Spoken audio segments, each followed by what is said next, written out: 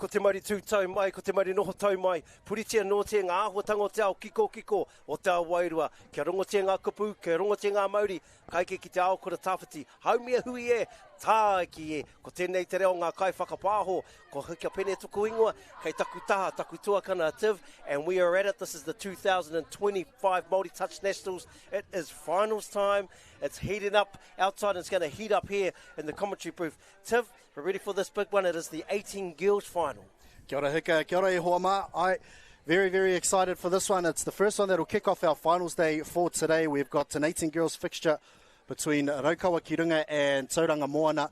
And then following this, we have the 18 boys, the 21 mixed, the open mixed, open women's, and then our open men's to finish the day. So, yeah, the action on the field is going to be as hot as the weather, hika.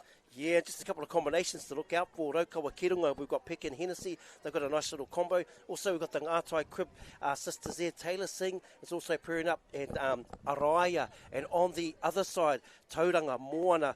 A few names that we know through touch. We've got a Savage out there coming through. Marairoa, Masue. And I'll tell you what, Manihira McLeod, a name that's very well known in that part of the woods, but we have Tauranga Moana about to tap off left to right. Finals are kicking off, Tiv, and it's definitely getting to that point of the day where everyone's getting super excited. Yeah, absolutely right, hika. And both teams already having a game this morning. Their semi-final fixtures, Rotorua Kirunga, who went 2-1. They drew one in the pool play yesterday, but in this morning's semi-final against Te Arawa, getting up 5-3. Tauranga Moana, the same difference in scoreline, 6-4 getting up over Maniapoto. So both of these teams coming into this final in really, really strong form. And then just look at our beautiful weather today, hika. We're going to reach about sort of 26, 27 degrees. The wind is not as strong as yesterday, just a light breeze to help cool the players off. But yeah, it's going to be a great game here. Yeah, it's sort of pango mode. So if you haven't got the old sunblock on, it's definitely pango mode or pāpaka mode. But a big shout out to our management, McLeod whānau there. And then on the other side, we've got Taramia Hennessy. They're actually, the coach of the Rotorua Kirunga girls team is actually in the Rotorua Kirunga 30 men's team who are on the other field playing in their final. And so we've got a very handy assistant coach in Brett Cribb, otherwise known as Cribby, out of the Outcast Club there in Te Papaioia. But there's just been that, that buzz of finals day. There's a different buzz. It hits different today, doesn't it? It does hit different. Yeah, yesterday, it was all about jockeying for position, seeing who could get the results and get the favourable ones in their team, and then who could top the pool. And then this morning, you arrive at the grounds. It's going to be a little bit different. And both of these teams, it's going to be a tight one, I would say. Yes, hey, and our good friend, it's good to see him. He drove down yesterday, Pat Spellman.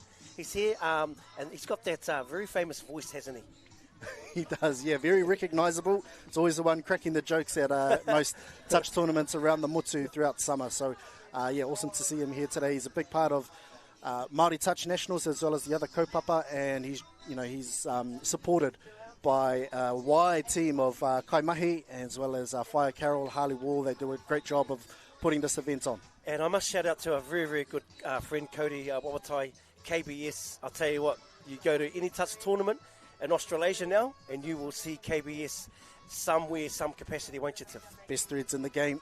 So if you haven't already, if you are around Rotorua, they have an exclusive tournament line of merchandise that you can only get here for, until stocks run out, really, until the end of the day. So if you are around Rotorua, get down to Rotorua International Stadium, not just for the threads, but for the on-field action as well. And I know why Modi are here, the physios helping out all the teams, and also Sutuka's here. It's good to see some healthcare on both teams. It's very, very hot out there, so hydration is the key, isn't it? Tivon, I dare say, just leading into this final, up in the Savage there, the whānau Savage. Lovely to see them on the screen. I think it will be just minimum errors and keeping a nice tempo through the game. And that's the great thing about having the weather like this, isn't it, Hika, is that it's a dry track, a dry ball. So we should see a lot of free-flowing action, hopefully minimising errors, and we'll be able to see all the brilliant moves and stuff that they've got down on the 7. Here we go, Tauranga Moana tap off there, looking very nimble on the tap off. No doubt they've talked about this. He's just going to run a little sweeper play, touch 2. Good to see this beautiful ball movement. Going to drop for a little 32 platform. They've done that well. The link stepped up. We've got, looks like Ngātai Crib. Sings here on the ball. This is a beautiful set play. Just going to try and use some speed. Oh, over the top. But there's a lot of bodies in motion there, Tiff. A lot of bodies in motion, a lot of ball movement going from left to right. And, really trying to spread this Rotorua Kirunga defence. So, not a bad start from Tauranga Moana. Unfortunately, just not being able to quite convert on the back end. But I'm sure we'll see a lot more of that as the game progresses. Yeah, and nice to see them. Although they didn't score, nice to see them run their play. There's a bit of speed here, just going to go through the hands. And that's not a bad place to finish for Rotorua Kirunga, but probably a win for Tauranga Moana. They're sort of 15 out from their scoreline, so they'll be happy with that.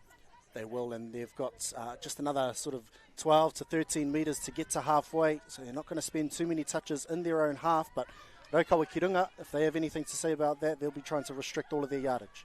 Yeah, I just really like how everyone's quite clear on their role. Just go forward, good ball movement, defensively they're lifting here. Looks like we've got Peka and Hennessy there in the middles. Nice physical touch in corner, everyone's locking under. Yeah, good work. How beautiful is it to see just very clean lines, very simple game plan, and everyone sort of feeling themselves out with little jabs in there. Especially at this age group, Hika, we were talking yesterday through the 18 boys game, but just the composure and the maturity of our young athletes today, it's incredible to see. It is incredible to see at the adjudicator. Stamping his mark early. You're not going to leave early on that official, so it's good to see. But here we go, here's this combination, Peka and Hennessy. And it looks like here, left flank, beautiful ball. Got really, really great feet. A lot of these girls obviously come through Manukura. Done some wonderful things there, Sui and her program there. Obviously National Sevens champions last year at Condors. They're here, and then next week at secondary school. So there's it's all going down. Little sweet play, splits back, a little reverse, a little follow. Oh, just lost the number there. But definitely got a good look at the picture, didn't she? I think they just got their wires crossed a little bit. Yeah, they had the sweep going around, and then they ran a quickie going the same way, which sort of threw the timing off. And then the link hole where the sweeper should have been or would have been in the previous touch, not quite there. So sigh of relief there for Tauranga Moana. Yeah, just a big mihi to Harley, looking after all the referees. There's quite a big contingent that have come up from Waitaha, from Christchurch, and just on behalf of all of us here at Māori Touch. Bernie Schrader, very, very well-known referee, put a lot of time into refereeing and coaching in Canterbury. Unfortunately passed away earlier on this month, so we send our condolences, and they've all come up from Christchurch to represent Bernie. So moi mai rā te rangatira, a tihei mauri ki a tātou. And it's another one. 2 completed sets by both teams. There's a bit of a fly defence, putting pressure on, a good ball movement. Yeah, this is good. This is good pressing defence, but I guess you just got to soak this stuff up, don't you, Tiff? Yeah, it's all about absorbing that early pressure, especially within the first 5 minutes, Hika. And the ball movement from both teams has been really, really impressive throughout the first couple of minutes of this one, as we see a scoop coming on the back end. Yeah, we got speed to burn here. You might get that's a good call. Done at speed. I really like that last power plant from Tokaya Ngatai Crib. It was actually reverse. At our age we can't do that, but at the young age it's a very, very hard thing to do, to power in and reverse plant the way you're going. But Tauranga Moana, they're up to the task, and it's looking very smooth with the skill set here. Catch pass is on point, eyes up, touch footy. Yeah, and because they've got so much ball movement going laterally, there's just a little bit of downtime between the roll ball and the dummy half. I'm sure they'll want to just really tighten that up. It's not a huge fix, but just tighten things up as we see a scoop coming out of half going the opposite way with the late switch. And have they found a hole here? I think they have. Brilliant try there from Tauranga Moana. Ava Laking goes over, and she gets the first one in this 18 girls final. Yeah, and just to Kihiora Kuka, she's the number 7. We'll just get the images here. Put a beautiful plant, latch there, beautiful late cut. And don't you just love how they, instead of running at the saver, Ava, she actually cut back and gave herself time. So there we go, Tauranga Moana open up their account in this 18 girls final at the Māori Touch Nationals. Oh, look at the speed. I'll tell you what, this is something you can't coach, but probably just held off there. And we'll get the number. It looks like Gabby Wright. Corrections, we'll get the images back there. But that was very, very nimble feet coming through. Just showed the ball. Just shot out of the cannon. I'm sure if you'll see on the replay, even struggling to keep up with the play here. But Keely Rain, yep, Keith, Araya, yeah, of course. Speed. Blasted straight through. Here we go. Yes, wow. As we get back to on-field action, Tauranga Moana, so they scored one early and then they've leaked one on the ensuing set. And I'm sure that'll be something to come from the coaching boxes to stop the back and forth this early in the match. Wow, something you don't see often. Touch 2 on a tap off. Out ball here. Oh, over the top. Beautiful touch and release, lift and leaf from that far side winger. We can definitely see they've got a bit of a long ball player in that one. Oh, just tries to slice us through. It's not a bad end to the set. It was probably what they wasn't what they had hoped for. However, they've got Rotorua Kirunga in the right place, and here's this catch pass ball movement. Pick is coming through. Hennessy at half, just moving the ball. Yeah, heads up. This is great to see these girls. Nice work. Here comes Kotaku Hennessy. Taylor Singh. Oh, good hands there. Tokaya. Got great feet, this young lady. Just gets the right target. That's 4. Got one more there. Going to get a nice drop in between these two middles. Yeah, just a little bit. Coming in a bit high on that swipe there, Tiff. But I'll tell you what, the ball movement, and the eyes up football, you mentioned it throughout that passage of play there, Hika. Brilliant to see from Rotorua Kirunga. Just keeping their eyes up, seeing which defenders from Tauranga Moana are committed to the touch and then just able to get in behind. And unfortunately, just backing that up with the ball to ground. So Rotorua Kirunga, they'll have a chance to strike for their second with ball in great field position. Yeah, Sing at half. Crib here. Looks like both Crib sisters are on. I think it's a key to their game, that ball movement. And obviously, set completions is going to be big in this game. Lovely lift from Tauranga Moana. And another lift. Just need to get him behind it. Yeah, this is the feet that you need to be careful of. Yeah, nice drop would have been perfect, but definitely got to keep an eye on this young lady, Keen. Oh, just the finish, but she is lightning quick. Keely Rain Araya, she set up the try, or she scored the try herself on the previous set, and then just using her footwork and her speed and really causing some headaches for Tauranga Moana. Oh, what a beautiful touch there from, look like Anaha Keilani. But I would definitely make sure that Keely Rain, she just gets a nice clean plant and you split the right way and just let her do the rest. Oh, she'll be a dangerous proposition for the Tauranga Moana defence to handle, as we see them come out of themselves. They've snapped an intercept. She just plucked that out like a thief in the night. The female we were just talking about, Keely Rain Araya, and she picks up her second of the morning, and she's doing it all herself at the moment. Yeah, multi-talented rugby league, as we can see, touch. Just a beautiful balanced player, and she lifts, sort of puts them into a little bit of doubt, doesn't she? When she comes up lifts with energy, and wow, geez, 2 touchdowns to Rotorua Kirunga and both to Keely Rain. Very, very talented, hard-working athlete out of Manukura. But here we go, straight back at it. Tauranga Moana, ball movement again, nice lateral off the tap-off tip, some different pitches. I love how the weather's playing its part. We're obviously not used to this amount of sunshine at a Māori Touch Nationals, the last few years plagued by rain, but the sun's come out to play in this year's tournament, and teams just following that out on the field. As we see Tauranga Moana looking to run a little peel play with the backdoor, second man. Oh, lovely running phase play as well. Short ball, brilliant try there from Tauranga Moana, and an excellent execution of that set play there, Hika. Man, just beautiful touch from both teams. Beautiful touch. They run a second phase. They actually started off with a little 32 peel. Comes in with the face. She picks eyes up again and just sees the defence slide, and just this outside link just is a little bit late, a little bit disconnected. Drawn it up now. Tauranga Moana 3, Rotorua Kirunga 2-2. It's just such a well-constructed try there from Tauranga Moana. The 32 peel, the wrap play, and then they threw in a block in there as well, a bit of a decoy. And then from that point, it was just second phase and eyes up football, able to draw things up at 2 apiece. So we've got an early battle on our hands here, Hika. Yeah, we've got some feet here from both. She's a clean plant. She's got a beautiful, and she goes. Yeah, there'll be a play through there. Oh, looked offside, no, play through. Yeah, the touch was made a long way out, so a couple metres off the 7. Good call. Which means that she didn't have to retreat all the way to the try line, but an early shot fired there from Ngatai Crib. Yes, good work. It's through the hands. Through the hands again. Oh, yeah, great ball movement on 5th. On 5th and final, Tauranga Moana actually quite lucky to get away with that one because they were quite dominoed in terms of their shut defence. And unfortunately for Rotorua Kirunga, ball just going to ground. So Tauranga Moana, they'll want to shore things up there. Yeah, and this is all about set completion. Here they had a beautiful set of defence. Yeah, just the rhythm and the timing here. You can pick off teams quite easy. That's what we want to see. Eyes up. Oh, unlucky. That was the play, wasn't it? I think so, yeah. Just to try and break that first line of defence from Rotorua Kirunga. Tauranga Moana attempting to get in behind, but a forward pass picked up by our Kaiwawao. There's 3 of them in operation for this game, and each and every game you'll see today. And now Rotorua Kirunga with almost a full set of 6 down on the 7. See what they can come up with on this attacking set. Yeah, they might run a dingo here. I know they're going to go back the other way. Run a little out ball. Oh, Geordie there. He's trying to use their feet.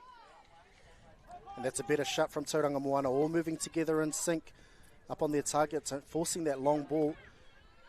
But Yes. Rokawa opting to keep hold of it, and then, yeah, just a little bobble at the roll ball. First job is to pick up the ball if you're the dummy half, and unfortunately on that occasion for Rotorua Kirunga, just eyeing up the target before she had possession. Yeah, number 3, Rotorua Kirunga, one of her pet plays is actually that 33 peel dingo. She just needs a real clean platform. But Tauranga Moana, they soaked it all up, they absorbed it all up. Oh, they're going to go through here. Just beautiful ball movement, really squeezing the Rotorua Kirunga defence. They're keeping them honest, and they've managed to just get right down the other end of the field with a nice picture here. Going to go for a little 3-3 drop. Run the old school sevens play, the skip play over the top. Oh, yeah. This ref's going to call penalty. Yeah, Rotorua Kirunga just a little bit too eager to get off their try line there. And so back to 1 is the call from a penalty. And now Tauranga Moana, this is probably one of the few times they've had a repeat set down on the 7. Yeah. Kei te rārangi pero o Tauranga Moana. Yes. Kei reira te Kaiwawao. Kei te wāhi tika. Ka tohu atu e he piro. Tauranga Moana. There they go. And they're keeping it very, very simple here. This is an old school. Or quickie gets live, isn't it? Yeah, nice. Eyes up. And they've definitely seen the link outside is a bit loose. Both sides. And they're shutting late. So that's very good coaching from the sub-box there. And they're straight into it. But here we go. Rotorua Kirunga coming back on with this dangerous combination. Number 10 for Rotorua Kirunga. Speed to burn and got a nice platform power setter here. Is he going to feed her here? No, she just wants to get the right target. She might come around on a sweep here, 10. Just needs to go in strong. Yeah, she's going to get it live. That's all she needs is a clean platform. Ball down. Yeah, and there it is. All she needs is a clean platform, isn't it, Tiff? And you could see her threatening around the back of the ruck as well as calling the play for herself. She didn't want that 3-3 platform. She wanted to come around on the sweep there. Keely Reina Raya, and that's her 3rd. She's notched up a first-half hat-trick for her side. And this ping-pong battle continues, Hika. 3-3. Yeah, and just talking Ellie Mae Taylor, just playing her role. Good, strong, setting player. And Tauranga Moana, they're not over-physical, but they definitely try and beat you to the bend. So that was a really, really big carry there. Here we go, Pekka. Hennessy, Riki Hunter, up the field. Sings on there, Crib. Good ball movement. Yeah, lovely stuff. Lovely feet, and here come the 2 sisters. Be good to see 3 get on the ball. This one here, Tokai, she's got a lot of tricks up her sleeve. She was a standout in the Condor Sevens final. Yes, that's that strong touch I was talking about. Look at the speed, goes through. Yes, gets a recount. Sometimes you got to roll the dice on those ones, too. Yeah, a bit of a gamble there. They tried to run that 3-2 peel where you dummy the hitter coming in and then running behind. Personally, not a big fan of that play myself, but I suppose all within the rules if it's cleared by the referee. As Rotorua Kirunga looking to carry on with play, and unfortunately can't cross on that occasion. Yeah, just credit to these 3 refs. You know, it's a big thing when you get finals. Obviously been recognised for their mahi through the rounds. Taylor Singh, she'll go through.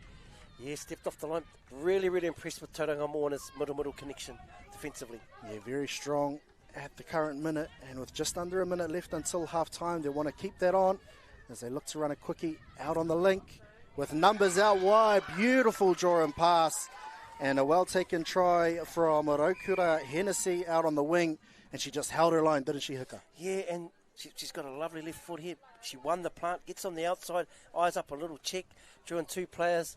I just really, really like how both teams, these young girls, are getting the right people on the ball at the right time. Absolutely. It's a sign of not only great coaching, but great listening from the athletes to be able to take that instruction from the coach in the sub-box and deliver it out on the field. So, well taken try there from Rotorua Kirunga. And now Tauranga Moana, they've got just under 20 seconds to try and even things up. And can they do it? They almost sliced through there. Yeah, coming through there. Like Takune Savage. Very well-known name in Tauranga Moana. Put a lot into the support. Lifts there. Yes. there we have it. Rotorua ki runga 4, Tauranga Moana 3, and there is nothing in this one. No reire te iwi, kau e huri ki tā teihana ke, ka hoki mai a kōkō wake nei.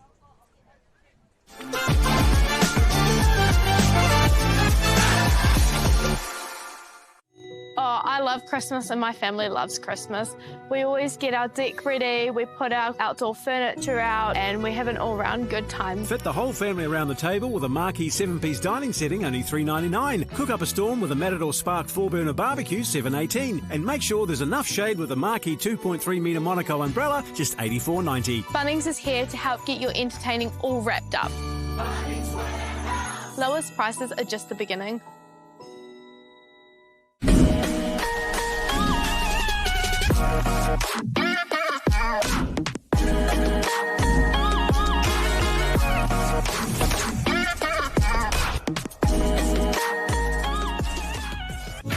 This is an opportunity that we can't pass up.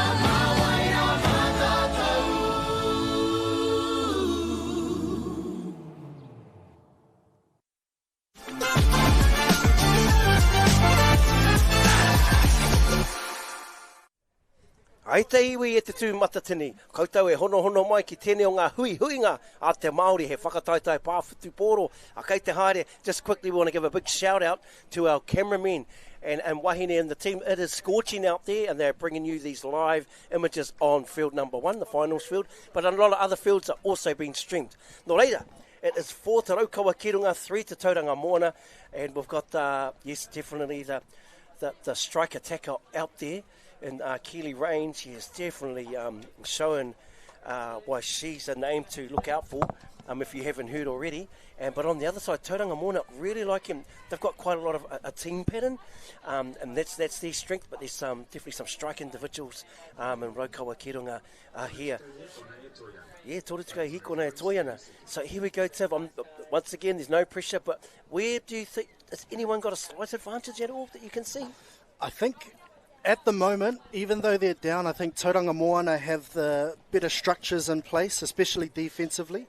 The only sort of tries that Rotorua ki runga have been able to score have been off sort of moments of individual brilliance, apart from that cookie down in the corner. And so I would say that Tauranga Moana, despite being down, probably have the slight edge. However, if Rotorua ki runga win, it'll be off the back of individual performance. Yes, speaking of that, that's the combo that's out there. And this has been the big setup. Tauranga Moana do this very, very well. They beat you to the bench, so they beat you before you get down there. But they're on hot attack, and here's the hot attack on the ball. But one little fake play for her, yeah. Just trying to use their feet. Oh, catch a pass over the top. And, we need to be careful when we put a lot of things on young players, but it's been a long, long time, I must admit. We've seen such an individual performance in the 18 girls grade final. Yeah, that was Keely Rain Araya once again setting up Rokura Hennessy for her second of the afternoon. But it was just great execution straight off the tap, wasn't it? And then we saw her speed throughout the first half of Araya. And on that occasion there, just seeing her passing game come into play there. So definitely multi-talented. Yeah, this is just great teamwork. So everyone's on the same page for Tauranga Moana. And it's good that we can see on the ball there. It looks like Rotorua, little 32 peel early release, face play. Great touch and lift there by Riki Hana. And they're really connected. Pekka's up on the ball. There's Hennessy. Yes, missed the beautiful touch. Dummy. Oh, unlucky. Just fell for the dummy. The intention was there. And there's things we call about moments in big games. And that was definitely a moment. It was fifth and final. And it's been this ball movement from Tauranga Moana. So they lifted there, just reached and just both missed. And move on to the next job. So there we go. Tauranga Moana's definitely not laying down. Yeah, Te Waimanawa McLeod there, selling the dummy.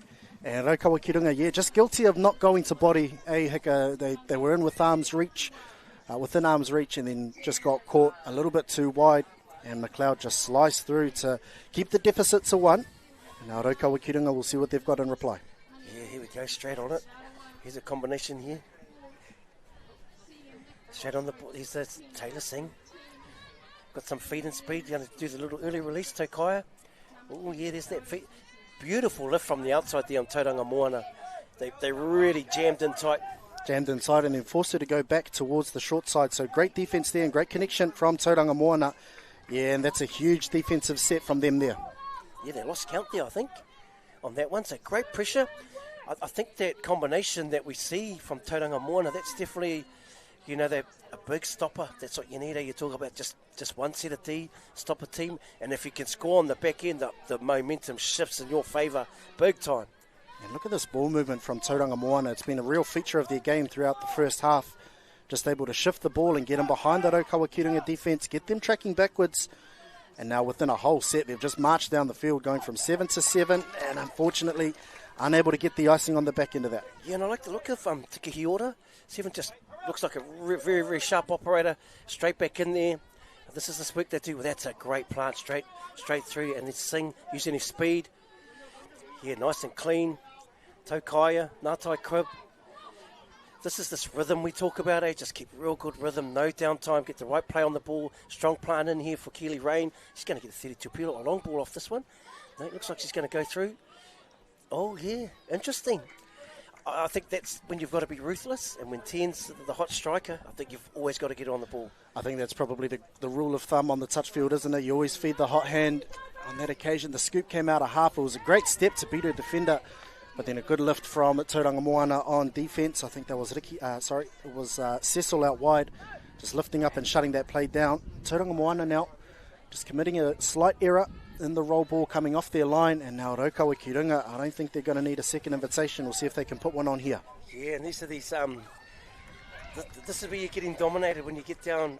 They're beating them to the bend. It's quite a technical term, but it means that the players are up quite high and the defender's been able to keep them up high, and technically, defensively, Tauranga Moana, they do that so well. They're winning that battle at the moment, aren't they? The battle of the ruck. And then from that, they're able to do all of this work, going from side to side throughout the middle of the field. They've got a good roll on here with one more touch up their sleeve.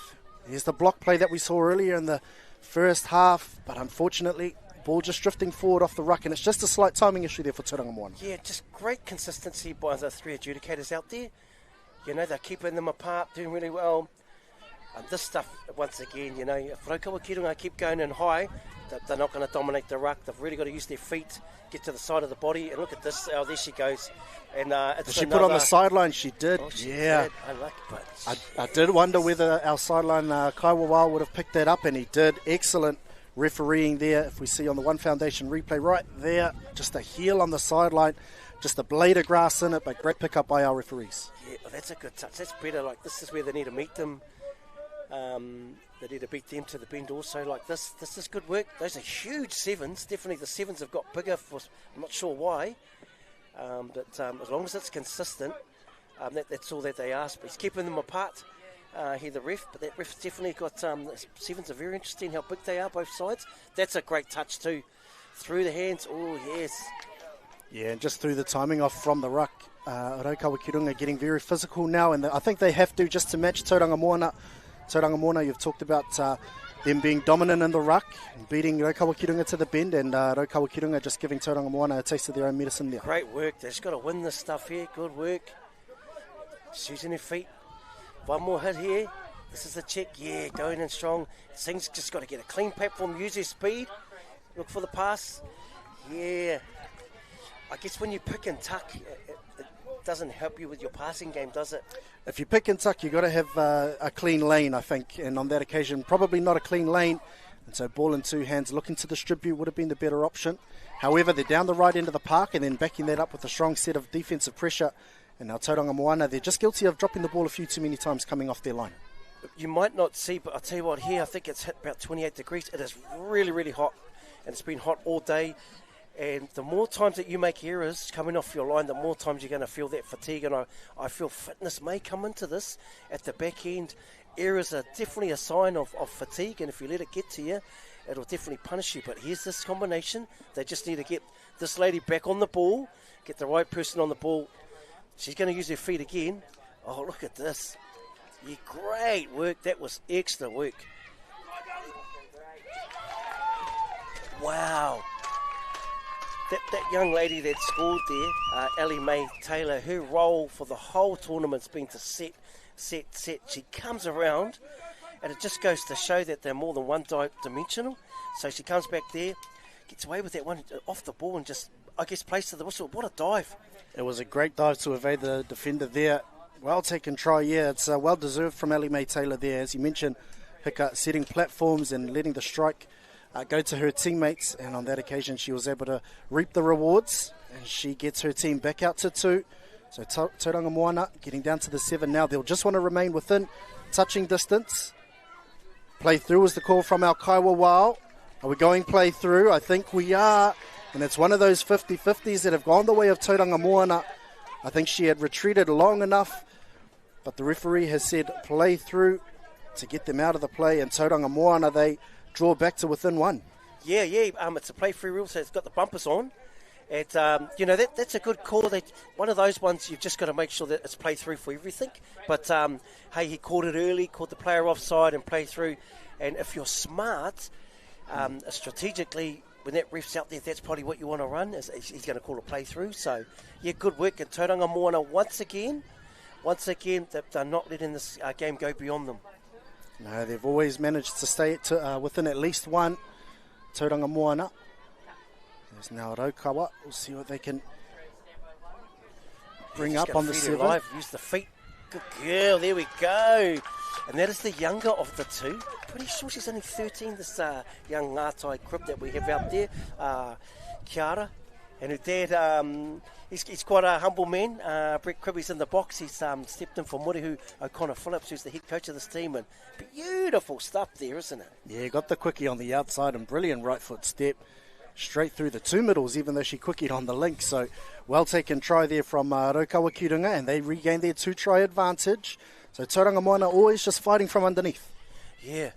I think we saw this yesterday when we watched Tainui. We played Matatu and the women's. One team was scored, bang, they come straight back. Difficult to shake, Hika. Difficult to shake, yeah, that was the language we were using. And same here, just coming through. Oh, nice phase play, little blocker.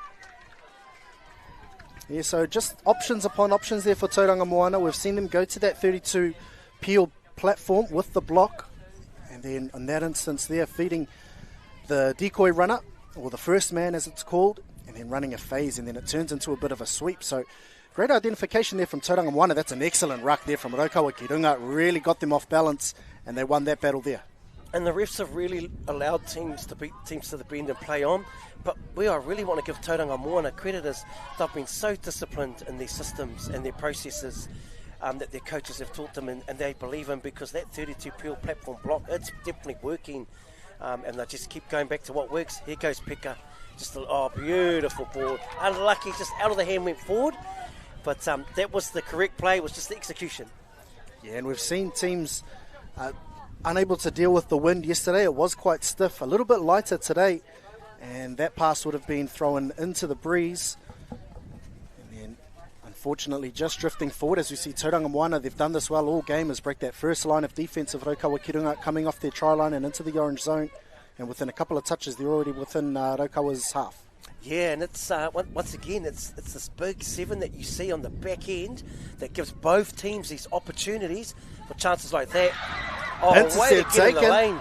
Way to get in the lane. A lovely chase, never gave up there. And we'll just get the number, maybe 1 up there to Waimanu. I'm not sure if that was who that chased. Excellent defensive positioning there from Rokura Hennessy. And then, it was just the chase, isn't it? The thrill of the chase. Rokawa Kirunga and Tauranga Moana never giving up on the play. And it's that sort of defensive effort that you need in finals time, isn't it, Hika? Yeah, Rokura Hennessy just coming off an ACL, actually. One of her first tournaments back, so great to see. Yeah, a little bobble in the ruck there. Yep. Yeah, just not quite getting cleanly to the side, Hika? That's right. Couldn't quite clear the ruck. Tauranga Moana getting their bodies right in there. And they are winning the battle of the ruck at the moment. I think it's just little moments that we talk about that Rokawa Kirunga is winning in terms of execution, but definitely this orange zone is going the way of Tauranga Moana. Yeah, and those are those micro skills, just finding the ground. A lot of these players in this team will be back next week at secondary schools, so they've got another week of high-end touch, and what a life of a young touch player there, Tiff. Especially in December, you've got Condors, as you mentioned, as we see Tauranga Moana, they've got numbers down on the left. If they can feed it and find a pair of hands, the ball just drifting to ground there in front of Pai Cecil. And I'll tell you what, young Taylor Singh, she come from the far side link and she pushed the player through, and she was definitely not giving up. They just need to keep this open, this space. Yeah, that's great work. But watch this ref, he's been very, very good. He's been trying to open up the game and give big sevens. He's been really, really consistent. He called a penalty, one of the first ones of the game, for leaving early, stamped his mark, and he's having a great game, this one. He's definitely been very consistent. But here we go, there's plenty of time left for this one. Here goes the hot hand. Kelly Rain, number 10, with her combination. This is the setter. Every great attacker loves these type of players, don't they, Tiff? 100%, Hika. If you can get a clean platform and provide you with as much opportunity to attack as possible, then you're going to reap the rewards if you can execute. But we see on that occasion, she sets the platform through the long ball. But unfortunately, just another one that's drifted forward, but that would have been difficult for Tauranga Moana to peg back. That's a dynamic combo, you know, because he rolls to set, but she's definitely got skills. That little left to right, just couldn't quite get it away, Ellie May. But here we go, Tauranga Moana. You'll be cheering the troops on. This is this big ball movement. Feels like I'm at State Cup, the size of these sevens. Yeah, definitely getting a lot of purchase through the orange zone, aren't they, Tauranga Moana? However, if they want to draw this game level, I think they're going to have to score on this set. We're still running with 15-minute halves here at Māori Touch Nationals here, whānau. So just under 90 seconds left in this 18 girls grand final. Tauranga Moana, it's Kuka looking to set the platform. The scoop comes out of half with the late switch. Beautiful play there from Tauranga Moana. A well-taken try there from Ava Laking. She's picked up a brace and pegged that deficit back to one. I did say they would have needed to score on this set, and they have done so to give themselves every opportunity to try and draw this game level. Yeah, this is what you want from a final. You know, nothing in it, one touchdown in it. We've got about 50 seconds, one set to go. But if Tauranga Moana can sort of get the ball back somehow, without Brokawa, we could be going to potentially our first drop-off of the day. But here's Pekka, Hennessy, little fake play. Kotaku over the top. Yeah, and there we go. Yeah, just opened the door. They've left the door open slightly. And now Tauranga Moana with a forward pass, so they've got a penalty. And with just over 20 seconds left, that's plenty of time for them to score a try if they're smart. Running the numbers there out on the right.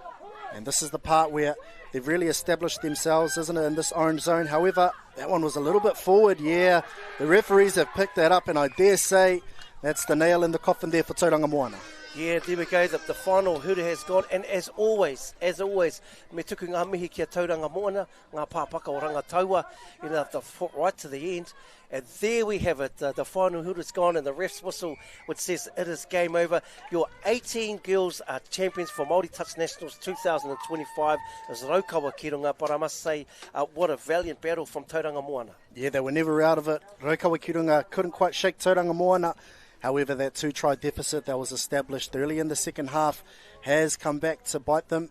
And Rotorua ki runga, credit where credit's due, off the back of some excellent individual performances, they are your 18 girls champions. I'll tell you what, humble as victors too, you know. I know the few times we've won a module game, we're jumping up like we won the World Cup. Hoi anō e te iwi, koera te whiringa tō tuatahi ka whakaatu I tēnei ahi ai. Kaua e huriki teihana ke, we will be back soon with the next final coming up. Mauri ora.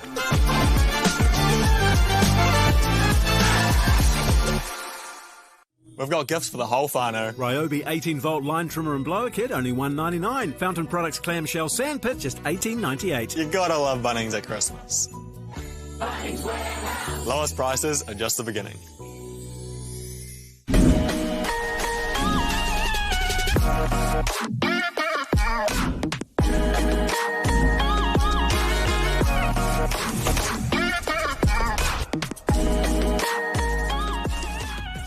Funding is a real challenge. We know that a lot of schools face that ongoing, and the reality is if you go to a lower decile school in New Zealand, you are less likely to be able to afford to participate in sport. Obviously, having come through it myself with kids and being one of those kids myself who played sport, I know how much it defined who I was. And now being able to go, I can't fix it all, but we can help and try and give to those people who are going through a tough time. It's a real privilege, but for us, we want to see others get involved in this. This is not a selfish thing for Apollo. This is about how can we get, whether it's construction or other businesses, to get involved in this. There's a lot of things that kids miss out on, and so to have businesses step up and want to be involved and to help is a game changer for schools. It really is.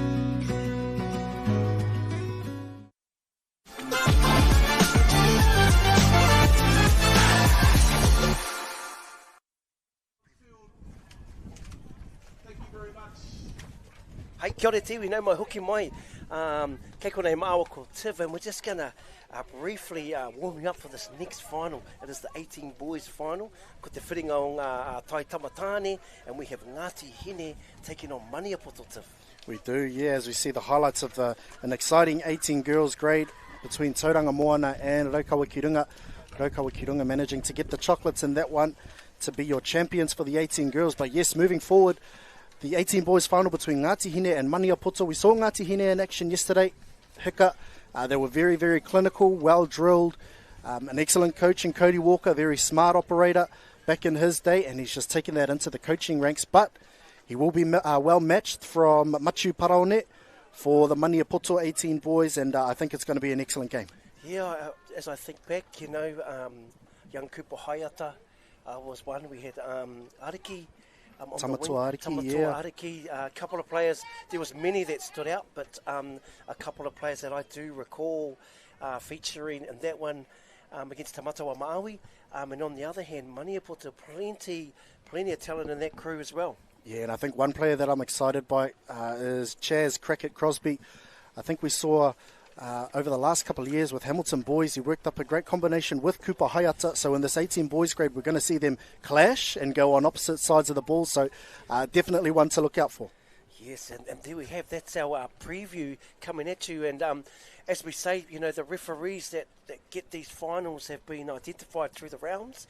And I just do see Stacey there. Looks like he could be part, and he's been doing a lot of men's games. So just credit also to the three adjudicators that we had on that game, because I felt as the game got on, they definitely opened it up for both teams. Yeah, they did, and that contributes to a nice open game, which is what you want to see when the sun's shining and you've got a dry track underfoot, a dry ball, and hopefully that's the sort of standard that they've set, and that's the standard that's going to be continued throughout the rest of the day. Yeah, speaking of standards, what about the standards of the images from a camera crew? It's 28 degrees there, and I've seen a couple, they got a slight tan yesterday, but today they're definitely going to get the old crayfish tan if they haven't put enough sunblock. So make sure, whānau, you're hydrating. If you're up there, you've got sunblock, and you're doing all the right things. Yeah, absolutely. So join us back again after the break, where we will have an exciting 18 boys final between Ngāti Hine and Maniapoto.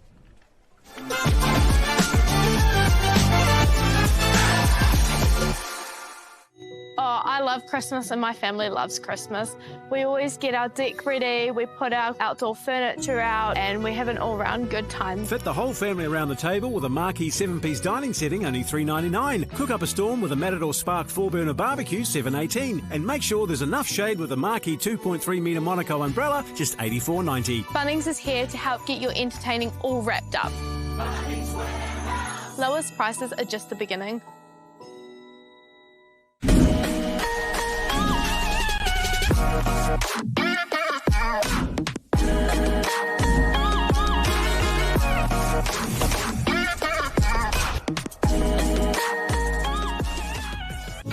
This is an opportunity that we can't pass up.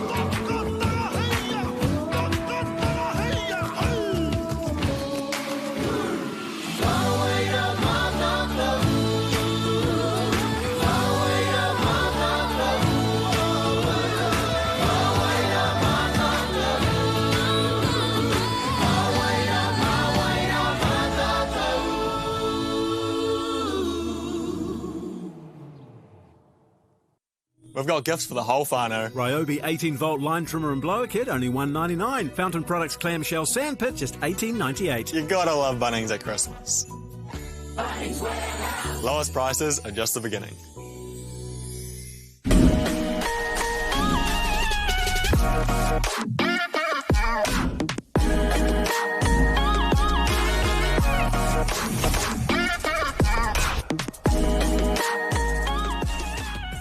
Funding is a real challenge. We know that a lot of schools face that ongoing, and the reality is if you go to a lower decile school in New Zealand, you are less likely to be able to afford to participate in sport. Obviously, having come through it myself with kids and being one of those kids myself who played sport, I know how much it defined who I was. And now being able to go, I can't fix it all, but we can help and try and give to those people who are going through really tough time. It's a real privilege, but you know, for us, we want to see others get involved with it. This is not a selfish thing for Apollo. This is about how can we get, whether it's construction or other businesses, to get involved in this. There's a lot of things that kids miss out on, and so to have businesses step up and want to be involved and to help is a game changer for schools. It really is.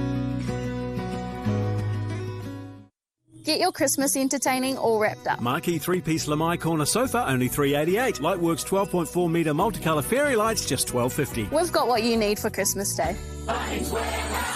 Lowest prices are just the beginning.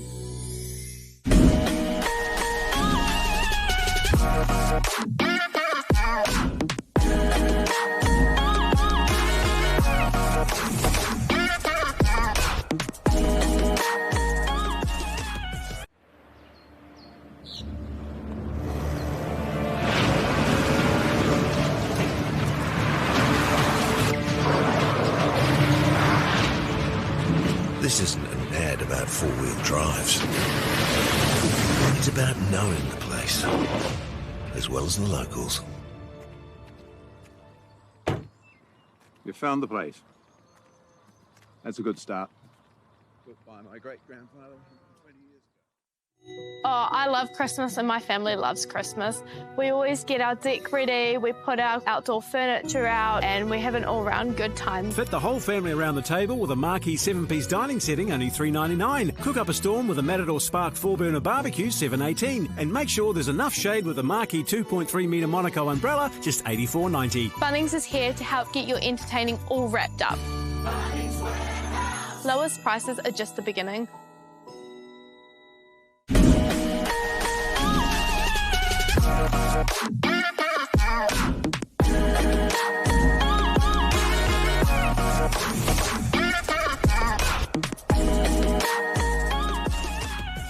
It's time for action. We are working to reduce the impacts of climate change because nature is not a resource, it's a collaborator.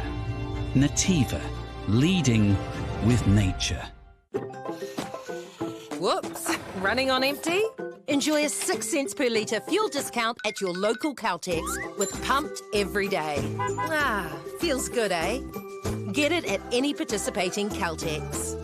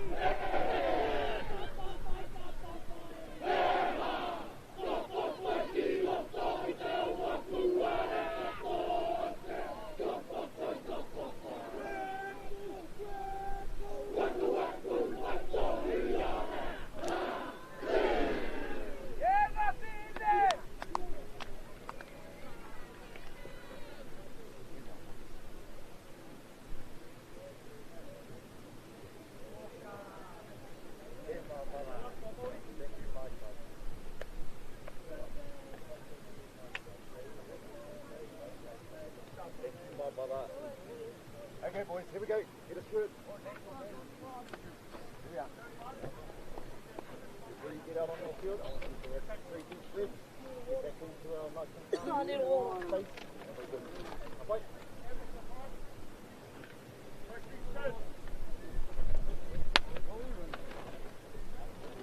No, wait, Mom.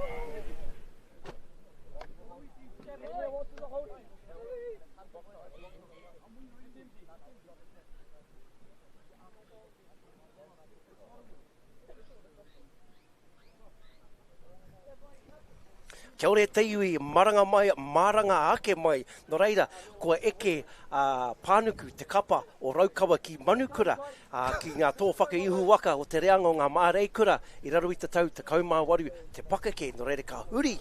Ngā whakaru i tēnei wā ki tēnei pakanga nui, ki wainga nui, i a Ngāti Hine, tū te ao, tū te pō, kia tērā o ngā pakanga o Waikato o Maniapoto, ko te reanga o ngā whatukura, te kaumāwaru, te pakake, it was heating up in the girls' final, but it's going to go maybe another notch on the Richter for this one. Yeah, it'll definitely get taken up a level or two here, Hika.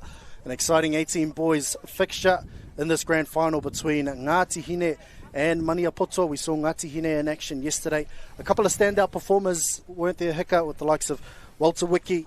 Kupa Hayata was another one, and then out on the wing, Tamatua Ariki, Selwyn Cecil. Maniapoto, we haven't seen them in action this week, but there's definitely a couple more to watch out for. Yeah, and I think, in the girls' final with Rotorua Kirunga playing Tauranga Moana, we saw role players, and it just seemed to be the player that set a very, very clean ruck. Probably went unnoticed, but as we got deep into the game, it was quite evident how valuable they are. And I think the same thing, we talk about Wiki, Kupa Hayata, they need someone to give them a very, very clean ruck so that they can get the picture that they want. Now, Maniapoto, they are coming in. I caught up with Machu yesterday, and he was really, really rapt that they had a sprinkle of their talent amongst all their youth teams, which is an indication of just how much talent and depth there is in the Waikato. Aira, and we see the amount of Waikato teams, Waikato Ropu that are around this weekend, with the likes of Maniapoto, with the likes of Wairere, Tamatoa, Kirikiriroa, Waikato Tainui. So there's plenty of representation from Tainui Waka, and this is just one of the teams that will no doubt feature throughout the rest of the day. Hey, I look at the uniforms. Ko ngā kākahu, we have our kaiwawao, they're in KBS. Maniapoto, they're in KBS, and obviously Ngāti Hine are in KBS, and like you said, best threads in the game. And I know Cody and his hard-working team, they actually fly up this evening, they pack up, gunning straight to Auckland and on to the next. So it looks beautiful seeing Māori owned at a Māori tournament.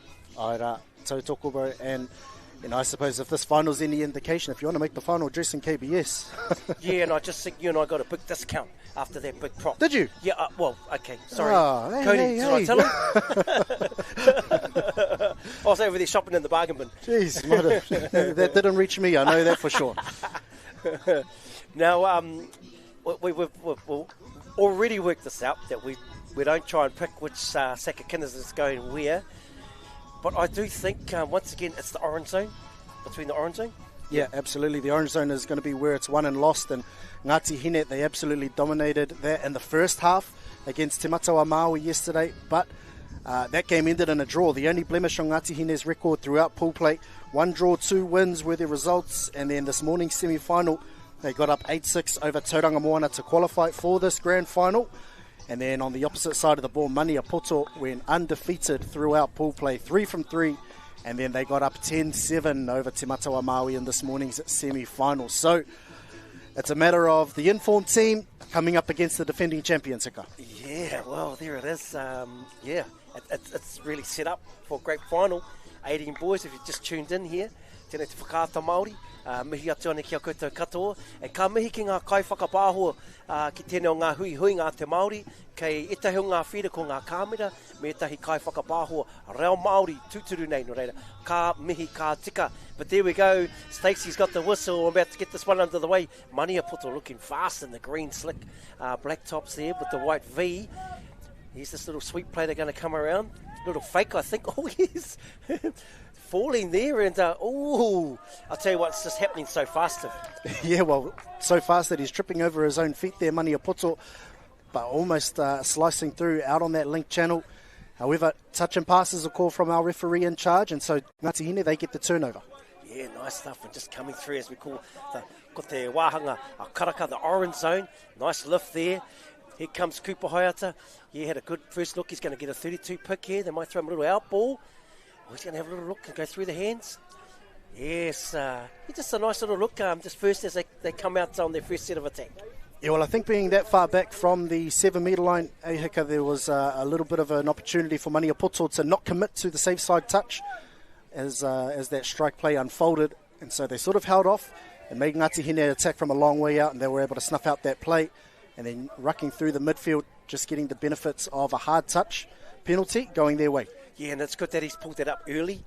Sometimes those things can, sort of brew. So he's pulled it up really, really early, Stacey. Straight back in, you're going to run the old splitter play.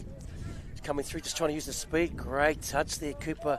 Those sort of plays went around in our day, Tips. So you've got to have some IQ to defend it, don't you? 100% you do, because we saw the 3-3 peel or the dingo, or the ML, whatever you call it, in our game for a very, very long time, and then there's just a slight change up to the picture, which might seem only minor, but it just changes the game, doesn't it? Yeah, beautiful lift from that outside link. Oh, look at this left to right over the top. What a finish. Catches the ball down.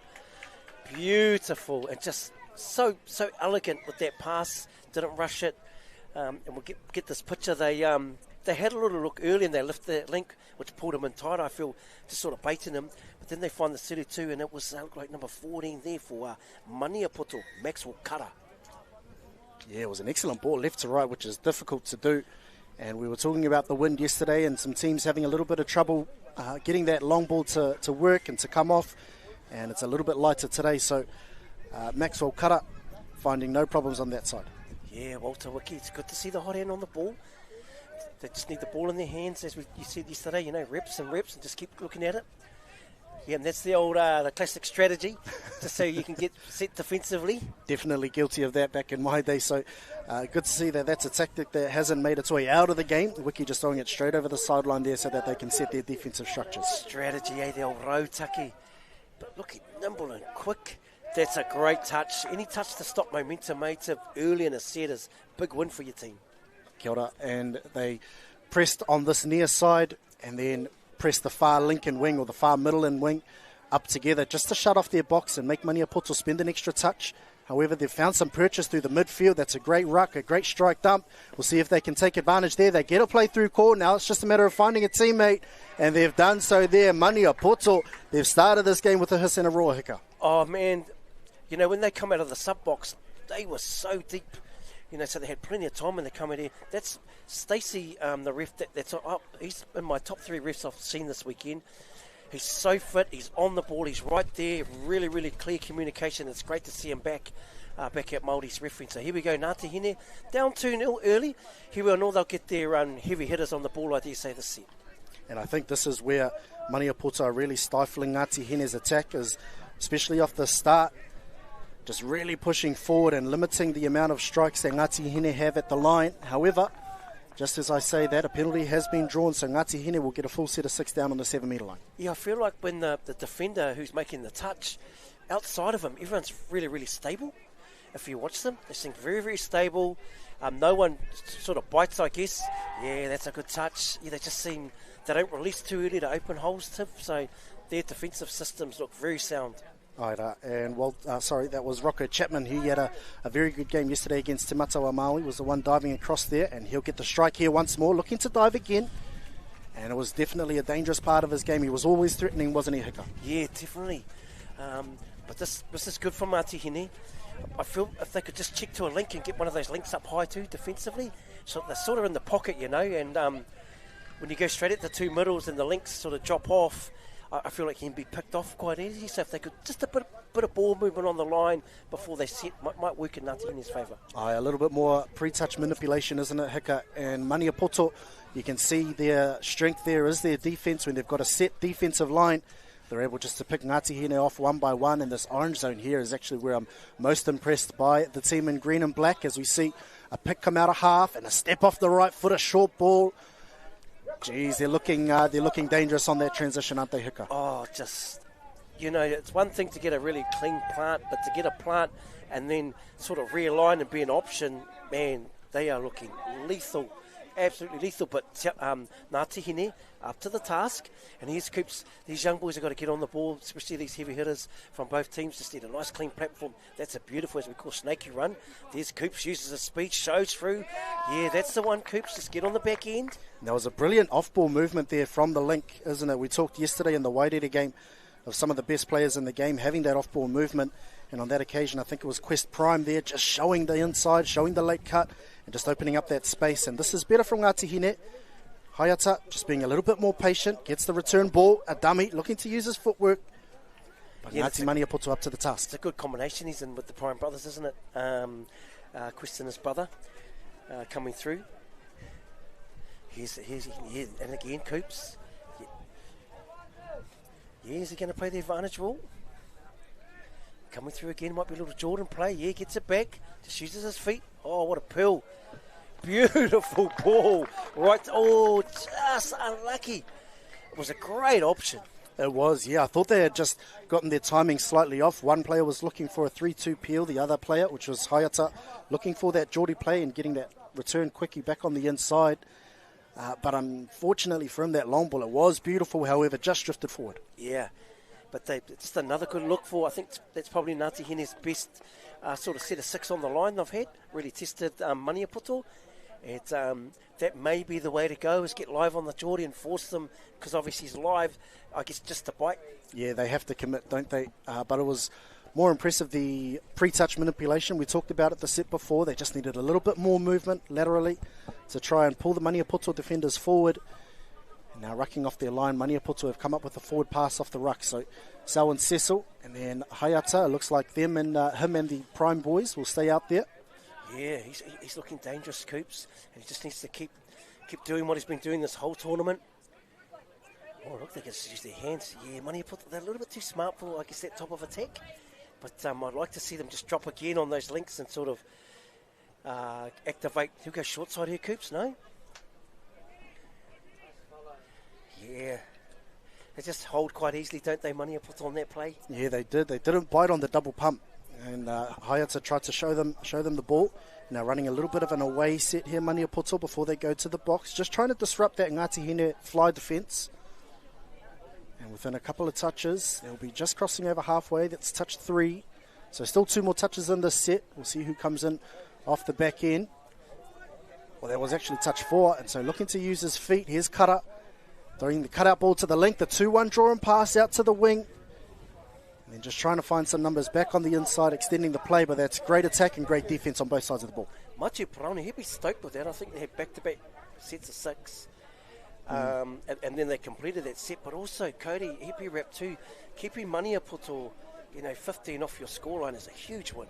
Especially when the first couple of sets, Maniapoto were able to get coming into the 7. They were able to get quite deep, weren't they? As we see Ngāti Hine looking to do the same, and that's a great snaking run there from Apa Kuku. Yeah, they've got to gas them short side here, I feel. I think stepping back. They're sort of stepping back to a really solid defence. If they've got the speed, maybe just a little sweep play to really force that middle to corner hard. Just to open them up short side. I feel there is, I could just see a little window on that short side of Ngāti Mani, but they tend to pull a lot more square out of the touch. They do, yes. So a sweep will definitely get them moving a little bit more laterally. However, it's this power through the orange where I'd be focusing my efforts if I was the Ngāti Hine coach, because Ngāti Maniapoto, they're able just to dictate play as they come to the 5th and final. An early release, another early release out to the link. But great defence there from Ngāti Hine. Great defence. Great defence. And now the game's sort of entered a little bit of a grind period, hasn't it, Hiccup? With had the 2 early tries from Maniapoto. And now Ngāti Hine just looking to gain some parity. And a little bobble at the roll ball, so a minor error there from Ngāti Hine gives Ngāti Maniapoto some excellent field position. Yeah, just the young adjudicator, he was on to that, wasn't he? He's on the money, but here we go, Maniapoto. It's this combination coming through. Looks like chairs, as you talked about in the preview. Oh, yes! And yeah, well, that's a play out of the Waikato, isn't it? Well, originally from Auckland. We've got to give the props there. Yes, originally from Auckland. Yes. Stole it, eh? Well, I don't think there's any ownership. I don't think there's any ownership over moves, is there, Hika? It's just a matter of who can push the envelope further. Nice. And Ngāti Maniapoto looking to do that in that instance. And a little forward pass there. But a nice little set play there from Maniapoto. Ngāti Hine just looking to struggle to get some forward momentum as they cross into half, looking a little bit static. Things are a little bit dangerous here for Ngāti Hine, attacking off a static platform. Hayata scoops out a half, double pump, and that's, I'll tell you what, I think they're a little bit lucky there, Ngāti Hine, because it wasn't looking great. Yeah, I think I first seen that move in fielding. Oh, look. Maybe Whakatane.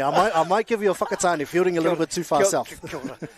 Oh, yeah, there's Hayata. the ball. They've gone over there. Selwyn Cecil looking to dive over the top, but a great touch out wide. Wow. And the wingers that we've seen over the weekend, just class. Here's this Jordan. He wants that Jordan setup. He gets it back. That's an early hit, phase play. That would have been perfect phase, I feel, because they really activated that hit defence. Yeah, well, Ngāti Maniapoto, they dropped a little bit early, didn't they, which set them for that ensuing strike touch. And no touch trying to be claimed from Maniapoto. And a penalty comes the way of Ngāti Hine. So Ngāti Hine, if they can just sustain this and use the entire set of 6, they can really start to apply some pressure to Maniapoto, start to break down their defensive patterns. Yeah, and Coop's went short side there because they're pulling square out of touches. That was a great option. He's baiting both these defenders. Might go off his right here. Have a little look. Yeah, Coops. And it was excellent composure there from Hayata, wasn't it? He waited for the strike touch. The link from Ngāti Maniapoto tried to lift early, and just to show him the outside, as we see on the replay here, Karena trying to lift early before sliding out, but Hayata just had the composure. He didn't capitulate to the pressure, threw the dummy, stepped off his right foot and dove over the line to get Ngāti Hine's first of the afternoon. Yeah, we'll just get our eyes on some of these Maniapoto attackers. Looks like Walker's out there, Constantine, just so nimble, so nippy. And it's always on, isn't it? You know, it's always on. They have structure. But if they see something, they'll go at it, and it's a real treat to watch. So both the Walkers are out there. Sweet. Oh, just a bit of rhythm. Oh, yeah, Ngāti Hine, I think they just forced the issue there for Maniapoto. There wasn't really any danger out on that left edge, but the link shot up, and that really created the easy 2-1 draw pass. Constantine Walker just catches, bang! Yeah, what a finish. Yeah, eyes up footy. Yeah, Hickey with the touchdown, and yeah, probably was a little bit easier than the last that we've seen. Yeah, I don't think he needed to shoot because that really opened up the space out on the left for Maniapoto. And after working so hard to get their first try of the afternoon, Ngāti Hine leak one in the shadows of half-time. Now trying to get a little bit of purchase there out on the left. That's Hines before shifting the ball back to the middle of the field. And yeah, Ngāti Maniapoto are really trying to push up and apply heaps of pressure to Ngāti Hine. Is it a play-through call? Is it a ball down? The referees will have a hui. It is indeed play-through. And we've seen tries on the last 3 sets, Hiccup. Yes, we have. We've seen one early on when Maniapoto went through. Yeah, offside play-through. Yep, very, very clear call. Yeah, you talked about gunning the short side because Maniapoto were pulling straight, and so they've done that on that occasion, really targeted that outside channel. And then baiting the link, he tried to make the touch. However, he was called offside from our referee in charge. And then that draw and pass, getting Ngāti Hine's second on the board. However, with just under 1 minute left, I think this is probably going to be one of their most important sets of the game. Yep, totally agree. And here's this attacking combination. They've got feet, they've got speed, they've got skill set. We've got Walker. Looks like we've got Chaz standing at the far side there. Coming on inside with Ormsby. Yeah, we're going to get a little outside quickie. Jeez, just slide it in. Yeah, man. Play through is the call from the referee there. Yeah, it was that pre-touch manipulation, wasn't it? Just toying with the Ngāti Hine defence. Look how quick he gets it down here, like just bang, see you later. Slides it in and offside. just unlucky there, but just no downtime, eh, Tim? That's and that's the key to any quickie play, isn't it? That's why it's called a quickie. Absolutely no downtime, getting the ball to the ground and back into his hands in half a second. And Maniapoto, they re-establish that 2-try advantage. Ngāti Hine, they'll get 1, maybe 2 touches here. It just becomes a matter of clock management. They won't want to waste too many. There it is. Maniapoto knew exactly what the play was, and so they'll go into the half 2 up. Yes, and Ngāti Hine, Maniapoto, this is the 18 boys final, 2025 Māori Touch Nationals. Nō reira kaua, e huri ki teihana ke, ka hoki mai, ako nei.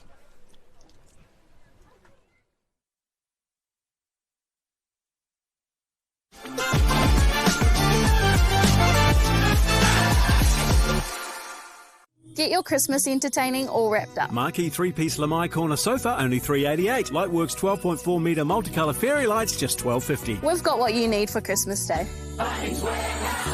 Lowest prices are just the beginning.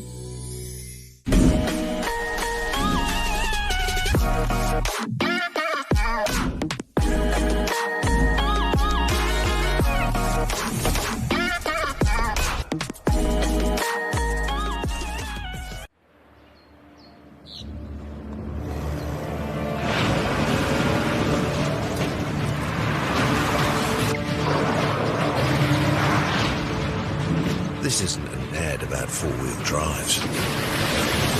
It's about knowing the place, as well as the locals. You found the place. That's a good start. Built by my great-grandfather 20 years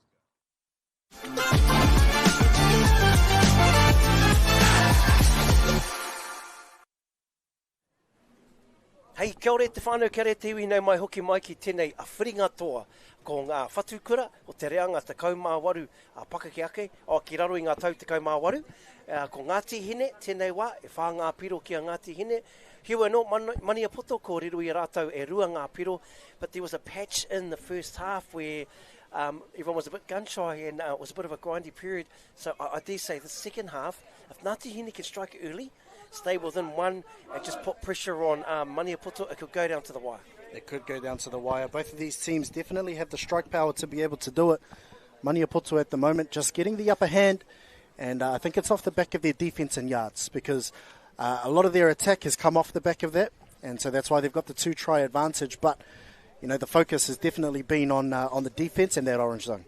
Yeah, it has, and it's almost, I wouldn't say where the game's won and lost, but it's definitely where you can either fault a team or you can dominate a team, and I guess that's just how powerful that orange zone is.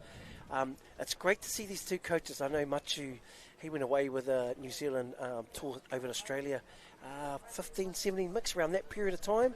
Obviously, Cody Walker played at such a high level, and late in the game, we did just see them get them on the outside, Ngāti Hine, and that's where I guess they got a good one there with Coops. But here we go, Ngāti Hine are at it. Oh yeah, they're keen to kick off. They're keen to kick off. Just got to be a little bit more patient there. But yeah, you're absolutely right, Hika. Just getting them towards the back end of the half, just looking to gun that short side. I would love to see Ngāti Hine run a couple more sweeps just to get the Maniapoto defence moving a bit more laterally. As we see Quest and Varden Prime occupying the 2 middle positions of the field. Here's Hayata threatening around the back of the ruck. Sweeping, looking to go off the left, off the right, and look at that. Just like we've said, the sweep platforms just to get them moving a bit more laterally, open the gate, and Hayata dives over.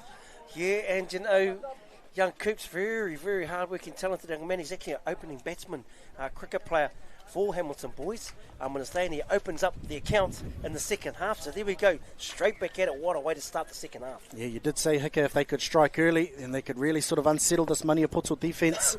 So I wonder how many fruits that'll be able to provide for Ngāti Hine, as Maniapoto just like that, straight back on attack and looking to dictate players Walker. Yeah. Oh, look at this, just through the hands. Great touch. Excellent touch there. This is confidence, 5th and final. As they say, I know, one to go. I think that was, Kingston Utakia out there on the wing, and really saved the try there. And we'll see how important that is if they can hold out this one here. Maniapoto looking to get the quickie on the link. Oh, the footwork there. Beautiful from Maniapoto. And Constantine Walker has brought up a treat there. man, we watched them in the first half, and we're going to get another highlights reel. He just gets this ball down so quick, bang, straight back, and just, wow. Yes, talk about skates. Oh, geez, it was just a little jink off the right foot, wasn't it? It wasn't a big step, but that little jink and that change of pace, change of direction, able to make the Ngāti Hine defender slip over. And so Maniapoto, they re-establish that 2-try lead again. And Ngāti Hine, they'll want to remain within touching distance, and they won't want it to get out of hand as Hayata looks to step off his right and left again, just really shifting the feet, isn't he? And he's looking dangerous coming out of the blocks in the second. Yeah, they have to bite on him now, like especially if it gets live. Like, he's just showing that if they don't, oh yeah, then this is what's going to happen. Exactly right. That time he got it out of half, and it's just that jinking footwork, isn't it? Just holds the Maniapoto defence up just that little bit. The long ball out to the left, and a great finish by Selwyn Cecil out wide. And you know, some players just seem to have a lot of time, and he's got so much time. Look at him. Holds, executes. Probably one of the top wingers we've seen in this grade, and there we go. And it seems to be a bit of a Walker-Hayata combo going at it. And you know, these big games, oh, look at this through the hands. Oh, yeah, good shutdown there, good shutdown. Yeah, I think he had to, didn't he? He got his hand in the lane, the Kingston Utakia. And so the ball went to ground, and it had to be made, I think, Hika, because if it wasn't, it was definitely try time for Maniapoto. Yeah, man, and just looking at some of these lethal attacking weapons that we, you know, we have the luxury of watching. These are names that we're going to be seeing for many, many years, not only at this Māori tournament, but at a lot of tournaments. There's the sweep play through the, what a touch. He's come up with a couple, hasn't he? Kingston out on the wing on that occasion. Kara looking to gun the outside and gun that outside channel, throwing the short pass, but Utaki able to snuff it out from the wing. Now Kara will get the ball back, steps off the right. That's a big one, and just again, he's got great connection with his inside link, doesn't he? Oh, beautiful, and you know, we've been talking up Cecil this side, I think, quite a lot, as we should, but man, hasn't Kingston stepped up also and snuffed out, you know, a penalty. There's nothing wrong with that penalty, that one there. But as you say, the defensive connection, oh, this Jordan play, it's so hard to defend us. Oh, yeah, nice touch. They just need to keep dropping and lifting off the line, don't they, Ngāti Hine? I think so, and dropping and lifting just to limit the time that Maniapoto have with the ball on their strike play. And now looking to shift out to a 3-2 ruck. There's Kara around the back of the ruck, just dictating play. And here he is once more. Stepping off the right. Again, man, I've been really, really happy with Hunter. Prime. Stepping up off the line. Yeah, this seems to be a great defensive combination in the middle of the field, doesn't it? The Prime brothers. Yes. Yeah, roll the sleeves up there. Oh, great lift again. Yeah, and that's the first passive we've seen as well, Hika, off a bit of a static setup, so a little bit easier for Ngāti Hine to defend, but that's a great defensive effort to hold Maniapoto out. Daniel Hood, you know, that's just compliments to the great defence. Look at this massive yards. They have definitely got their sails up, Ngāti Hine.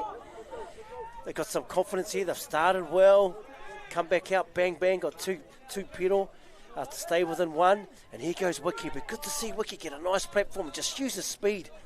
He's got speed to burn, Wiki. Yeah, it'd be nice to see that outside stay wide and maybe a bit of a shake. Yeah, just to hold up that middle defender, because Wiki came out of dummy half with some blistering pace.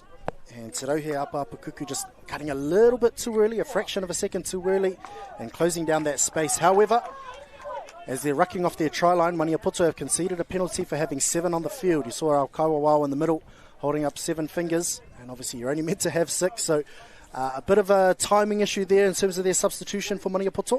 Yes, and just shouts out to Katipa Ngāti Hine. Done some sort of work that sometimes goes unnoticed. But here we go, here's the man with the hot hand. Coops, and yeah, he's just really got them on skates. We've got to finish it over the top, and now, because he's just been so lethal, they've got 2 players on him now, and these options around him. And just great work, and I think they may have drawn it up there. So here we go, he gets on this middle. Everyone's got eyes on him. And just a beautiful release there, over the top. Kingston, he's earned that one, hasn't he? Yeah, he has, and it started all from the defensive end of the ball. And Te Rohe Apapukuku, he cut a little bit too early on the set prior, but able to come up with the money ball on that occasion to make up for it and draw Ngāti Hine level. So we're at 5 apiece. A little bobble at the roll ball, going unnoticed there from our Kaiwawao. Constantine, he's helped, man. He goes, 4 pass off the ruck. Yeah, it is too, and it would have been touch and go between touch and ball down. Yeah, and I think, this is good for Maniapoto to be put under pressure because, as you say, they've gone through the rounds undefeated, probably haven't been tested too much, but this really, it makes you bring out your best. And then on the opposite side of the ball as well, Hika Ngāti Hine, they probably haven't found themselves in too many situations where they've been down and having to fight from underneath. So, yeah, a game of sort of contrasting styles, or at least contrasting situations for both teams. Yeah, and there you go. Constantine goes in and just holds off the touch and gets a no touch, and like I say, it brings out the best and players like him. But unfortunately, just slipped. There's nothing in it. That's your classic touch raw, isn't it? Yeah, you're nothing in it here. We're splitting hairs between these two teams at the moment. I think if the game continues the way it's going at the moment, we're going to come down to our first drop-off of the day as Hayata just looks to toy with the defence. And he stayed on here, young Coops, so we'll see what he can come up with on the back end of this set. Yeah, and why wouldn't he, eh? Why wouldn't he? Goes, Walter Wiki, just got to stay holes here. Yeah, I think he had a little bit more time than what he thought there, Walter Wiki. He did all the hard work, scooping out a half, a big left foot step. Hayata had him on the outside, and he tried to feed him with an early release, but he had a little bit more time. And unfortunately, the ball going to ground. So Maniapoto breathing a sigh of relief there. How awesome was it to see the two heavy hitters, and Wiki and Hayata out there together. Lethal combo.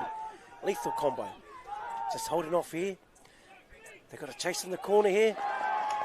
Yeah, geez, I tell you what, there's these moments we talk of, and it's going to be a big one, a little one, that could really just turn the screws on who becomes victorious in this one.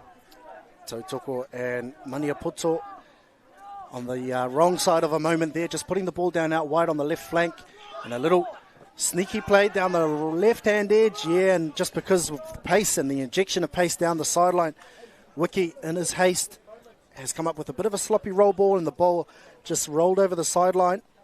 And now Maniapoto, they get the ball just inside their own half.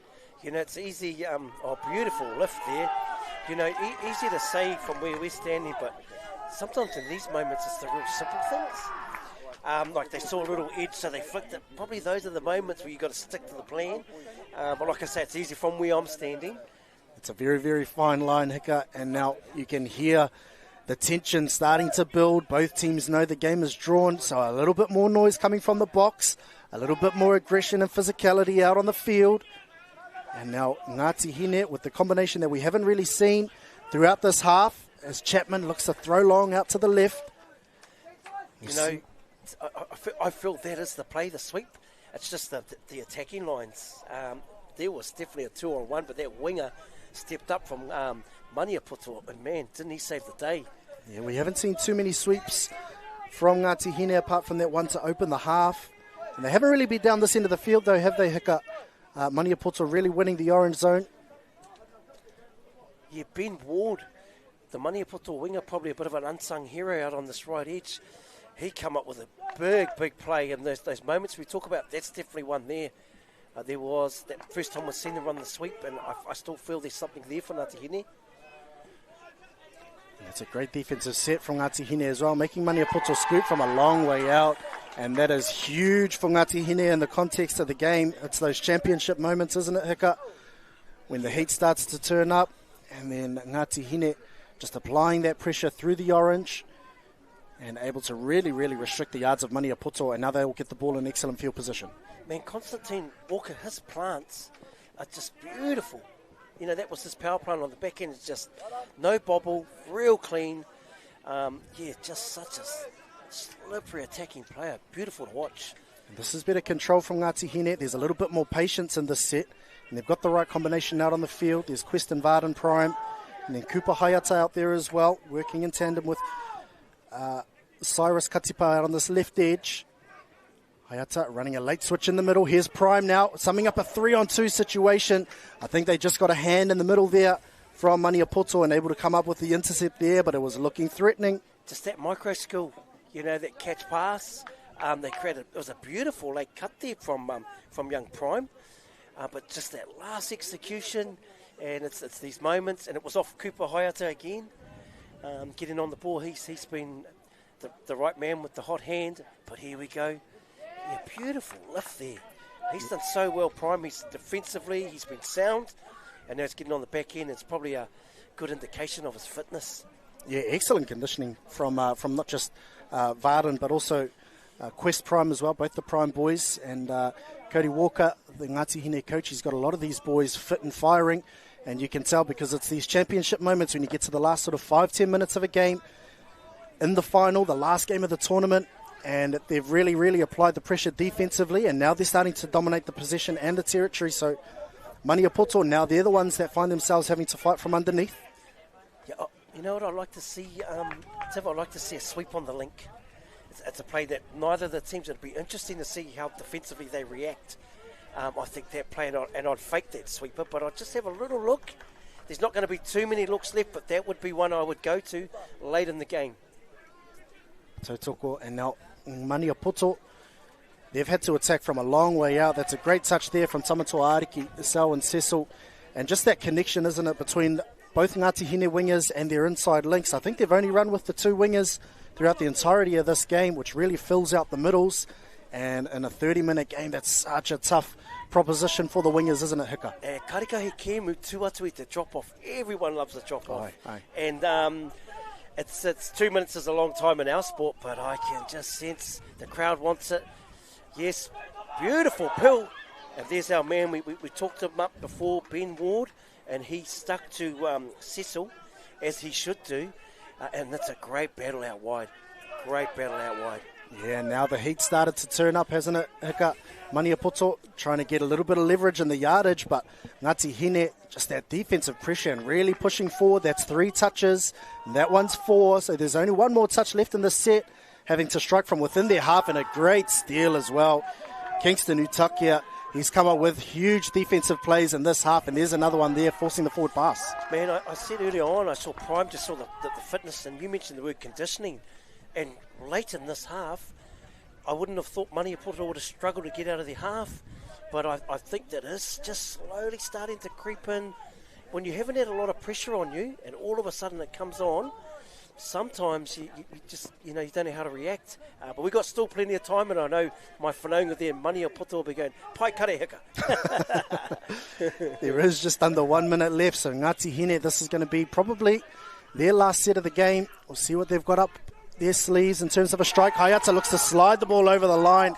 Excellent touch from Maniapoto. And now Ngāti Hine, they're looking to bail, which is not really what you want to be doing in this late in the second half. So Maniapoto, they've got a little bit of time, a little bit of possession. I'll be getting them on the ball.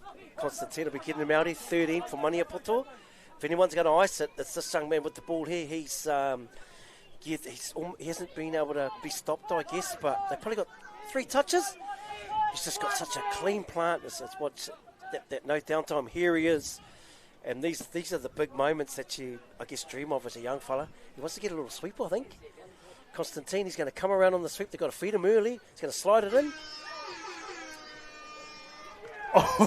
Both of us waiting with bated breath to see what the call was there. And Prime, both of the brothers there, closing down that gap. And Hika, I think our viewers would probably be excited for this one, our first drop-off of the afternoon. And you know what's great? No one has to subscribe to watch this stuff. It's all free whānau. That's right, free entertainment for you all. We called it, what I'm loving with this, with both coaches, Cooper Hayata's getting on the ball because he's the hot hand, and Constantine's getting on the ball because he's the hot hand.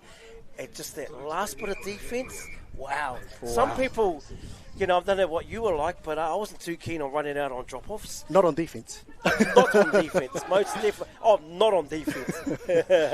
But Ngāti Hine, they've got the tap off. Yeah, they do. So if you're new to the new rules, whānau, which have been in place sort of over the last 4 to 5 years, our drop-off procedure now starts with 4-on-4, and this will go for 2 minutes. And if the scores are still level after 2 minutes, we'll drop a player down to 3-on-3. And in that situation, it becomes golden try. First try wins. So Ngāti Hine, they'll get first use of the football. And they've got Hayata out there. They've got Sal and Cecil out on the left. And they've got a little bit of speed out here as well. I think that's Chapman. And so we'll see what they've got up their sleeves for this first possession. Maniapoto looking to apply a little bit of pressure. Hayata splits into man on, so it's a little bit easier for Maniapoto.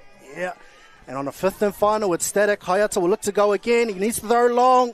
The ball goes there, and it has been caught. Walter Wiki, he was the one I didn't mention, but he's the one that has scored the try. He'll look to soak up a little bit more time. And now Ngāti Maniapoto, they've got about a minute to reply. And if they can reply, then it'll go to the end of 2 minutes. If the scores stay the same, Ngāti Hine will be your 2-time defending champions in the 18 boys grade. And that's the play. You've got to get live.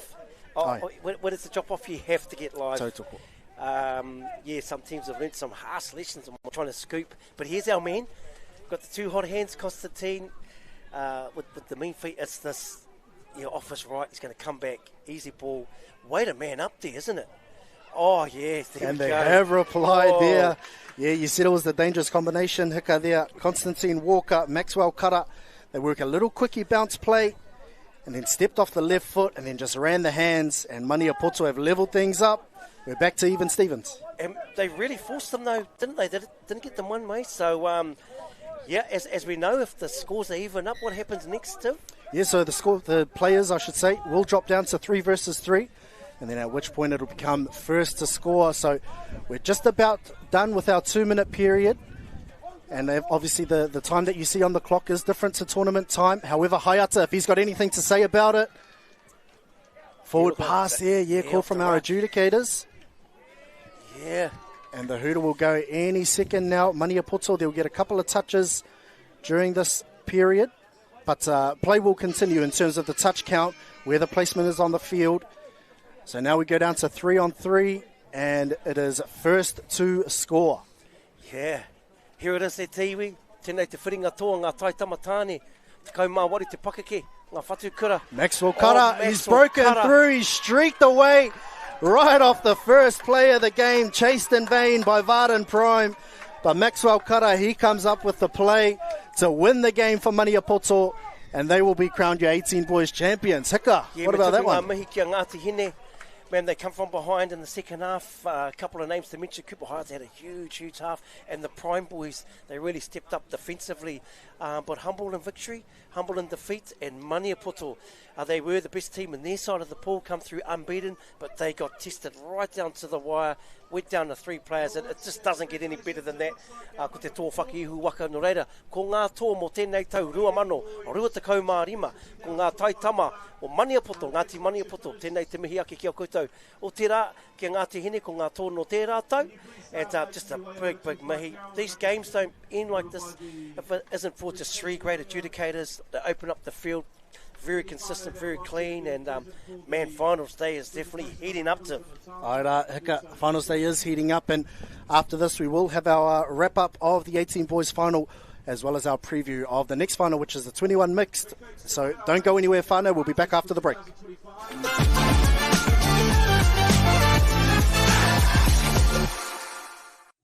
Oh, I love Christmas and my family loves Christmas. We always get our deck ready, we put our outdoor furniture out, and we have an all-round good time. Fit the whole family around the table with a marquee 7-piece dining setting, only $3.99. Cook up a storm with a Matador Spark 4-burner barbecue, $7.18. And make sure there's enough shade with a marquee 2.3-metre Monaco umbrella, just $84.90. Bunnings is here to help get your entertaining all wrapped up. Lowest prices are just the beginning.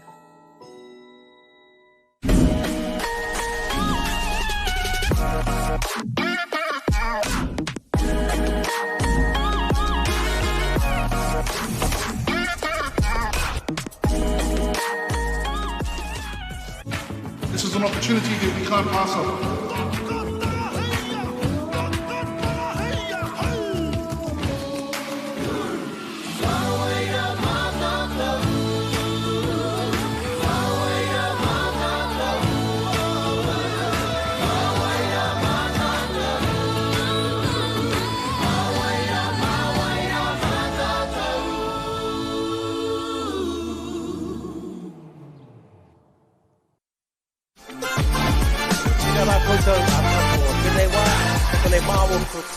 And we're just going to go over a few highlights from this amazing whatukura under 18 boys final. Wow, it was last year's champions Ngāti Hine back into the final, taking on Maniapoto. And if you've just joined us, it went down to 3-on-3 to a drop-off to unreal. But this young man on the screen, Kupo Hayata, he was outstanding on the ball, on attack. And this young man here, Constantine, just popped off there. He was just as lethal on the other side. Oh, what a game we had there, Hika. Aira, both teams with their individual brilliance. However, it is the importance of the team, isn't it? And Ngāti Maniapoto, as well as their individual pieces of brilliance from the likes of Constantine Walker and Maxwell Kara, it was the efforts of their teammates around them that really helped them to propel and get themselves into that situation. They were undefeated throughout the course of the tournament, throughout all 3 pool games, as well as the semi-final, and so we knew it was going to be tough for them in this in this grand final, I should say, coming up against Ngāti Hine, the defending champions in the 18 boys grade. But yeah, what a game on our hands. Yeah, what a game on our hands. And you know, if I look at sort of the current batch of Touch Blacks, sort of at the back end of their Touch Blacks careers, probably looking at the New Zealand 30 men, that sort of age group. I remember not too long ago them being here, you know, so there's a lot of young careers we're seeing just starting. Then they will become household names there. Yeah, just starting to blossom, isn't it? Careers starting to blossom. And, you know, when you've got the guidance of such great coaches, Cody Walker for Ngāti Hine, Matiu Paraone for Maniapoto, these boys, yeah, definitely on this stage, but hopefully in years to come for not just the Touch Blacks, but also the representative Māori Touch teams. Yeah, definitely. And I'm glad you did mention that, because there are selectors here selecting for the Gold Coast tour for the Māori teams that head off next year. So there's a men's, mixed and women's, and there's so much talent. I would not like to be a selector at this tournament. It would be just so tough. Yeah, well, a lot of these 18 boys players might actually be putting their names up. You know, you don't have to play in the Opens grades to be selected. So definitely a lot of talent to pick from these youth grades as well as the Open grades. But in the end, Ngāti Maniapoto up 7-6 over Ngāti Hine in our 18 boys grand final. And then looking ahead, we do have the 21 mixed grand final between 2 teams that we saw in action yesterday, Hauraki and Queensland Māori. It was a close one yesterday. I'm thinking we're probably going to get much of the same today. Yeah, I think 2 very contrasting strengths. Queensland definitely like defensive systems that they run right from tap off, but I feel Hauraki have just got gas to burn, and hopefully both teams get to play like the Stadium Boys final, where we see the cream rise to the top, same as in the Tauranga Moana and Rotorua Stadium game, where I guess those big heavy hitters, those attackers are there, and then the defensive nous of each team steps up. Nō reire te iwi, a ka hoki mai a koko ake nei.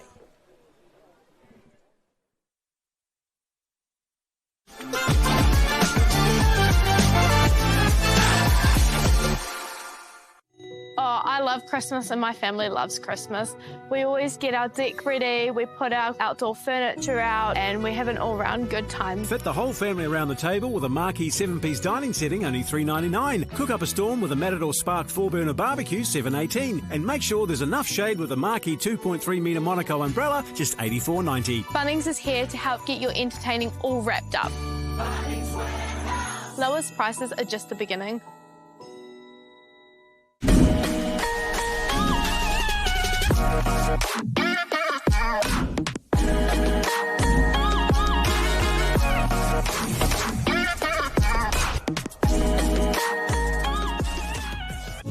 This is an opportunity that we can't pass up.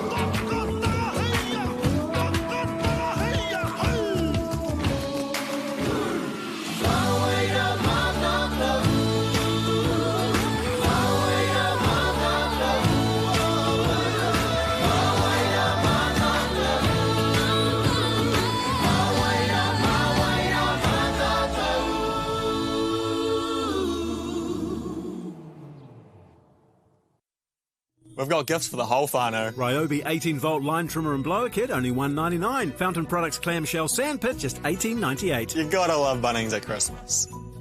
Bunnings Warehouse. Lowest prices are just the beginning.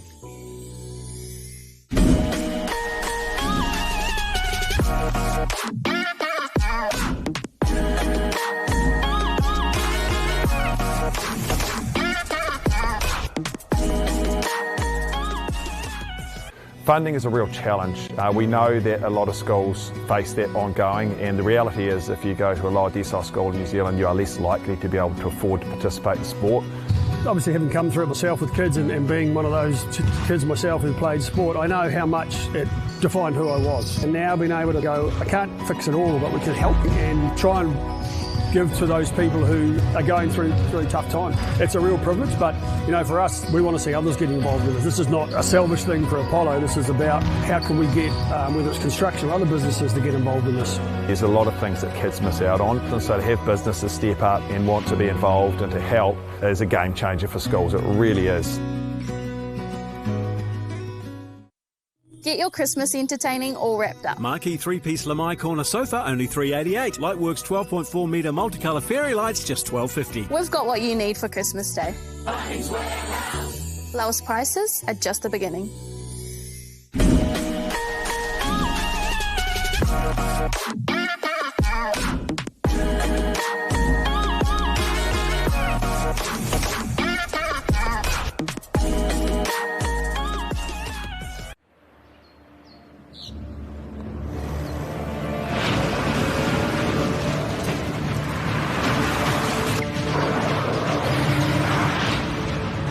This isn't an ad about four-wheel drives.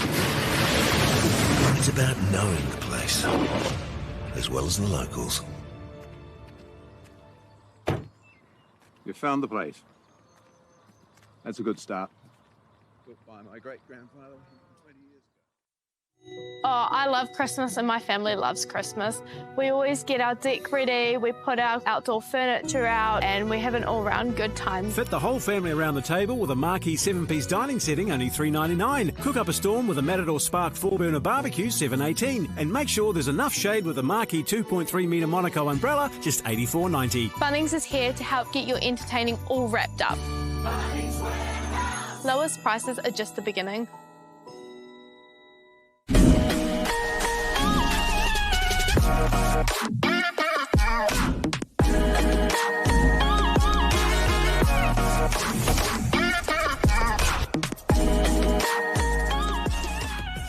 It's time for action. We are working to reduce the impacts of climate change because nature is not a resource, it's a collaborator. Nativa, leading with nature. Whoops, running on empty? Enjoy a 6 cents per litre fuel discount at your local Caltex with Pumped every day. Ah, feels good, eh? Get it at any participating Caltex.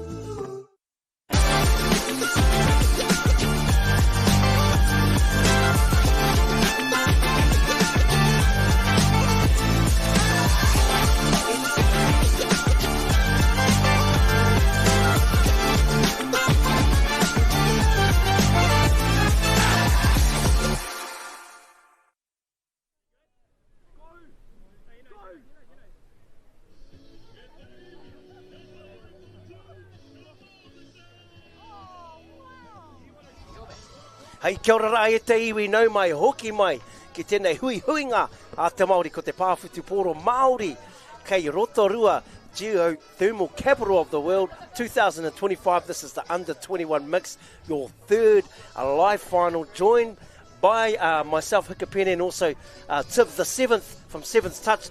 Mauri ora mai. Kia ora Hika, kia ora e te iwi. We've got a tantalising game on our hands here between Hauraki and Queensland Māori. We saw both of these teams in action yesterday, a game that Queensland Māori ended up running away with. But Hauraki, they were a team that were resilient. They kept trying right up until the final whistle. And I think that resilience is probably going to come in handy in this final. Yeah, they're two very contrasting styles. Defensively, Queensland have a lot of different systems they run right from the tap-off. And Hauraki's strength, definitely, I feel, was their speed. They scored a couple of late ones just to keep Queensland Māori honest. But we've got, as you know, this Queensland Māori team, they have all travelled over from the Gold Coast, different parts of Brisbane. We have the Tākare whānau there, 4 from that whānau.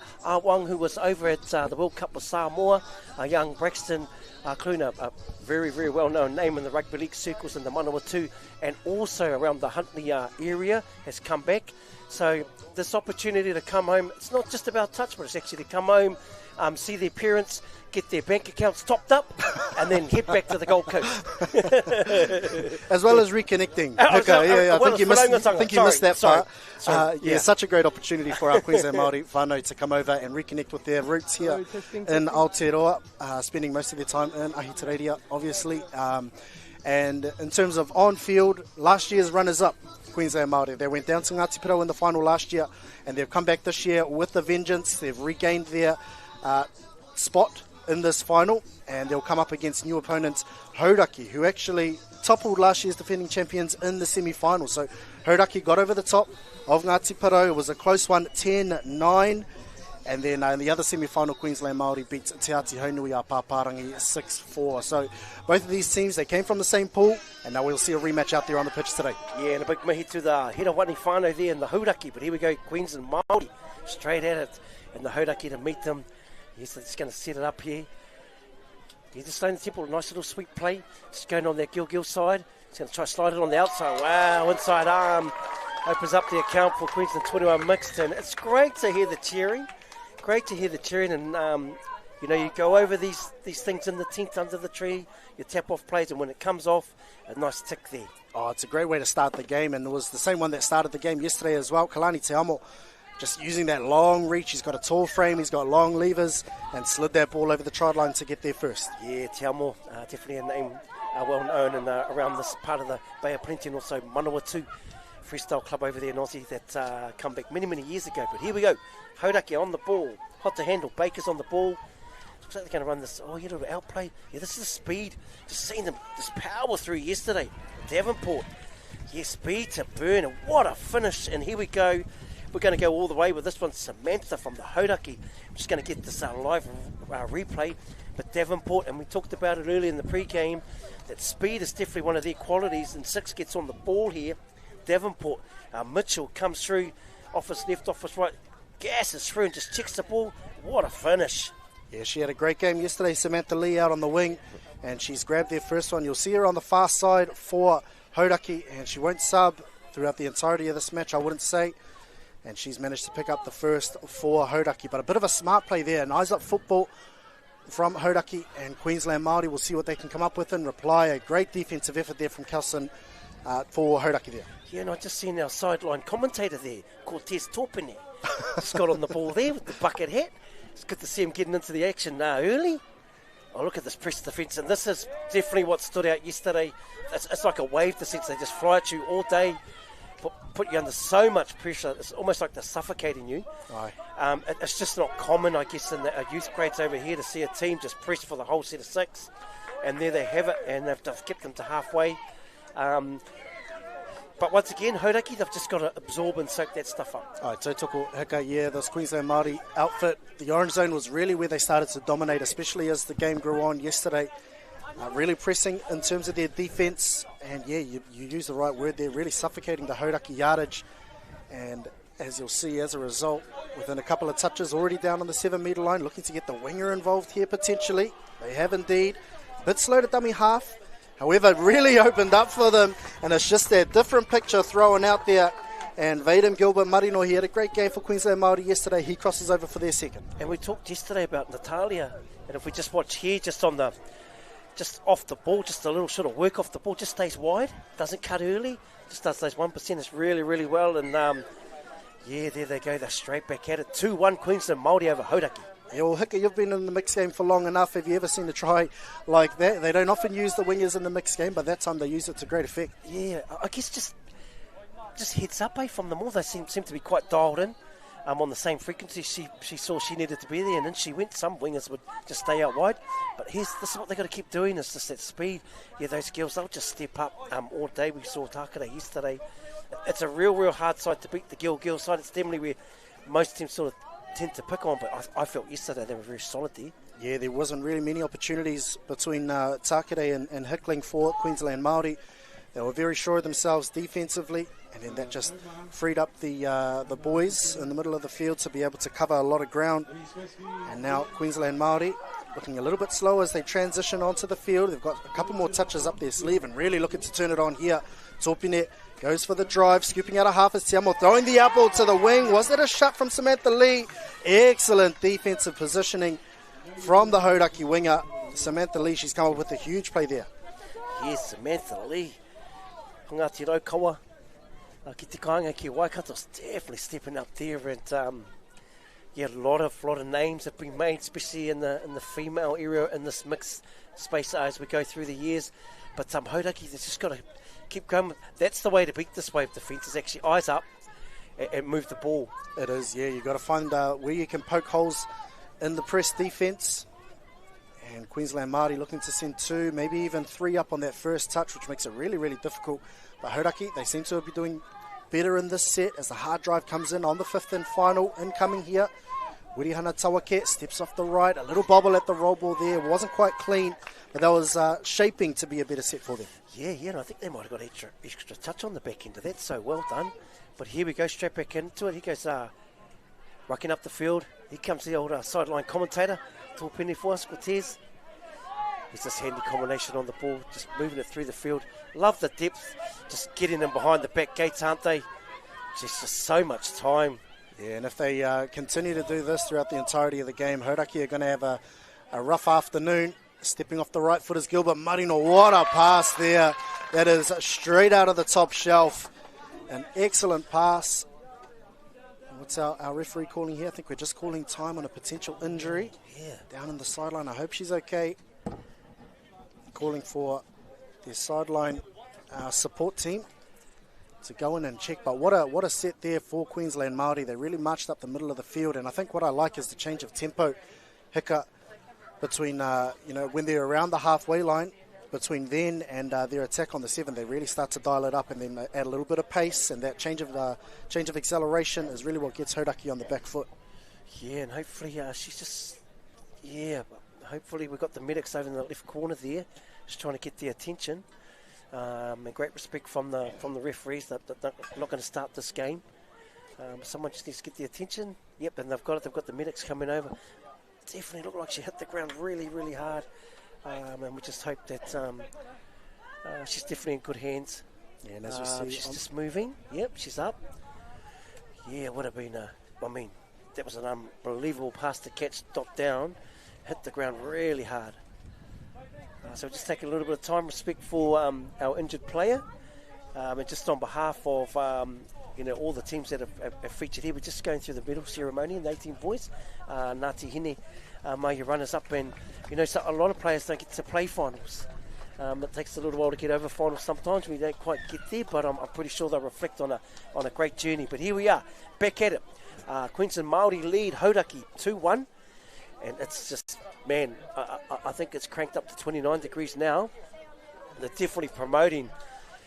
They're trying to promote this. Here we go. We got Braxton Clune there. He's just trying to get this other middle maker, but he gets it. Ball movement. Yeah, just clunky. Yeah, I think they were just put off by the defensive pressure there of Queensland Māori, and looking to manipulate the defenders, but nothing quite doing for them. A great travel pass from Queensland Māori to get them behind that first line of defence from Hauraki, and it's just this orange zone when they've got the ball in hand and they're able to slow it up right here before injecting that pace into the final touch, the strike touch. The scoop comes out of half from Te Amo, looking to load up left to right. Ball on the money. Have they dotted down again? Queensland Māori, they've just gone bang, bang, bang, and they score once again. What a finish. Just beautiful. I just like how eyes up, bang, just it loads up through there. Great timing, and what a finish, because the inside defender was right on the money there. So excellent finish there. Excellent finish there by Wong, and it's lovely to see her mother. He's travelled over all the way from Queensland. There's quite a lot of whānau that have come back home to support their tamariki here in this amazing hui. Hauraki back at it, and like I said, their strength to me is their speed. Maybe a sweep play or just get on a scoop against 6. He got in Devonport, he got in there quite early, and here's the speed again. Just the in goal. Yeah, there it is. It may be a simple game plan, but I hope they just keep sticking at what works for them. Yeah, well, Devonport, he's set up the first 2 tries for Hauraki, hasn't he? And he scooted out a dummy half, shaped to go to the left, stepped off his left foot to come back right, and then a well-timed switch there from Will Baker. And just an update from Queensland Māori's perspective, we do see the winger up and about, and just getting a little bit of shade, a little bit of water, and taking a little bit of time to recover, but positive signs. Yeah, Kyan Williams, young niece of Charlene Bannister. It's the older sister's girl. It's good to see her standing up. She's with mum and dad, taking in some water, and she's definitely had a great tournament, and it's just so good to see her on her feet. But here we go. Whoa! That's Tākere. Oh, yeah, just diving in underneath. Unfortunately for Queensland Māori, unable to extend the lead. But, in mixed touch, if you can get your female links, especially in on the play, it just makes it that much harder to defend, doesn't it, Hika? Yeah, definitely caught our eye yesterday. Oh, and the speed. Yeah. Yes. Oh, what up against the grain of play, wasn't it? Sorry, I think that might be Cole Graham. Yeah, really showing that speed down the left-hand edge, and Hodaki really against the run of play. They managed to pick the deficit back to 1, and it was a well-taken try and definitely well-needed. Yeah, I think it's it's the sneaky little play that we all know of, eh? It's this one here where it looks like he's going to sub out of the box. Oh, no, he's just gashed through, hasn't he? He's just, poked the hole, gotten his nose in behind, and then just used his pace. And then the slam dunk finish, a question mark over that one, Hika. I would have liked to have seen just a safe two-handed put down when you're fighting from underneath. However, they all count at the end of the day. So 4-3 is the current score. Queensland Māori still have the lead. Yeah, it's sort of it's sort of come into the game, the old in the rangatahi space. The slam dunk. I know a lot of the old kaumātua and touch don't like it. That's because they popped their shoulders too many times as they grew up. That's why. A diving finish there from Queensland Māori. I'll tell you what I liked on that occasion was the touch prior, the defensive effort there from Kaylee Poipoi from Hodaki. Really numbered up well up against Natalia Hickling and able to snuff out their play. So great defense shown there from Hodaki. Yeah. Wow, it's a real team effort, isn't it? From Hodaki, like they've really stepped up defensively. A little bit like, I guess, all the great teams. It's not just a one-trick pony, isn't it? Everyone gets to show their strengths. Definitely. Yeah, and I guess it sounded like a broken record, but Hodaki, they've proven it's the speed. It's definitely their strength, and good on them for playing some eyes-up footy. Now Queensland Māori just looking to get their numbers on the field. Yeah, over the last couple of sets, the game sort of has dropped in terms of execution and discipline. A couple of soft errors on both sides of the ball, both teams guilty. And now Hodaki, they'll look for a better set, this one where they're rucking off their try line, looking to shift the ball towards their sideline, towards their sub-box, getting fresh legs onto the pitch. Here's Poipoi again, driving forward, and it's the strike dump and this final scoop where they're going to find a little bit of purchase where they use their wheels, and momentarily they had numbers out on the right, but just a touch and pass. Wirihana Tawake holding the ball for just a fraction of a second too long and touched in position. That'll be a handover. Yeah, just seen Taniko. He's got the old different coloured boots on there, the orange and the purple. But a swag, which we're used to seeing in touch. Great stuff. That's an excellent touch. Sammy here on the wing here for Samantha Lee. A standout, isn't she? She's working really, really hard through the field. Look at the speed to burn. Just cruising through. She's having a little bit of a cup of tea there. Oh, man.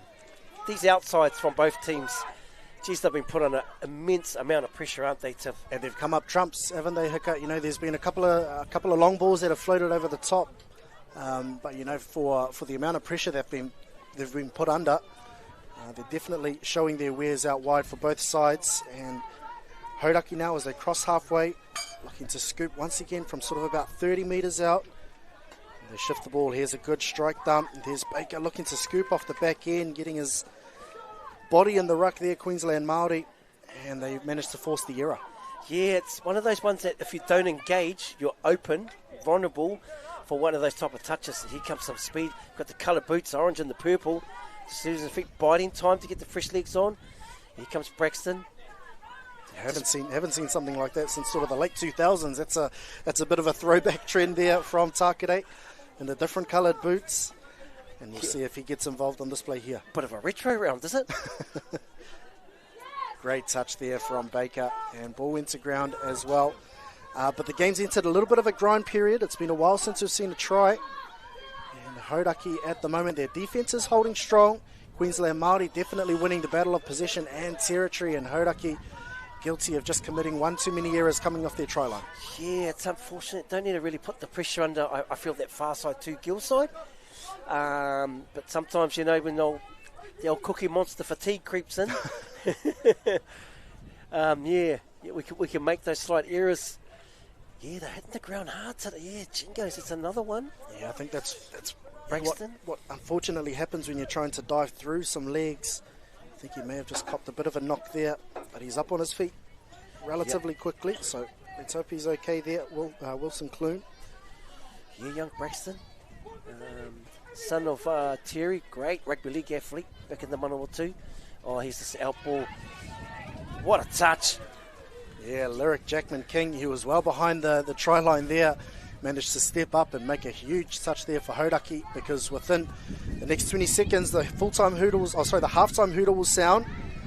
And a great touch there as well from both players. Although referee has called play through, I think it must have been an offside call. Was it, Hiccup? Yeah, I think it was, because Samuel Lee, she definitely touched. But Braxton, man, what a play to call, eh? Coming around here on the sweep. Comes through, sweeps there, gets the ball and just shows the outside line. Gets it under. Yeah, he's obviously caught offside, and what a time to score. There we have it. Queensland Māori take a 2-touchdown lead, 5-3 over the Hauraki. No reire te iwi, ka hoki mai a koko ake nei.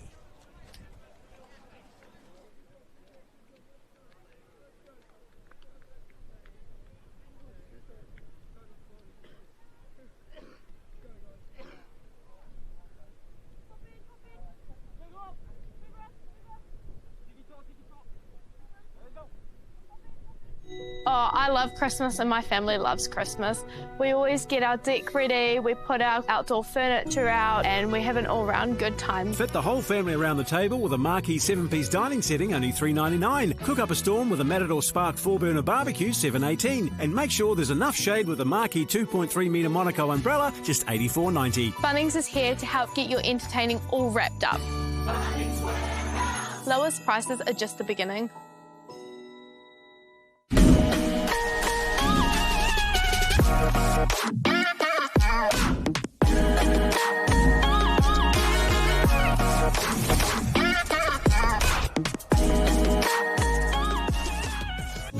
This is an opportunity that we can't pass up.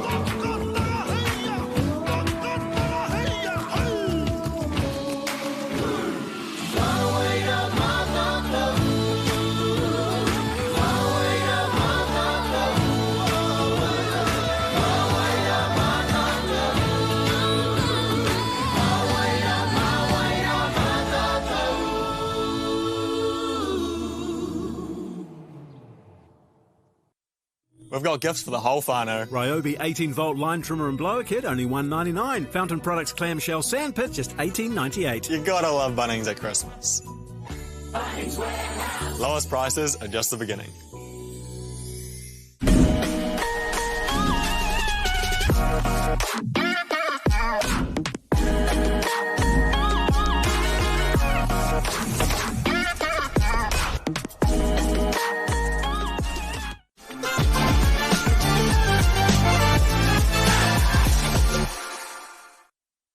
Hei kei aku rangatira nau mai hoki mai ki tēnei o ngā whiringa toa o te reanga ko te ranu, ko te hanumi, ko te pakeke rua takau mātahi. We have Queensland Māori leading Hauraki 5-3, and there's nothing in this game, is there, Tip?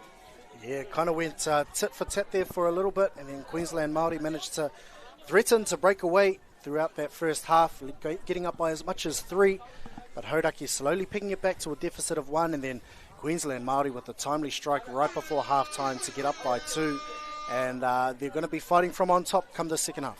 Yeah, and here we go, Hauraki, and here's this formidable wave defence that Queensland run off every tap-off. They're in your face. You know, they're up, they're in your face, they cut down your time. That's touch 3. At Devonport 6 here, he's been a weapon. Definitely just on a clean sweep. They're going to run the sweeper there. He's just probably lost his way there a little bit. He's 5th and final, but he's got speed to burn. He definitely loves his right foot. Comes through. Oh, yeah. Oh, great touch.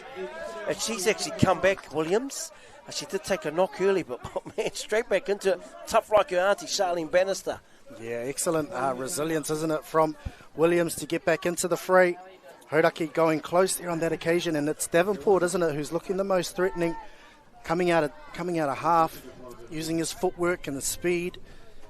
And Queensland Māori coming off their line, they've come up with an early error, and now Hauraki, they'll be looking to take full advantage. Yeah, uncharacteristic, really. I think it's the first time I've seen them have an error early in the game. Here we go, Hauraki just taking their time, and they play great mixed touch in the Hauraki. Yeah, going to step back off his right. Just needs someone to work with him. Yeah, Fulford and Baker, that was the combination that we saw combine for a couple of tries late in the game yesterday afternoon. And unfortunately just not quite being able to link up. And now Queensland Māori just looking to ruck forward. This is great work from Hauraki. That's touch 4. And they just can't afford to sink here. They've got to stay up. That's a great touch there too. Oh, they just really... Yes, it goes through. Oh, what a... Yeah, man, that's a big play for Hauraki because they didn't get to halfway, and all the fourth touch, and then big power plant on the back end, and then we have it. Wilson Clune looks like with the big pick. Yeah, clean pair of heels there, and you're absolutely right, Hika. Hauraki had applied so much pressure defensively, really restricted their yards, and it just came down to a moment of individual brilliance. Braxton Wilson Clune managing to link up there. I think that was Marley Finlay crossing over, and what a time to strike. They've struck on both sides of half-time, Hika, which is going to be really, really huge in the context of this game. Yeah, definitely. Yeah, tautoko your kōrero there, Tiv. Yeah, it is big to get touchdowns in those critical parts of the game. It's going to go through the hands there and finish. Oh, yeah, great honesty. What a touch. Yeah, it was a great touch there. Kalani Tiamo using his long levers on defence there rather than on attack. He's actually been a really slick operator, Tiamo, through all facets of the game. Yeah, ball down. Great to see. Yeah, Woody Hanatawake, he's really tried hard in this final for his team, both on defence and attack, and setting platforms through the orange zone. He comes around on a sweep relatively late there, steps off his right foot and dives between the two middles. Great take and try there from Hauraki. He was quite late, but geez, it's going to be great in the future when they start picking New Zealand youth Māori teams to take away, because you wouldn't take both these teams, but there'd be a big chunk that you'd pick from to take over, and obviously a lot of these young Māori kids live over on the Gold Coast in Brisbane, so here we go. He's only 15 years old. I was just about to say young Kelson, so he's still young enough to play in this grade for years to come. Hackling there, looking to dive over. They've given their girl links a couple of early looks, haven't they, in each half? It's actually a really great play to bring your ladies in on a splitter play.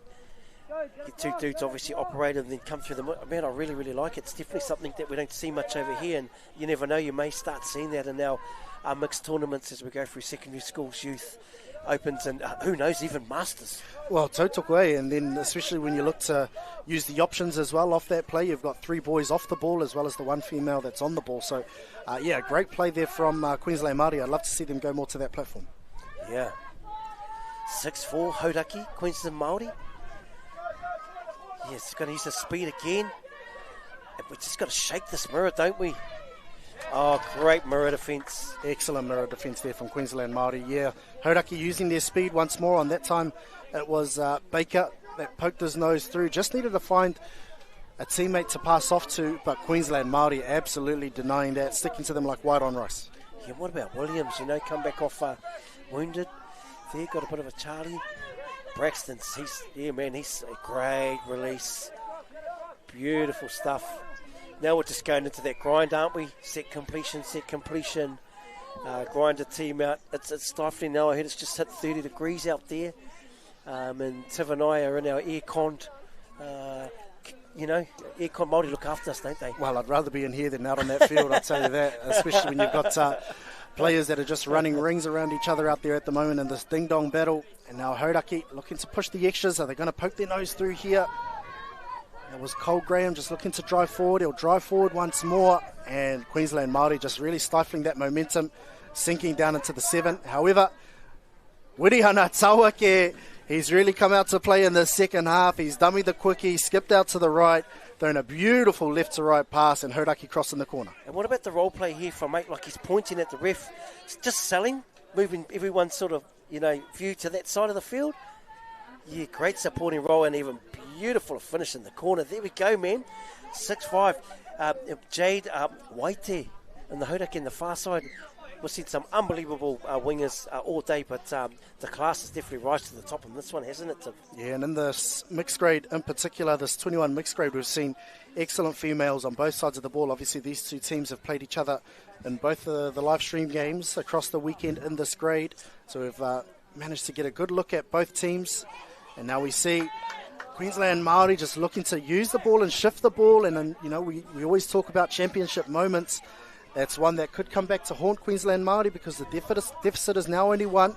Hauraki only down 6-5. Oh, what a beautiful lift touch there. Just stopped the whole momentum coming out of there. Awhio, Tākere. Just talk about role players. But we're going to look at fitness and fatigue. Coming through the field, just keep checking that ball. Yeah, nice split there. Come through, just holding the ball in 2 hands. Yeah, this is this period. Someone just needs to, I guess, get back to process and stick one in.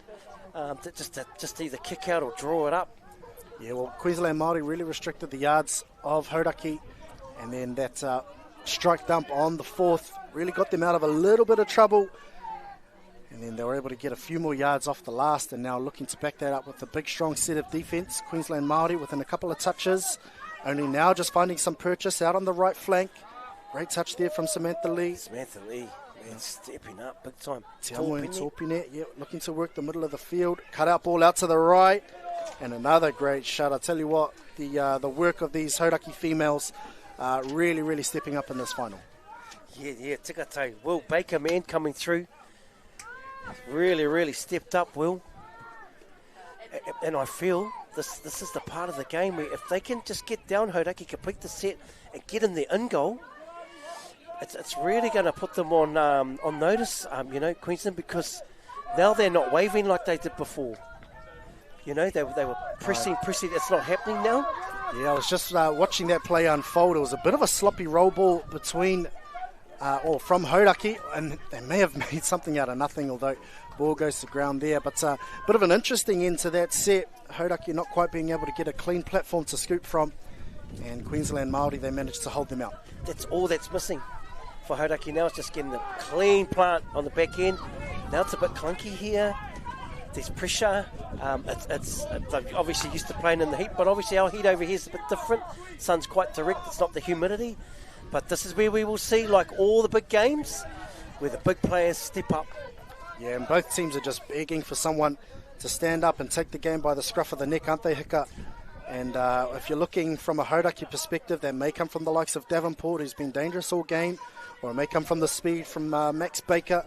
And then on the opposite side of the ball, Gilbert Marino's been in really good form, as has Braxton Wilson-Clune. So plenty of strike power out there. It's just a matter of who can connect the dots. Totally. He's got both those middles up there, which is always dangerous.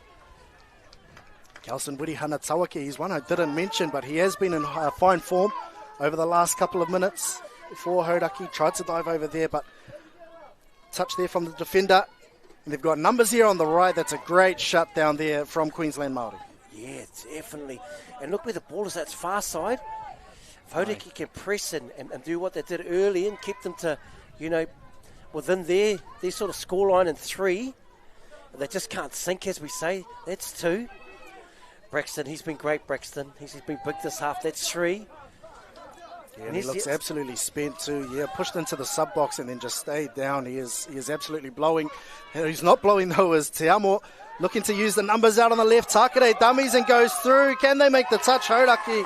No, they cannot. And we are looking towards the males to be able to break the game open. And in the end, Waimarie Tākere, she manages to break the game open for Queensland Māori. Yeah, and she really impressed yesterday, and they've just been playing their role today. But this little Deutz out ball, But look at the skill set. Show through and had the dive finish. That is a big moment in the second half. Yeah, ball in 2 hands, Hika. And always keeping the defence and the Hauraki outsides in 2 minds. And now Hauraki, they'll need to hit back in a relatively short manner if they want to stay within touching distance. They're down by 2 at the moment. Davenport's on the field. And that's, I think, Will Baker out there as well, working in tandem. There might be Jackman King out there. They drive for Davenport. He's been dangerous coming out of this 3-2 platform, looking to scoot through, and that's better defence there from Queensland Māori. It's awesome to see the character of teams when games are close. And what a play to run on the back end from Queensland. Of all the plays, what a play to run. Just excellent, awesome work. And we're coming through this grind. This is where teams just stick to process, stick to policy, come through. One more touch here. He's going to check back in here. Oh yes, this is those little minor things, that they'll learn at a young age. It's just sticking to process. Yeah, just getting a little bit too adventurous on that occasion, looking for the little pop-out play like they did and scored from a little bit earlier. And now just to compound that error, a penalty conceded by Queensland Māori. Offside is the call from our kaiwawao in the middle there. Queensland now having to do a mountain of defence, Hauraki. And if there's anything we know from Hauraki, it's that they won't die wondering. So only down by 2. We'll see if they can peg one back on this set. Yeah, ka ia Hauraki te pōro. E rua ngā piro te rere ke tanga I wainganui e nei kapa. Queensland Māori. Ko hoki mai ki te kāinga, ki te ukai pō. Hauraki, tino tata ki te kāinga. Just has a little show, uses their speed, gets through. Oh yeah, great work. Saw her earlier on, Awhio Tākarei. Yeah, that's a huge touch defensively for them. Is that 6th touch there? It is. So what an important one to make. Holding a 2-try advantage. Such an important touch there from Awhio Tākarei. And now that 2-try advantage remains intact. Queensland Māori just shifting the ball to their sub-box, looking a little bit laboured on this set. Topine finds Hickling. And only now getting the fresh legs onto the pitch. Here's Tākarei once more. Yeah, just kanui ngā mihi ki Queensland Māori, ko hoki mai. So they've come back with an 8-6 roster, 6 wahine, 6 mare kura and 8 whatu kura. And now the mix sort of trends 9 and 5. You have 5 wahine and 9 males, but they've come back 8 and 6. They've only bought 14. So everyone plays every game. It's awesome to see them come home, and hopefully more teams come back from over the ditch. Yeah, how good would it be to see a New South Wales Māori or something similar making their way over to play in our tournament here as the long ball comes from Davenport. That went to the heavens and back. Beautiful pass there. I actually think that was Max Baker who threw that left to right pill, and what a timely strike for Hauraki with just under 2 minutes left, Tika. Oh man, and what a touchdown name, right there. Jade, to catch and put this down. I mean, you watch her, she has to catch and bang down straight away, because Awhio Tākarei, she was right there on it. Some absolute class on the outsides, finishing it off, and there's still plenty of time. Queensland do lead 7-5, but if Hauraki can stop this one and get one back, that's when there was so much pressure on the Queensland Māori, wasn't there? Yeah. Unofficial score? Yeah, unofficial score I think is actually 7-6, so Hauraki, that one got them to within 1, and now they're looking to back it up with some strong defence, holding firm as of now. And Wirihana Tawake, yeah, what a defensive combination between those two in the middle of the field. Kelson Wirihana Tawake and Cole Graham really managed to shut down that play from Queensland Māori. And now looking to ruck up the field, although an untimely error. What a time to commit that. With just about a minute left in this game, Queensland Māori, all they need to do is use the entirety of the set. Although they run a little pop-out play, still looking to play. And in the fixture, that moment might not be remembered, but young Awhio Tākarei, she's the one that stepped up, made the touch off the mark, which is now could prove just so, so worthy of them, just icing this one. Oh, what a ball. And the out pass, the dive, the long-reaching arm. Kalani Te Amo, he's happy about that one. Biffs that ball back to halfway. And I think, indeed, you talked about icing on the cake. I think that might be it there for Queensland Māori. Yeah, and it goes back to, which is probably something we don't look at enough in our game, is some defensive trends in young Awhio Tākarei. Man, what a beautiful one to get the ball back for Queensland. And I think just one at a time, Hauraki. There is the final hooter. They're going to definitely play right through, but there we have it. There we have it, Queensland Māori. And, I mean, a lot of us have travelled from all over the country to be here, but they've actually had to jump on planes and come home. And I can only imagine the expenses just to come back, but you just see how much it means, to come home, back to the ukai, ball back on our whānau. There's the coach, and not over the top of their celebrations, just so proud, aren't they? So proud, and I think a lot of relief after coming up short last year. Runners-up at the 2024 Māori Touch Nationals, and this year able to come back and get one up and go one better. Huge congratulations and commiserations to Hauraki as well. They put in a valiant effort in that final. However, this one belongs to Queensland Māori, Hika. Yes, and hei te mutinga iho, warunga piro kia Queensland Māori, ono kia Hauraki, ka hoki maa konei ki te whakakape ake i tēnei kēmu. Mauri ora.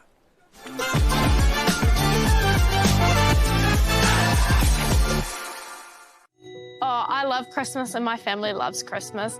We always get our deck ready, we put our outdoor furniture out, and we have an all-round good time. Fit the whole family around the table with a marquee 7-piece dining setting, only $3.99. Cook up a storm with a Matador Spark 4-burner barbecue, $7.18. And make sure there's enough shade with a marquee 2.3 metre Monaco umbrella, just $84.90. Bunnings is here to help get your entertaining all wrapped up. Lowest prices are just the beginning.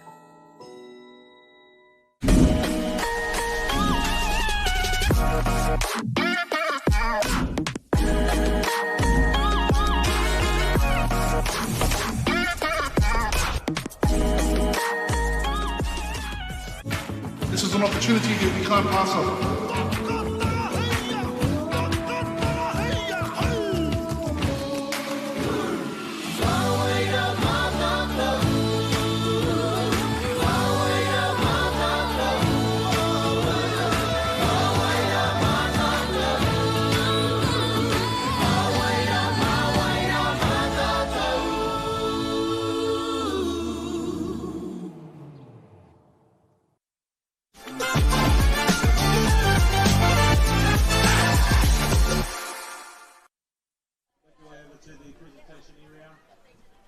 Kia ora mai e te iwi, kei te whakātui ngā whakāhua o te whiringa toa, and you'll see these beautiful images of our 21 mixed final.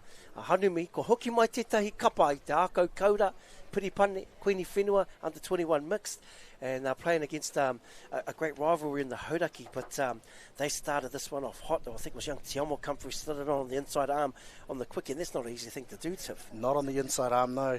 And just using his long levers to great effect there. And it was a bit of a ding-dong battle there going back and forth between both teams. We saw a Hauraki reply in quick order, and then it was just try for try almost from then on. But you saw one of the young wingers there from the Hauraki, Samantha Lee, finishing that one. And there were great females on both sides of the ball, weren't there? Oh, totally. This was this play here, just outside again, just coming through. Slices through there for Queensland Māori. On there we have Finlay, Māori. Touching down, Marino, come through again. Oh yeah, this is big right to left, and a great finish from Williams. She actually just got a little bit wounded there, but came back in the second half and played a huge part in the win for Queensland. Oh, huge toughness, isn't it, from Williams there? And I think, yeah, our ladies, our females on both sides of the ball, you know, we talk about mixed being almost the true epitome of cohesion and teamwork when it comes to our game, needing to involve both the females and the males and find a balance that works for both teams. And both teams were able to show it on that occasion. We saw the speed of Hauraki, keeping them in the game within this first half. And then I think for Queensland Māori, it was just the variety of attack, wasn't it? They scored in plenty of ways, both off static plays, both from distance, from long balls, from using their speed as well. And it just made for a great final, didn't it, Hika? Yeah, it did. And I guess, you know, the good teams, they utilise all the tools in the kit. And definitely Queensland, I feel, you know, I look at these names, Takare, Hikaleen, Williams. These are names we're going to hear a lot of over the many, many years, whether it be mixed men's or women's. And on the other side, young Jade, Samantha Lee, out there, Roimata. I felt all the females in all positions were just standouts.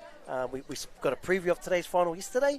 And obviously, as they say, speaking of females, just ball in two hands, coming through, show, goes all the way, Māori Takare, and just beautiful to see teams utilise their strengths. And that was such an important try as well, the one we saw just before from Takare, because they re-established that 2-try lead for Queensland Māori, and then Hauraki were able to get it back to within one, and then this is the icing on the cake here for Queensland Māori. Kalani Te Amo sliding over there to give Queensland Māori the title in the 21 mix. So a huge congratulations to both teams for putting on a show. Yeah, Te Amo, Wilson Clune, Finlay, you know, the name goes on. Williams, Mum Come Past, Awong, Samoa Open Women's 2024 World Cup. Just beautiful, and just these opportunities, you know, we were talking early on, you know, we had Pacific Cup. Early on, we've got Māoris now next week, secondary schools, and then we're going to Whakatane, Kaiawa, 10K, and you know, that's before any national tournaments. Oh, jeepers. Fiji. Well, I don't get the invite to that one. I don't know about you, Hicks. Yeah, no, we got cut out. But yeah, just the plethora of opportunities for our athletes, isn't it, Hika? And then, you know, the touch season, it never sleeps. And so Speaking of never sleeping and the touch season, we are moving straight into our open mix, which will be coming up after the break between Rotorua and Te Raki Pai Whenua, two very, very strong teams there, Hika. Yeah, two very strong teams, and I did see Harry Carter earlier on, probably more known playing men's, but he's come over to the dark side, as they say. And it's great to see. So, Te Raki Pai Whenua, obviously, that side of the bridge, tērā whakawhitinga I Tāmuki Makoto, and Rotorua, I rungo au tētahi wāhi tatana ki whaingaro. So, great to see, and all the grades, the numbers have just gone through the roof in terms of each reanga, each grade throughout all the grades here at Māoris, and it's only going to get bigger. The capacity, there's room for more. So toko Hika, you're absolutely right, and I think the quality of teams as well. We see a lot of our kaitākaro going back to their ukaipo, going back to their iwi, to their hapū, to their marae, and just establishing or re-establishing those connections, and it's awesome to see it played out on the field as well. And man, I don't know if you've heard the rumour, or te aka kumara, I'll say aka kumara, who I know I'm getting all sorts of hand signals on the side here from our man Norereti. We're going to wrap it up, we'll be back soon.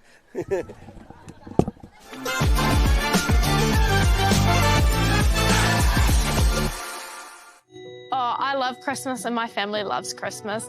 We always get our deck ready, we put our outdoor furniture out, and we have an all-round good time. Fit the whole family around the table with a marquee 7-piece dining setting, only $3.99. Cook up a storm with a Matador Spark 4-burner barbecue, $7.18. And make sure there's enough shade with a marquee 2.3 metre Monaco umbrella, just $84.90. Bunnings is here to help get your entertaining all wrapped up. Lowest prices are just the beginning.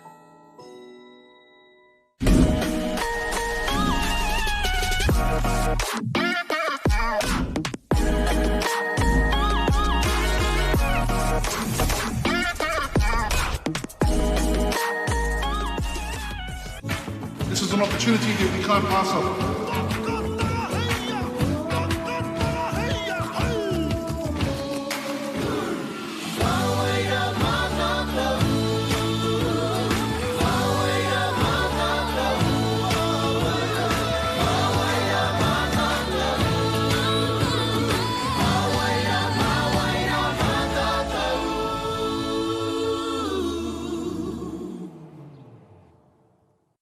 We've got gifts for the whole whānau. Ryobi 18-volt line trimmer and blower kit, only $1.99. Fountain Products clamshell sandpit, just $18.98. You gotta love Bunnings at Christmas. Bunnings Warehouse. Lowest prices are just the beginning.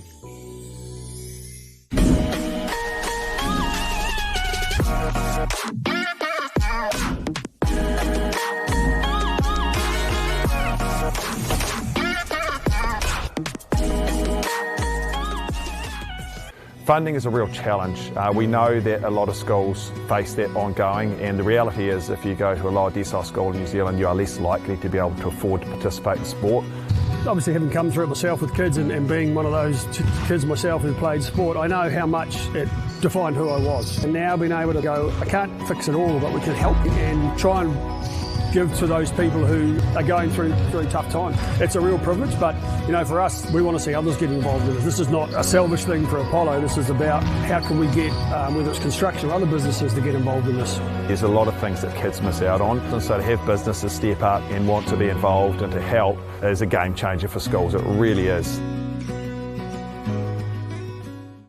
Get your Christmas entertaining all wrapped up. Marquee 3-piece Lamai corner sofa, only $3.88. Lightworks 12.4 metre multicolour fairy lights, just $12.50. We've got what you need for Christmas Day. Bunnings Warehouse. Lowest prices are just the beginning.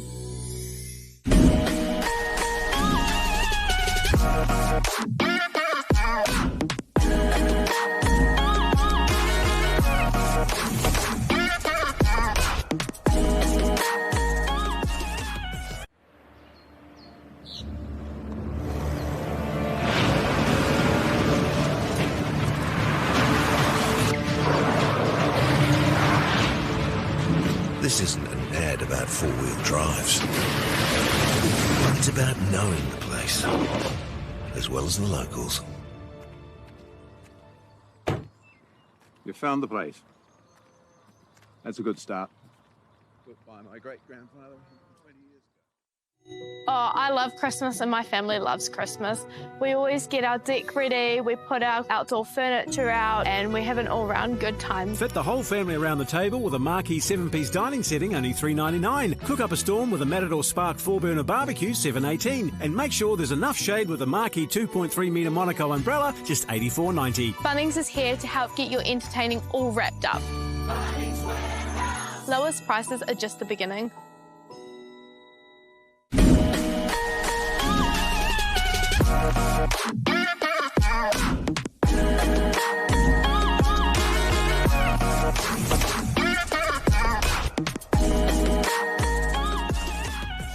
It's time for action. We are working to reduce the impacts of climate change because nature is not a resource, it's a collaborator.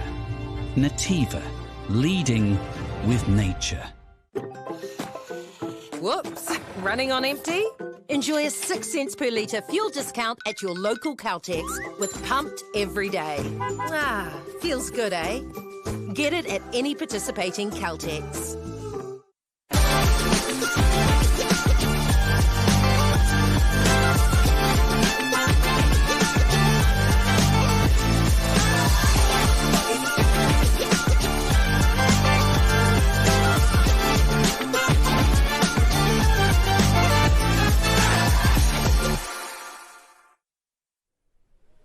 Put it on and I'm in Slytherin.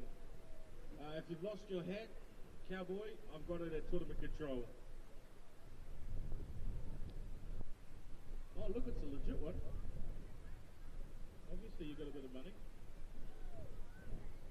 Oh, mate, oh yes.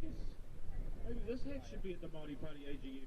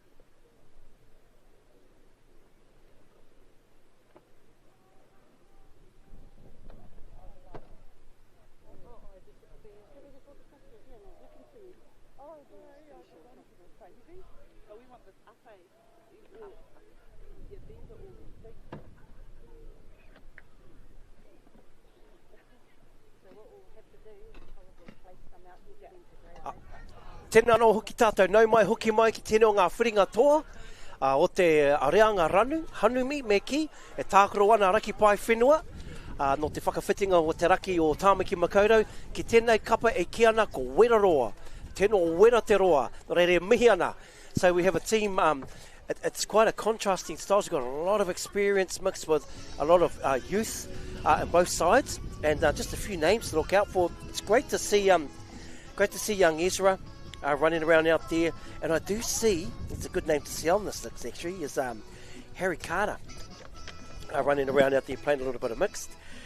And there's some very, very well-known local names. We've got young Tyra Woodhouse is out there, Carley, so and that's on the Raki Pai Whenua side, but on the other side at Weraroa, it's good to see Monique Pua back running around. Haven't seen her out on the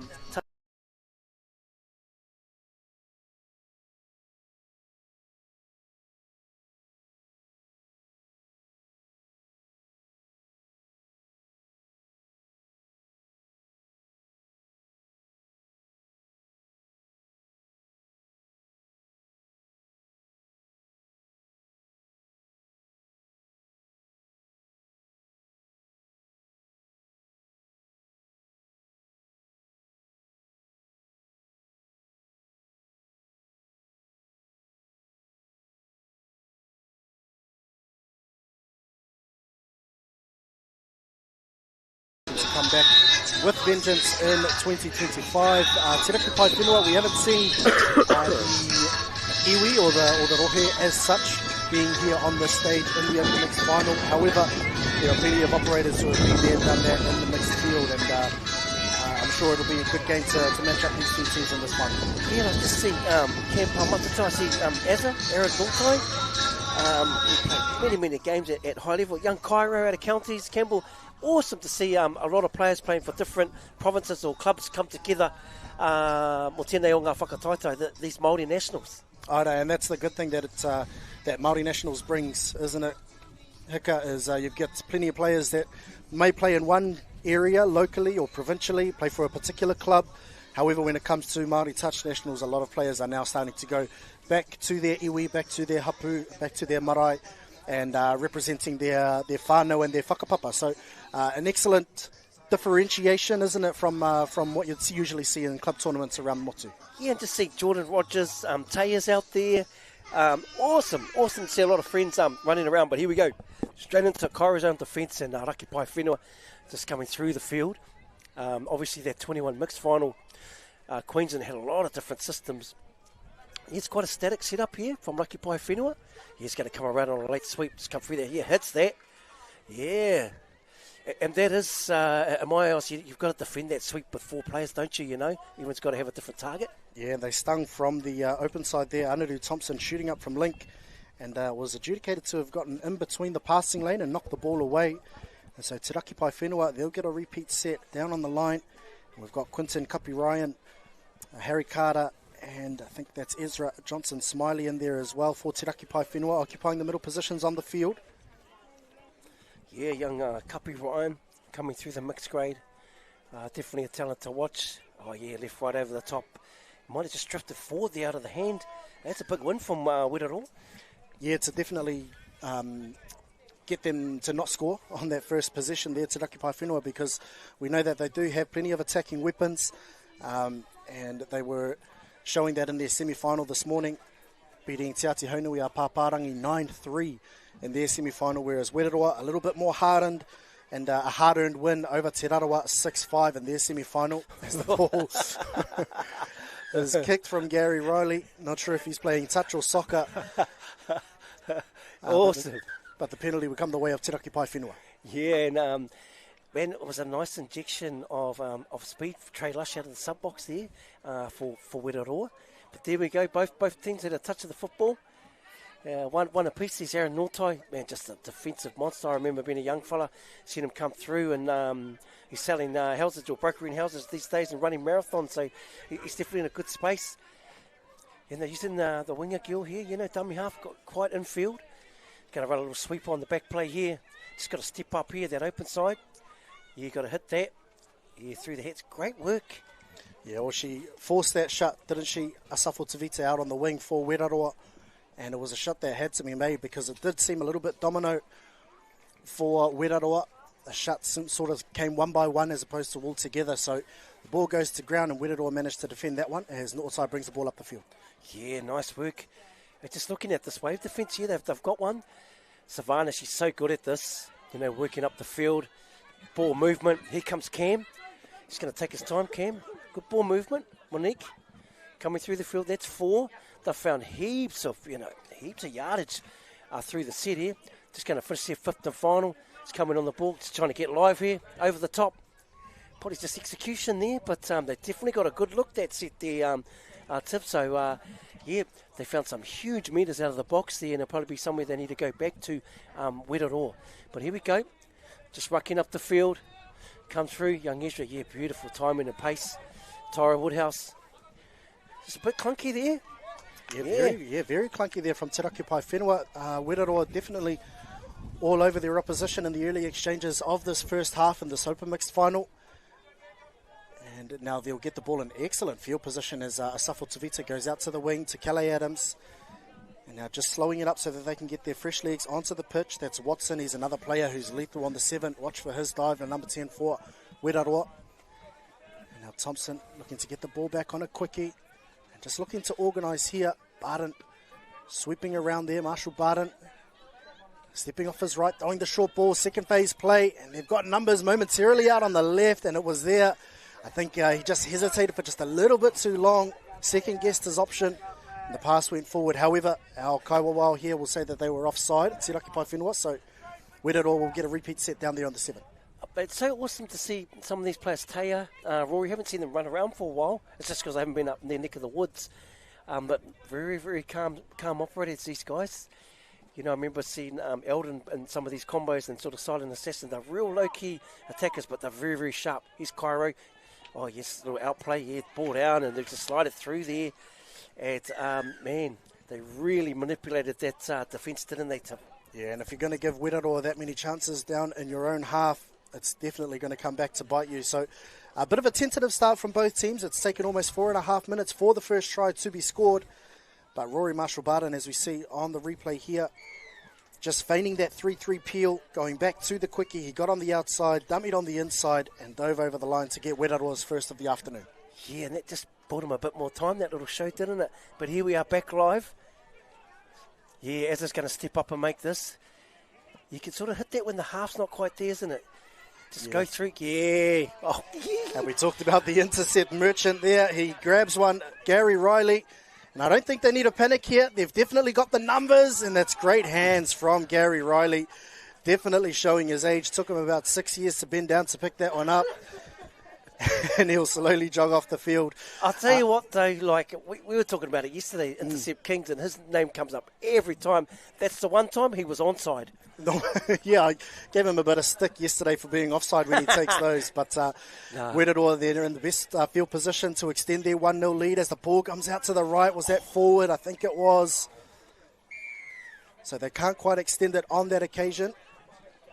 Big time play, though. I feel like Azza sort of had good spacing, which allowed Gaz to get in the lane. And those guys have just got a career of that stuff. So awesome to see it. I actually remember watching these two dudes first time ever playing Auckland Open mix, maybe 18, 19 years old. 2004 is the one you're talking about. Yes, there. I am. Hika, playing against the legends of Bay of Plenty. That's right. Up against the likes of Kopa Erehe, Stevie Wall, Cecily Stanton, the Solomons as well. So, yeah, plenty of experience from Nootai and Gary Riley. However, it's Te Rakipai Whenua who have drawn things up at 1 apiece, crossing over down on the left-hand edge. Yeah, and watch this ball from Harry Carter. He gets it and just bang from the hip. Oh, they just showed the finish. Beautiful finish there. Lovely touchdown. The back end from Morgan Tawhia. But Harry Carter threw that beautiful out ball. He's got a great skill set. Great young man and very good trainer. But here we are back at it. So drawn up 1 apiece. It is all drawn up at 1 apiece, yep. As we see our scoreboard just being adjusted there. And now Weiraroa, they were close to crossing before, but it was this combination that crossed for their first one. As a little bit of cat and mouse on the 7. Marshall-Barton looking to sweep around the back of the ruck, but he's working in tandem with Anaru Thompson, Cairo Campbell in there as well. Barton will scoop out a half. He's got a little bit of time. And Louis Nicol from Te Rakipai Whenua just getting himself in the lane. And that is a very timely hand in there, because if he didn't, Weiraroa were in for their second. Yeah, Cairo, he's got great feet, Cairo. Be good to see if he gets on the ball here. Yeah, that's a good touch. Oh, what a hit. Yeah, flew early. Yeah, I thought it was a great sting there from the wing from Te Rakipai Whenua. However, the call was she was offside when making the touch. Tyra Woodhouse, and then the referee has said play through, and they have indeed. Now Campbell crosses over for Weiraroa's second of the afternoon, and we did mention if you give them too many shots down at the 7, they're going to make you pay. Yeah, Cairo's another silent assassin. He's got great feet speed, and it was good to see young Tyra step up, just a step off the line. But here we go, back at it. Combination here, these young attackers. Rakipai Whenua. A koutou e hono mai ko tēnei te whiringa tō, te hanumi, tāne wahine. Yo, way to step up. Yeah, Taya's cutting off that space. That's good body position. Just going to use his feet. Yeah, just a over the top ball. Great hands too. Just a bit of a hold defence. This is great ball movement. Great ball movement.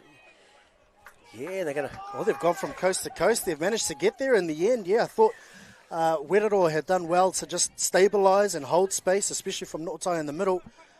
But Te Rakipai Whenua just continuing to extend the play. We saw Pamatatau get in the lane. It was great defence there from Poa, just to stabilise things. And then Nootai, who read the late switch. But Te Raki Pai Whenua, again, just reorganising, realigning, and not saying die with the football. And Ezra Johnson Smiley crosses for their second of the afternoon. Yeah, there we go.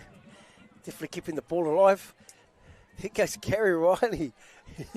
Keeps you honest, doesn't he? Oh, and he's lost the hat, which means he means all business, Gary Riley. So he'll roll on the 7. And he looks to sub, getting his younger teammates out there on the pitch. As Asafo Tavita looks to use her feet.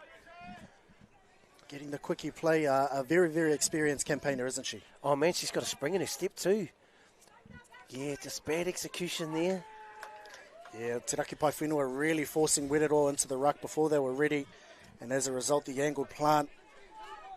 And they forced a turnover from Werero and looking to ruck up the sideline. Harry Carter, it's that sneaky play that we've seen come into the game over the last couple of years. Just feigning to go into that ruck, and then that subber sneakily sneaking on the field on the right-hand edge. And in that instance, Harry Carter streaks away down the edge. Harry Carter, yeah, you talked about him in the pre-shot, but they called it early here. I can just see him coming along, gets big meters. It's so tricky, this one, because it looks like they're subbing. But no, they stay on, and everyone knows what's happening. But here we go. Win it all with the ball. Cairo in tandem there with Thompson, Anaru. And there's Rory just standing at this left flank. Looks like he might want to sweep on the other play. He's going to come around. Oh, that's a good change-up. That's a great change-up from Cairo. Way to step up. Yeah, matched up defensively there. That was Ariana Hebden. You usually see her in the women's game. And it's awesome to see her in the mixed game as Marshall Barton looks to dummy and go through. Defended there from Te Raki Pai Whenua. And in the blink of an eye, Hick, I don't know whether you've realised, but we're 10.5 minutes into the first half of this one. As Hebden looks to get some meterage down on the right-hand side. Yeah, so true, so true. Yeah, it's happened really, really quickly. And once again, the adjudicators are keeping both these teams apart, letting both teams play. That's a great lift from Rory, Barton Marshall. Yeah, nice late check. And look at these platforms. Clean pick and just uses his feet, goes through the hands. Oh, that's a way to recover. Oh, and the referees picked up a penalty here for offside play. They did manage to break their line of defence, didn't they? Te Raki Pai Whenua, and then they got a clean pick off the back end. Ezra Morgan Tawhia, and then just running through the hands. Maya Iverson, unfortunately, just not being able to convert on that occasion. But they do get a repeat set of 6 as they've got Carter, and they've got Trey Brown on the field who'll look to get the ball back. Throws Carter on the out ball, a 2-1 draw and pass. Referee says play through. Te Raki Pai Whenua, they get their 4th and they extend their lead out to 2. Yeah, and Harry Carter. Just that skill set, that speed. You just watch where they place the ball too, straight out in front. Check again, straight out in front. Just a nice little check over the top, drawn pass. Some of these skills are overlooked, the drawn pass, late pass straight to the target. So it's great to see all the 1%ers. Yeah, definitely. As Werero now, they won't want to let the scoreline blow out too much, as we see Nootai and Gary Riley on the field. A little bit of experience out there. And now Trey Lush is out there working with them. Yeah, great to see Trey on the ball. Yeah. 3-3 Oh, he got to ground quickly there, didn't he, Hick? A slick play there from Trey Lush. Yeah, and he's just been in great form. Seeing the young fella come through with PTL and one or two back down the line. But this is two, experienced campaigners. But look at his timing. Eyes up and just slides it in there. Yeah, and good honesty. Ezra's full of honesty. He definitely didn't call the touch, but there we go. To be within 1, I guess, against quite a star-studded lineup, I think they'll be just quietly chuffed. I think so, yeah. 4-3 is the current scoreline as we approach half-time. So Werero always 1 or 2 behind, not letting it blow out by too much. Carter looking to use his pace. Great defence out wide, though, from Monique Poa. Not letting Carter get on her outside. And Pamatata, he'll want to be on his toes defensively if he wants to stop Harry Carter, as Nickel for Te Raki Pai Whenua looking to get the return ball. Throwing the out ball to Ezra Johnson Smiley, and he crosses over for Te Raki Pai Whenua's 5th, and they're looking full of running here, Hiccup. Yeah, good manipulation, wasn't it? Sort of split those two middles. Got up, but it's that skill set, just everything's really, really crisp and in tune, and here we go, here, that platform, just caught the end of it. Great honesty also. Sometimes your outside can sort of just release too early, but that was definitely a classy finish. But here we go, Werero's back at it. trailing 5-3. Good energy from the Raki Pai Whenua defence. And they're straight back into it. Just what they run here. Or they're going to run a sweep on the link. They're going to feed. Yeah, good work. Yep, good touch. Good touch. A lot of noise coming from the box for Maya Iverson. This link here for Te Raki Pai Whenua. She stepped up defensively there as Marshall Barden looking to throw the long ball out to the right. Nothing quite doing there for Wetaroa. However, they have killed the ball down on their side, although the referee has picked up a forward pass, so they'll bring the ball back to the middle of the field. And with just under a minute to go, Wetaroa are going to have to be pretty strong defensively in this last set of the game. Yeah, well, I'll tell you what, they're definitely not lacking in energy or fitness. You know, it's going for it. Look at that lift from Taya, straight through, putting pressure at the ruck. Rory as well. Oh, yeah. Hint of a forward pass there, wasn't it, Hika, from Te Raki Pai Whenua. Just looking to run this little sneaky play down the sideline again for Carter. But Paul was well up to task there. And now Te Raki Pai Whenua with Carter looking to pick on the back end. It's become a bit of a foot race. He steps off the left, throws a long ball out to the right. And that's great defence there from Wetaroa. Yeah, man, that's a win for Wetaroa, I feel. You're getting caught up in the ruck. Yep, just tried a little bit too hard there, unfortunately.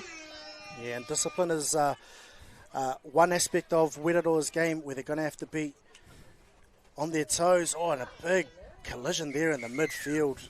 And a feisty way. I'll tell you what, half-time's probably come at a good time with tempers beginning to flare. So both teams will go back to their sub-box, have a water, and come back ready for the second half, Hika? Yeah, and he's a gentleman of the game, Harry Carter. But, definitely, probably 2 tries, just a little bit too good for Raki Pai Whenua at the Raki Pai Whenua over Wetaroa. Hoi anō, I'm sure Wetaroa will take a timely break and come back big and strong in the second half. Hoki mai a kōkō ake nei.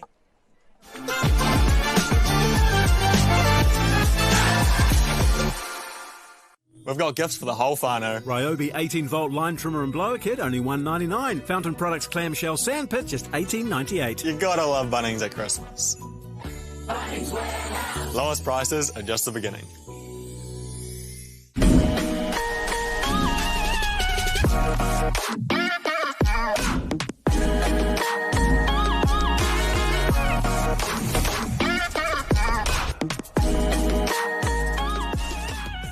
Funding is a real challenge. We know that a lot of schools face that ongoing, and the reality is if you go to a lower decile school in New Zealand, you are less likely to be able to afford to participate in sport. Obviously, having come through it myself with kids and being one of those kids myself who played sport, I know how much it defined who I was. And now being able to go, I can't fix it all, but we can help and try and give to those people who are going through a tough time. It's a real privilege, but you know, for us, we want to see others getting involved in this. This is not a selfish thing for Apollo. This is about how can we get, whether it's construction or other businesses, to get involved in this. There's a lot of things that kids miss out on, and so to have businesses step up and want to be involved and to help is a game changer for schools. It really is.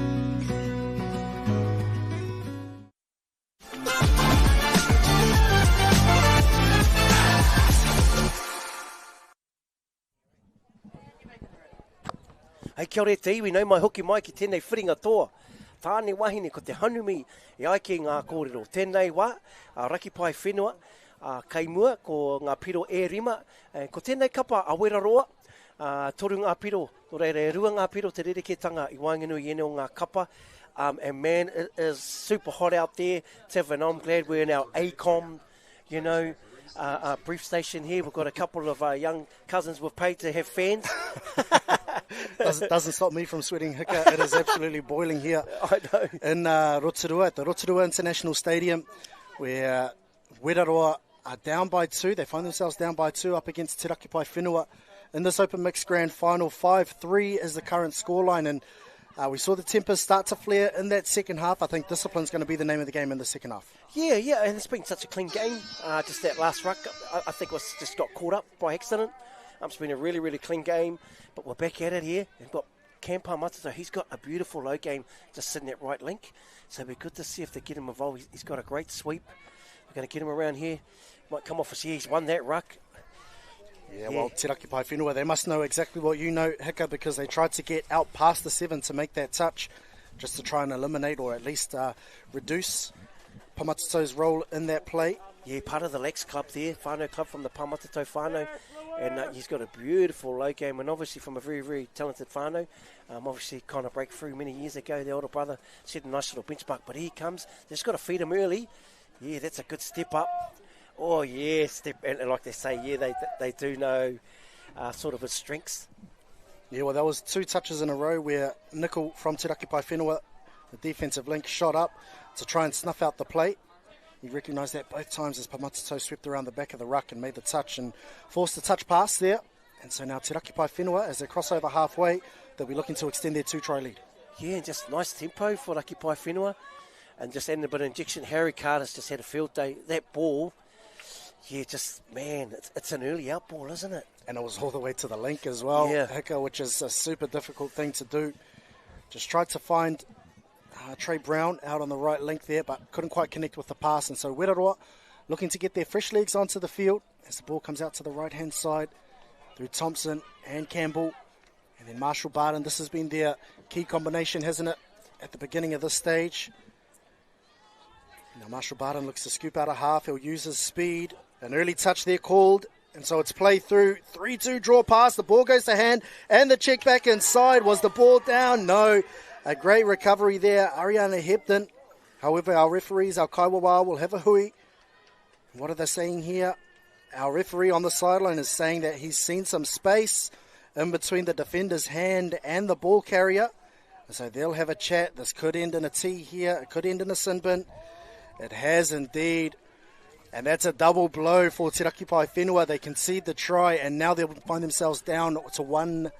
They'll find themselves 1 in the bin, down to 5 players. Yeah, and those of us know, very honest player.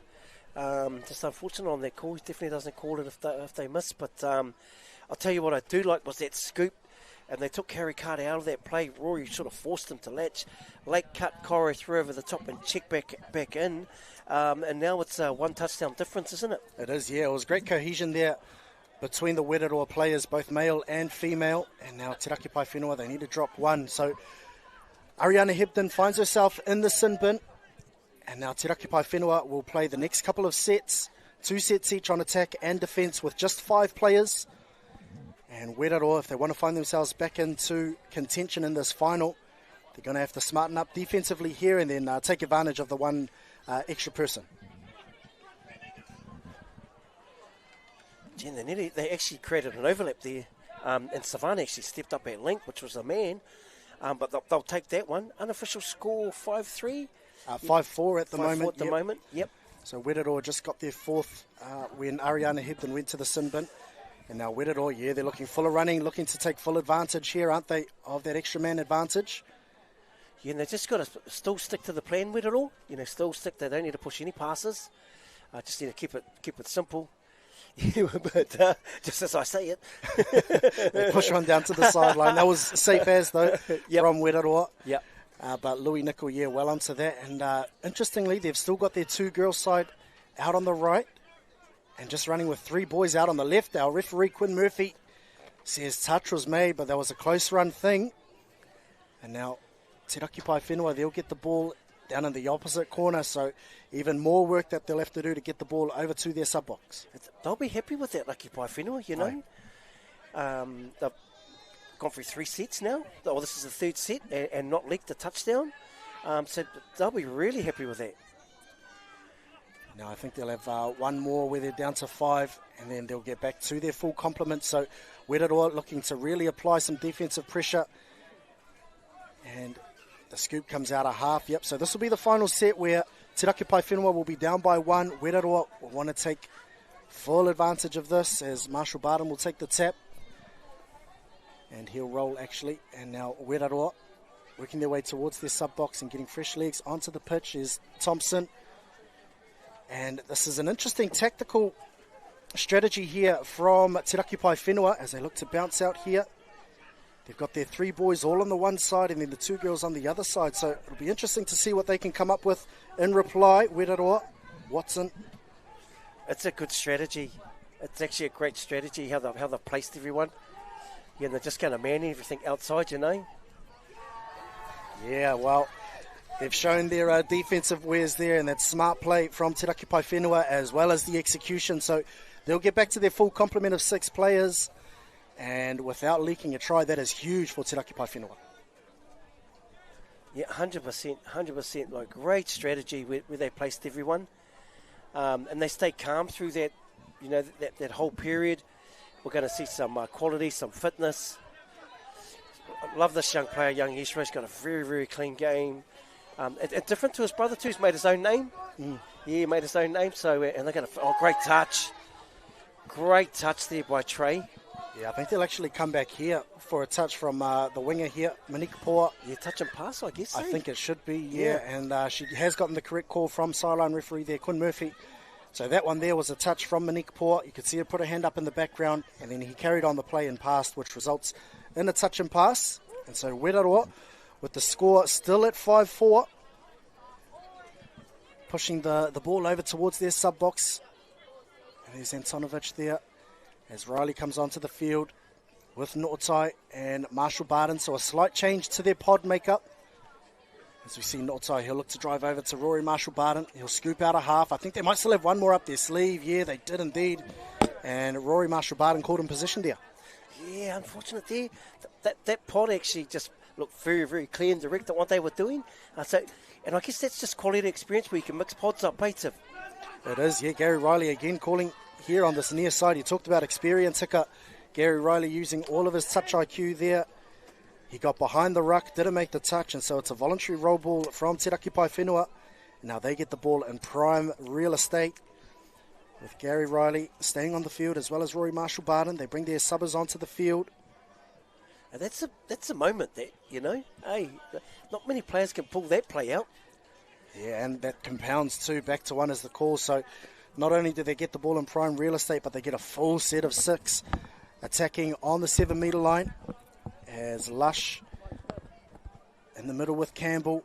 Te Raki Pai Whenua pushing forward and looking to dive around the outside. Was the touch made from Morgan Tawhia? No, it wasn't. Yeah, well, that moment turns into a double moment almost for Weraroa.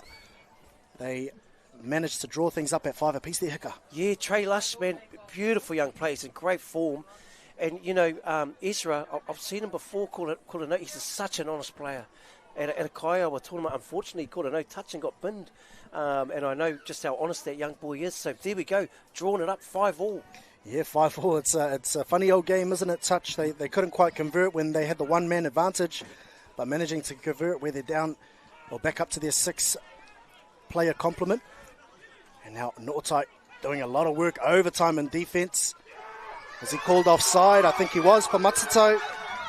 And it gets going back and forth. It's getting very heated out there, Hika. Te Raki Pai Whenua, they get that one try back, so it's 6-5. Yeah, I mean, he definitely protected his outside. And if you look here, just they find this guy here. They get him on the link, don't they?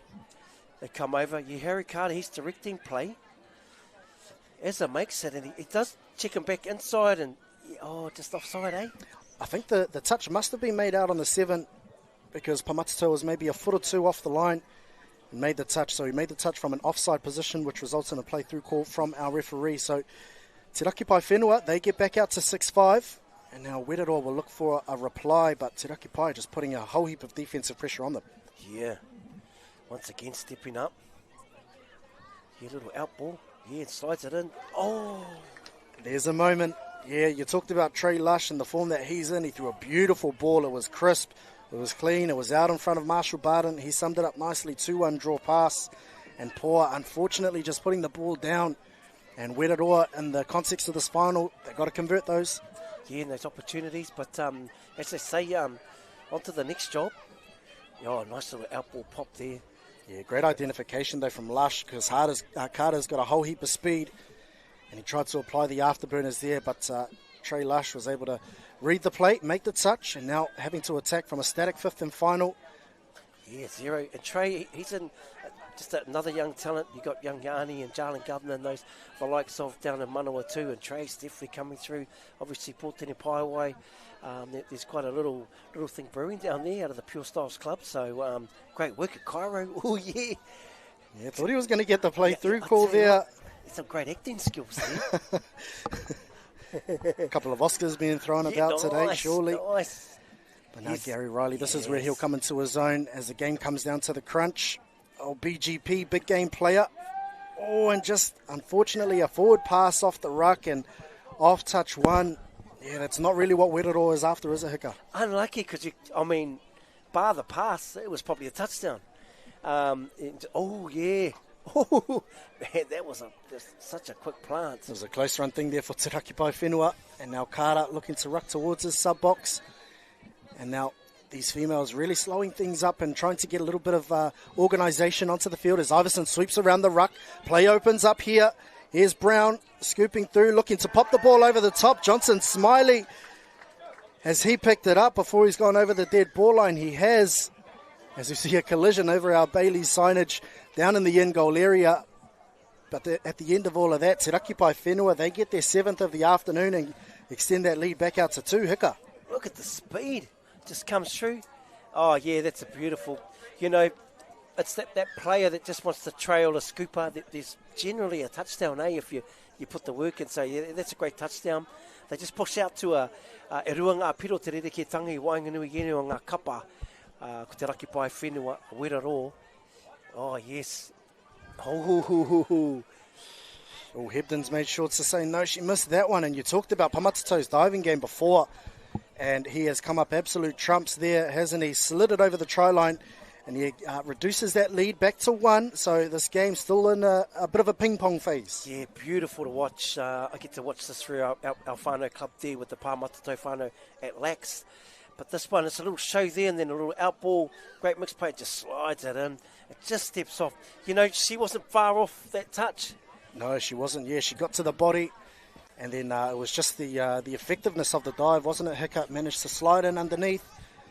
And so 7-6, the game's sort of getting into crunch time. This is where the big game players start to step up. As Nickel looks to step off his left. Well defended there from Marshall Barton. He needs to get back on side. The tip on and the flick behind the back from Carter. It was all happening at 1,000,000 miles an hour there. But Rotorua, at the end of all of that, they managed to defend that set, Hiccup. Man, that's a moment there. If they can get a good pick on the back end, I'll get Trey Lush back out there. I feel he's definitely starting to see things very clear. Oh, he's actually at right link. That's a good work, Cairo. Yeah, I'll get some fast feet out and just look to get right down there.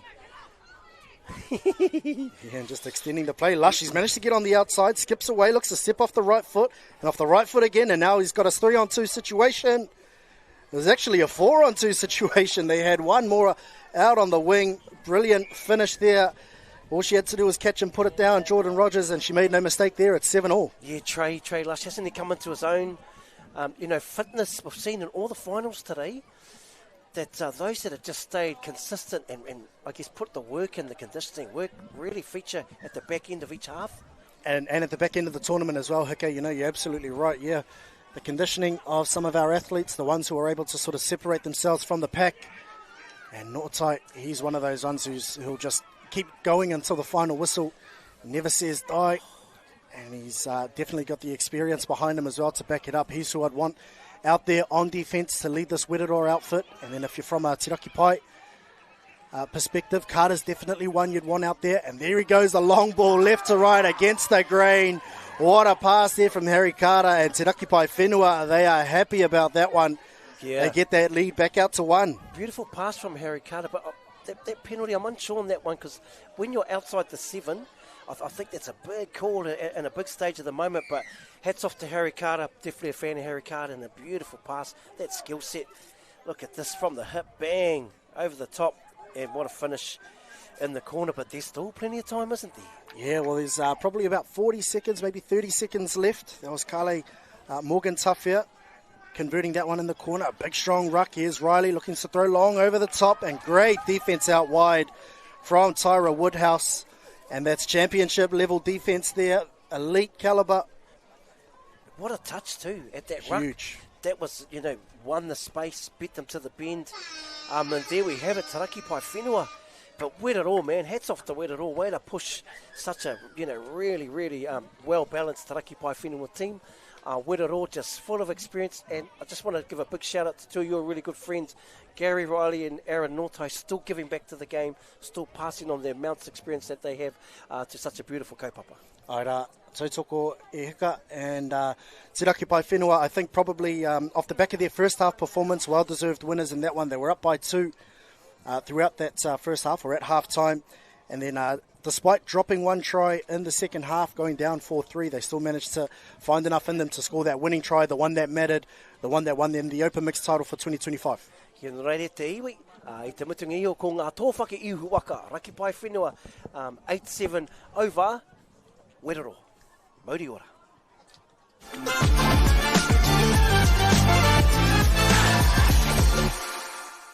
Get your Christmas entertaining all.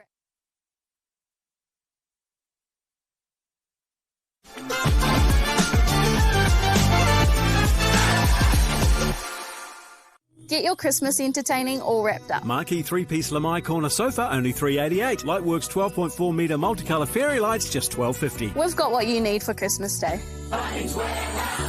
Lowest prices at just the beginning.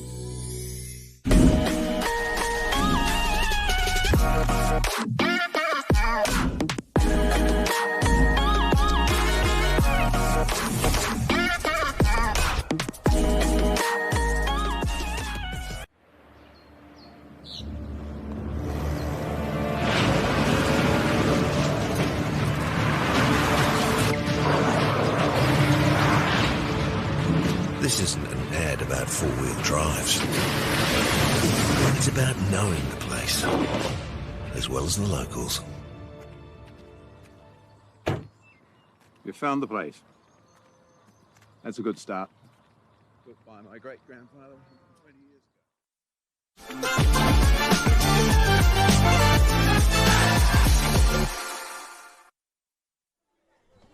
Hei, kia ora mai te iwi, nau mai hoki mai.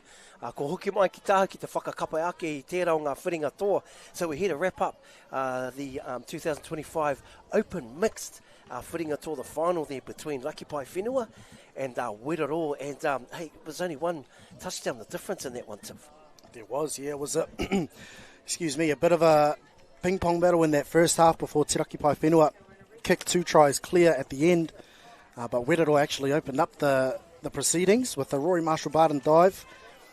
And then, a couple of tries that they scored in that first half, but Tiraki Pai Whenua, they kept their composure and came back to lead by 2 at the half-time break and then just got on with the job in the second half. Yeah, and just beautiful to see the skill set. You know, you're going in through, late cut, check to the winger, touchdown there, keeping the ball alive on the 5th and final. We saw speed. We saw a lot of skill set. Harry Carter's one here. And when we've seen these nice little sneaky plays down the sideline here. Sort of eyes up footy, but when it's on, it's on. It's great to see everyone just pulling out different shots through different parts of the field. Yeah, that one was a crafty one. He shaped as though he was going to sub, but staying alive right on the touchline, twinkle toes, and then showing his skill set there. 2-1 draw pass. Plenty of attacking skills on both sides of the ball.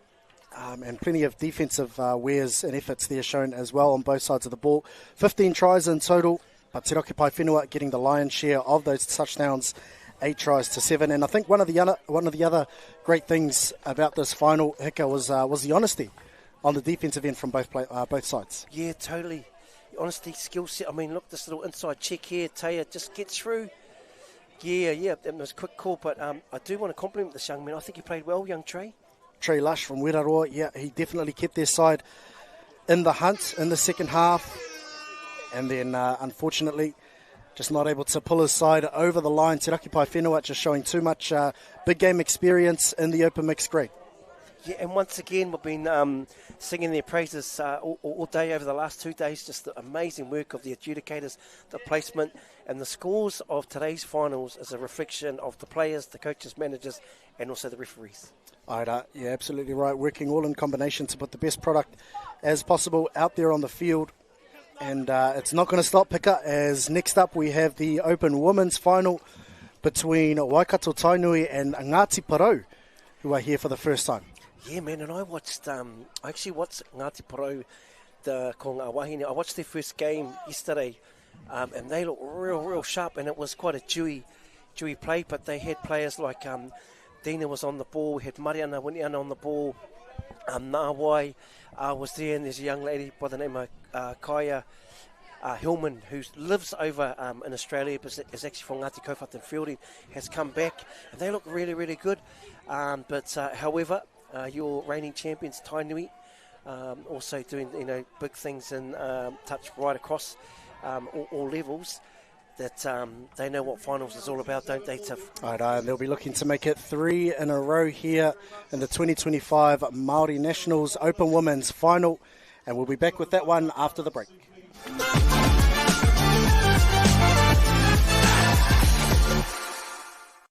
Oh, I love Christmas and my family loves Christmas.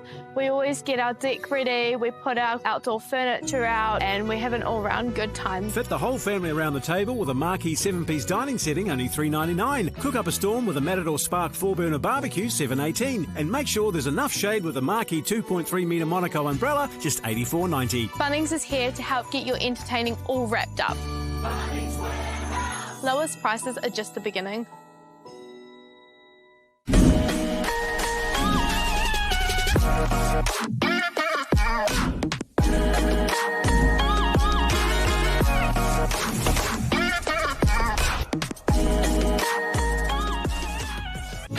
This is an opportunity that we can't pass up.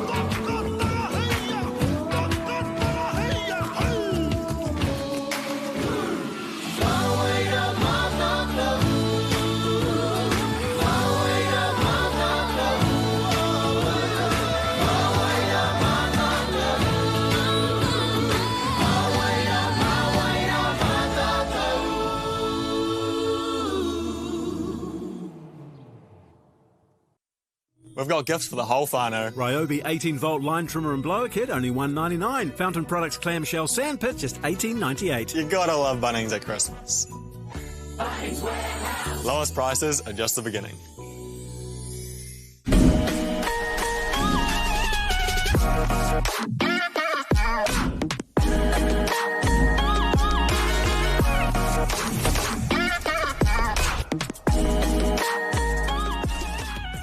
Funding is a real challenge. We know that a lot of schools face that ongoing, and the reality is if you go to a lower decile school in New Zealand, you are less likely to be able to afford to participate in sport.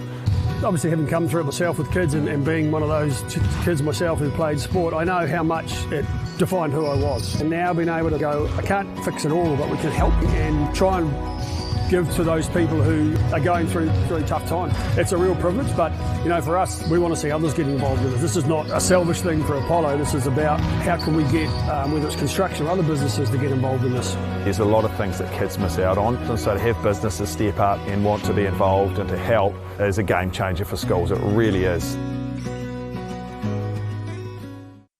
Get your Christmas entertaining all wrapped up. Marquee 3-piece Lamai corner sofa, only $3.88. Lightworks 12.4 metre multicolour fairy lights, just $12.50. We've got what you need for Christmas Day. Bunnings Warehouse. Lowest prices are just the beginning.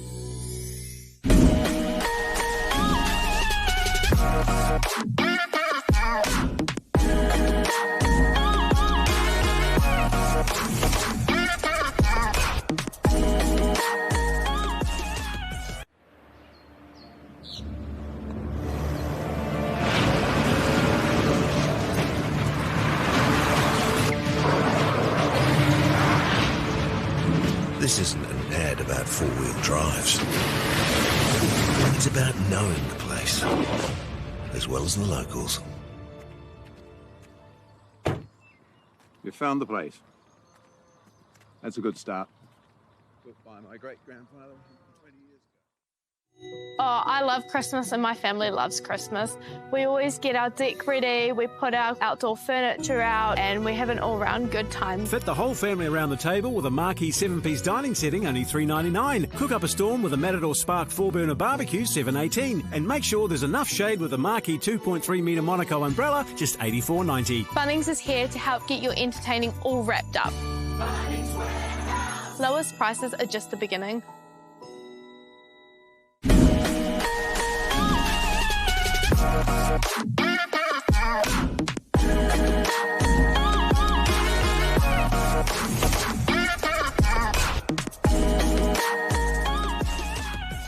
It's time for action. We are working to reduce the impacts of climate change because nature is not a resource, it's a collaborator.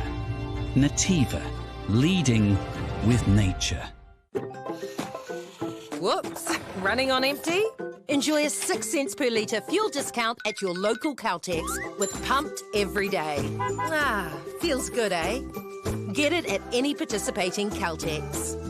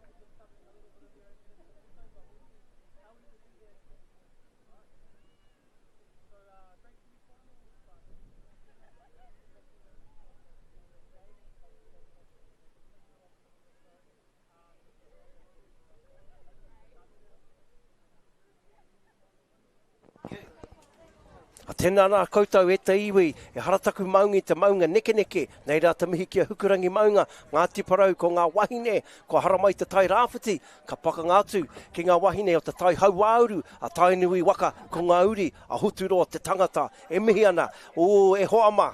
Tēnei te pakanga o ngā pakanga, and we have a tai nui yesterday. I know they were a bit clunky here and there, but we always knew that they were going to make it to the final. But Ngāti Porou, I saw them in their first game yesterday morning, quite a dewy game, and they look really, really sharp, and they've come through to the final. Yeah, and they've taken the tricky part to get here. Heka, kia ora e hoama, coming up with a 3-win, 2-loss results throughout pool play. They went down to Waikato Tainui in yesterday's pool game, and then they came back in their semi-final, Ngāti Porou, to beat Mātātua 8-2 in a pretty convincing win. And on the other side of the draw, Tainui ending the day with 4 wins and 1 draw and getting over the top of their counterparts from Te Arawa in this afternoon's semi-final to seal their place in their 3rd straight Women's Open Grand Final, looking to go for that 3-peat, Hika. Yeah, nothing like a haka to start off a game, isn't it, Tiv? That beautiful sky blue of Ngāti Porou coming up against Tainui, and they're just in front of our commentary box here, and they're looking pretty focused, pretty switched on. And there's a lot of big-time game experience amongst that team. However, on the other side, there's also a lot of big game experience. We've got Ngāwai playing along, gone back home. She's normally playing for Tainui. And I see a young lady there, young Caitlin McIntosh, debuted for the Touchbacks Open Women's last year at Manawa too. So they've got some experience. They've got some young players coming through. Young Kaya Hillman's come back from Tauko Koda. And just, you could tell a kaupapa is flourishing when you see off the field, and went to Pō Whakangaho last night and seen the whole contingent, the whole kapa get up and Oh, man, we're in for a big one here. Yeah, and how good was the Pō Whakangaho last night, Hika? Always a feature of Māori Touch Nationals, and, plenty of proud Māori with their waiata and their haka. It was definitely a sight to see. And they're backing it up on Sunday afternoon as well, where temperatures have gotten up to about sort of 28, 29 degrees. It's a very, very warm, to say the least, afternoon here at the Rotorua International Stadium. We've got a very dry track, a little bit soft underfoot. And so a dry track is probably the main thing, which equates to a dry ball. And in theory, we should get a pretty riveting final between these two teams. Yeah, I agree. And I could just see Dina Puketapu. She's been in great form, and a big mihi to her. She's the PT in the Navy, and she's just been named the Navy Sports Player of the Year. A lot of different codes, rugby, touch, basketball, and definitely is an example of the mahi. Not one that just trains people to become, fit and that whare tapa whā, but also is living it herself. So it's great to see. And just looking at this attacking combo out there, I can see Destiny Kātini out there. It looks like Mariana on the far side, Nāwai, Dina, Caitlin, and I can't quite see that far winger, but stacked with experience. Yeah, a lot of Touch Blacks, women's and mixed representatives out there on the field all at one time. So if there's a combination that you want to throw out to start the game, this is probably it. And then Waikato Tainui, they've got no shortage of women's Touch Blacks players and representatives themselves. You look at the likes of the current captain, Manaia Wardby, and she'll be assisted by the likes of Amani Shepherd and Tia Kemara. And plenty of big game experience outside of that. Obviously, a lot of these Waikato Tainui players also play for Waikato Open Women's at Nationals as well, Touch New Zealand Nationals. So it's going to be a ripper of a game. Yeah, now we're on the ball just straight out, and Lena's in there, number one. Just coming up there. Just good ball movement. Yeah, chasing over, checking off, getting in behind the defence. Showing the ball through there, and Mariana's at half. Might be setting up for a little sweep play here for Tina to come on the back door. They're going to double this. Going to go in strong. She's going to use his speed. Oh, no, just had a little look. I dare say Tina will be trying to get live here. Nice. Comes short side, Nawai. Comes through, uses her feet. Great defence by Tainui. Fifth and final, really snuffed it out, didn't they, Tiff? Yeah, and that's a real hallmark of their game, isn't it, Waikato Tainui? We saw them in action yesterday, restricting Mātātua, who are undefeated in pool play, only to the 4 tries. And we always knew that their calibre of players will allow their team to rise to the top. They've done so here, and that's great yardage up the middle of the field there from Shepherd. Wardby picks her up at half, and now they'll look to shift towards their box. Yeah, and I think, that's the difference with these, experienced touch players, IQ, is, they have systems and processes, but when they see another option, they just stay nice and safe. Here's Potts. Coming through, nice little check ball. She'll get on. She's got some speed, multi-talented athlete. Going to play through. Yeah, she's keeping a big 7 there. Check off, and what a great way to start off. And there we have it. Murphy coming in combination with Highland Potts. Just check in there. Just slipped there. Might have just. Yeah, that's a big compliment to their defence to start the game, Tiff. And then turning from defence into attack. Yeah, Highland Potts. She's absolutely lightning out of dummy half, and we just saw Murphy slid on an ankle, turned it a little bit. Let's hope she's okay and can continue for the rest of the game. Hopefully it's just a minor one, but Potts, she'll be huge for Waikato Tainui today, won't she, Hika? Yeah, and you always hope to start well in the final, always hope to start well, whether it's defence or attack. Aye. But here we go, they're straight back at it, Ngāti Porou, and they're not in the final for no reason at all. They've definitely got a lot of grit in behind there. Just going to run a sweeper here, might fake the sweeper. We're going to check back, use the hands. Yeah, it's having a little look. I saw it earlier with Maniapoto, that they don't really corner too hard out of touches. They tend to just pull square outside shoulder, and I think we saw the experience there of Tia in the middle. And you've got to have some really confident and agile middles to be able to play that sort of defensive style, Hika.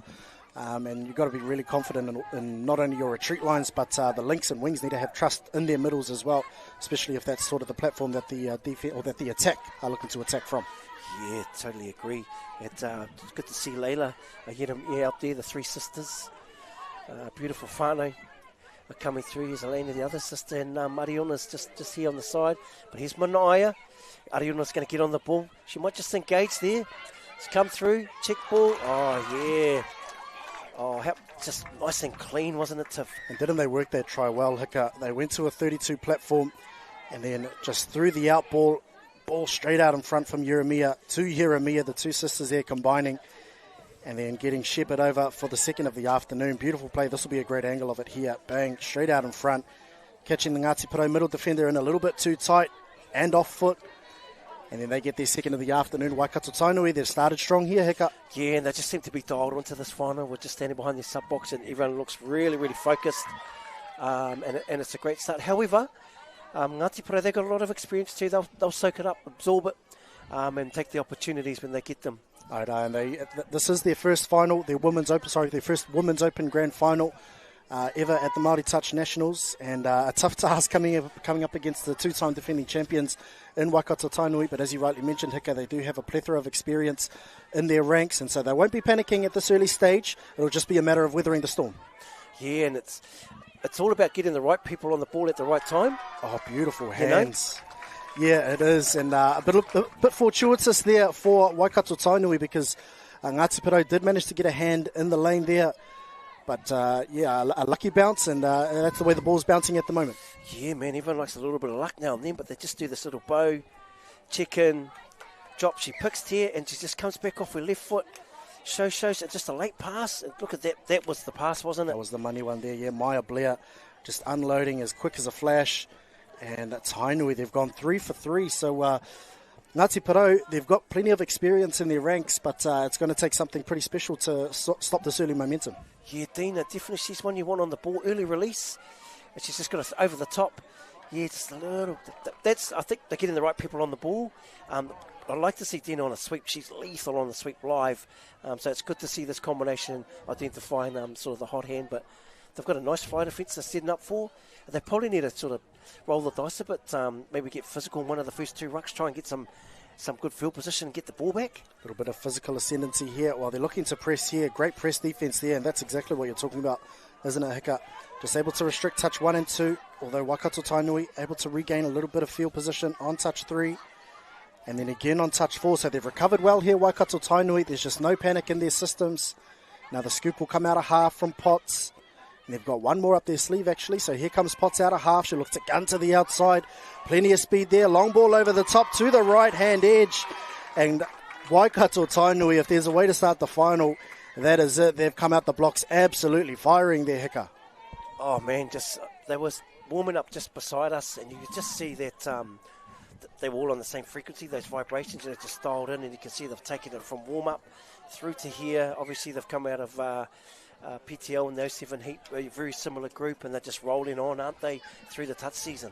All right, and actually winning that tournament as well, Hika, at the PTL, the 07 heat in this Open Women's grade. So plenty of these players, a lot of familiarity, a lot of those combinations, and a lot of cohesion, and they're definitely putting it out there on the field. I think they're at about 100% strike rate, 4 from 4 in terms of their opportunities down on the 7.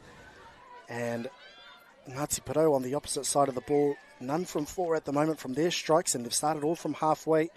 But again, it's just about weathering this early onslaught from Waikato Tainui, isn't it? Yeah, it sure is, and it's the same thing, just getting the right people on the ball for them. Yeah, feed Mariana, she's been in great form in Pakuranga. Yeah, out of the Playing Up Club, obviously. Very multi-talented player, plays women's and mixed. Not a lot of them do it and do it well. Oh, yes, a little follow play there. Oh, yeah, no one bit, did they? No, they trusted the recovery there, Waikato Tainui. And Ngāti Porou, they're throwing plenty at them, plenty of different looks. I would like to see them sort of move to more of a 3-2 platform, because Winiana down on this right-hand edge off that 3-2 quickie really managed to drag the Waikato Tainui defence all the way across, whereas here at middle, it's not quite doing for them. Although they managed to break through here, half a chance, but this Waikato Tainui defence just proving too good at the moment. Yeah, and I love the link. She just held his space. McNamara didn't release early, and sometimes that can really open up things. It might be Murphy, but good work. They've definitely got really nice defensive systems. Tainui, everyone's safe. We've got Tia in the middle there with Manaya. Is it Manaya? Oh, sorry, my bad. Blair. Yeah, they just... it's a strong point of the game, isn't it? It's a concrete wall at the moment, isn't it, Hika? This Waikato Tainui defence. Ngāti Porou looking to salvage something from the set and looking to kill the ball back towards their own try line. Geez, this Waikato Tainui defence, they've started this final absolutely hissing. Absolutely, yeah, just, man. Yeah, great start, and just keeps it simple.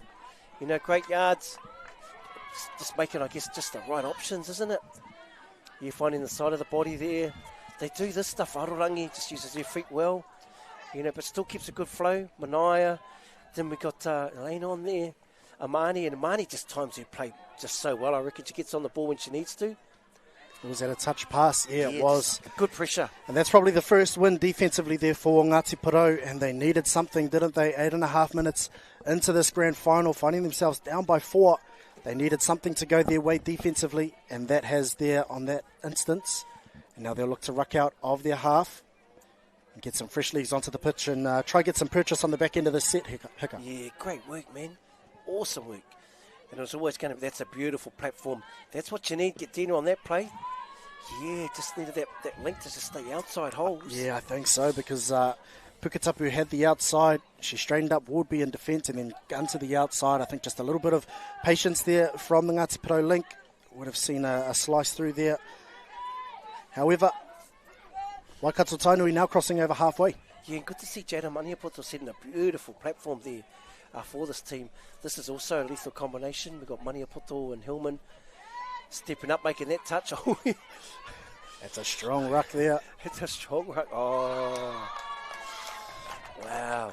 Yeah, a little bit too physical in the ruck, I think, and then that sort of put their safe side defence a little bit off cue.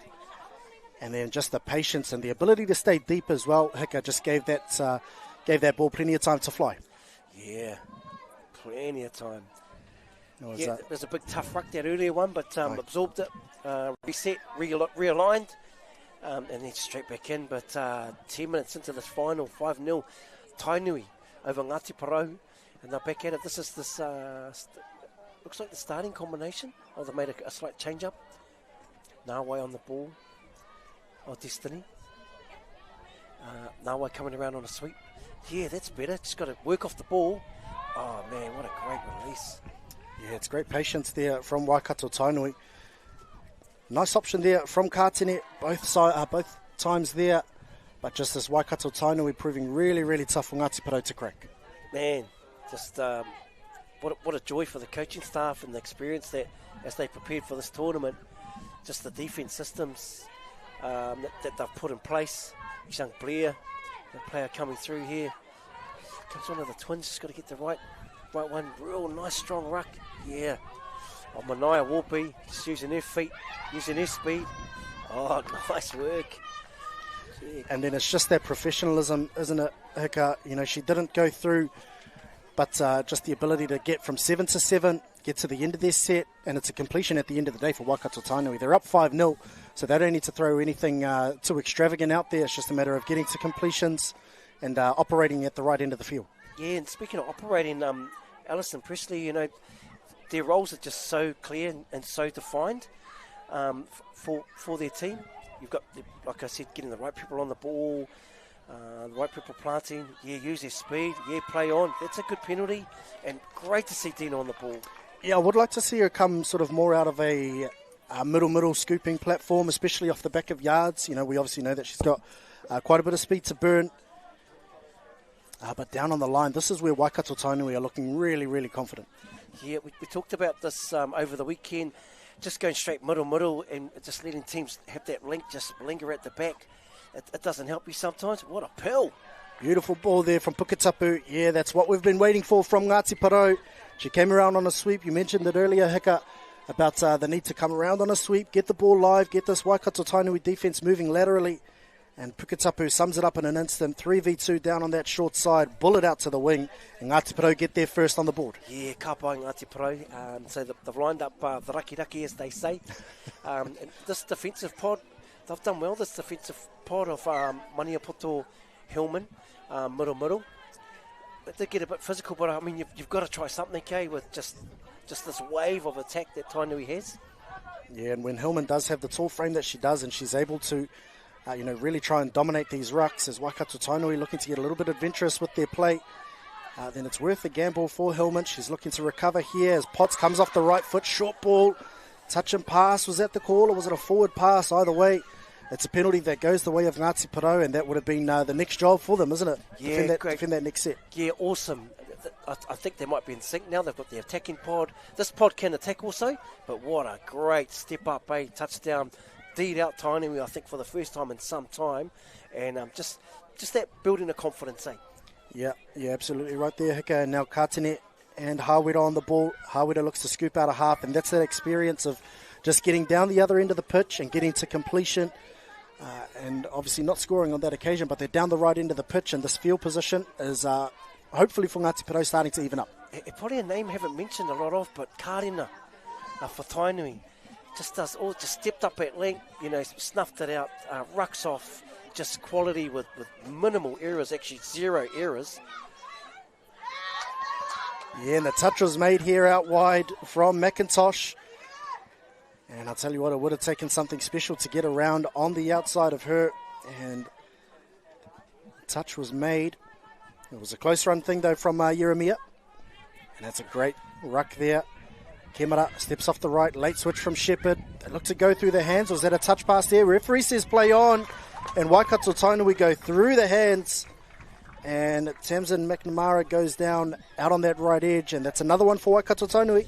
Look at this ball movement. Yeah, just unlucky there. Taima Yonke there, she's right there. And they showed that skill set early on, that quick check, that micro skill. Unfortunately, Ngāti Porou, but man, that fake bow check is causing a lot of issues, isn't it, at the back end of the set. Tautoko Hika and now Ngāti Porou with 15 seconds left. They worked so hard to reduce that lead down to 4. Now it's back out to 5. We'll see what they can come up with to try and extend it back out. Puketapu looks to dive in underneath. And then I think her distribution is probably something that they'll need to go to when it's static like this, down on the 7. Here she comes down on a sweep again. And just running out of time there, Ngāti Porou, so the half-time score will stay at 6-1 there, Hika. Yeah, 6-1, Tainui Waka, man. I don't think I've seen such a dominant start to a half in a long time. Hoi anō e te iwi, kaua e huri ki tai ana ke, hoki mai a kōkō waki nei.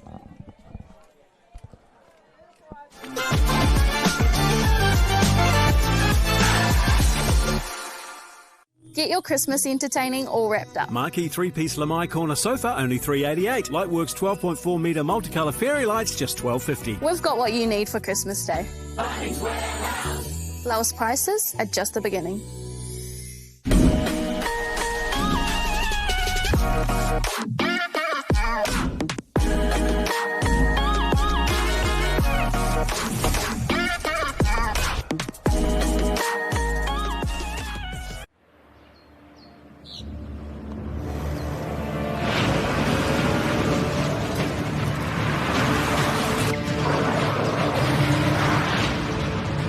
This isn't an ad about four-wheel drives. It's about knowing the place, as well as the locals. You found the place. That's a good start. Built by my great-grandfather 20 years ago.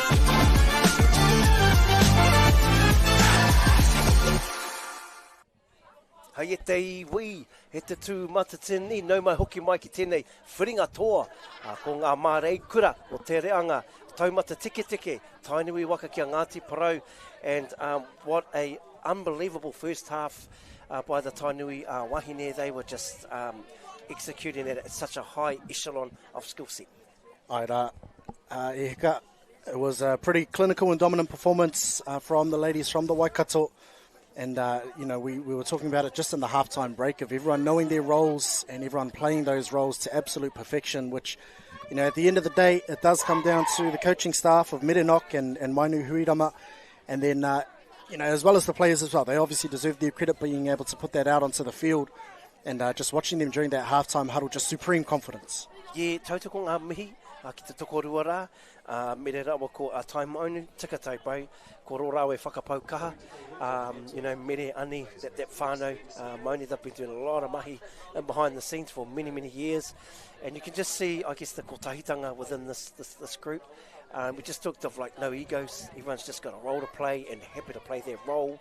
And for Ngāti Porou, they're going to be better off for this final. By no means is this final over. No. Me mihi kia pōtene, Paiwai, Te Rauri o Rangitani, o Kauwhata, and also Te Atakura, Pē Whairangi. I do hear she's the brains of the Pē Whairangi whānau. That's not hard, Hika.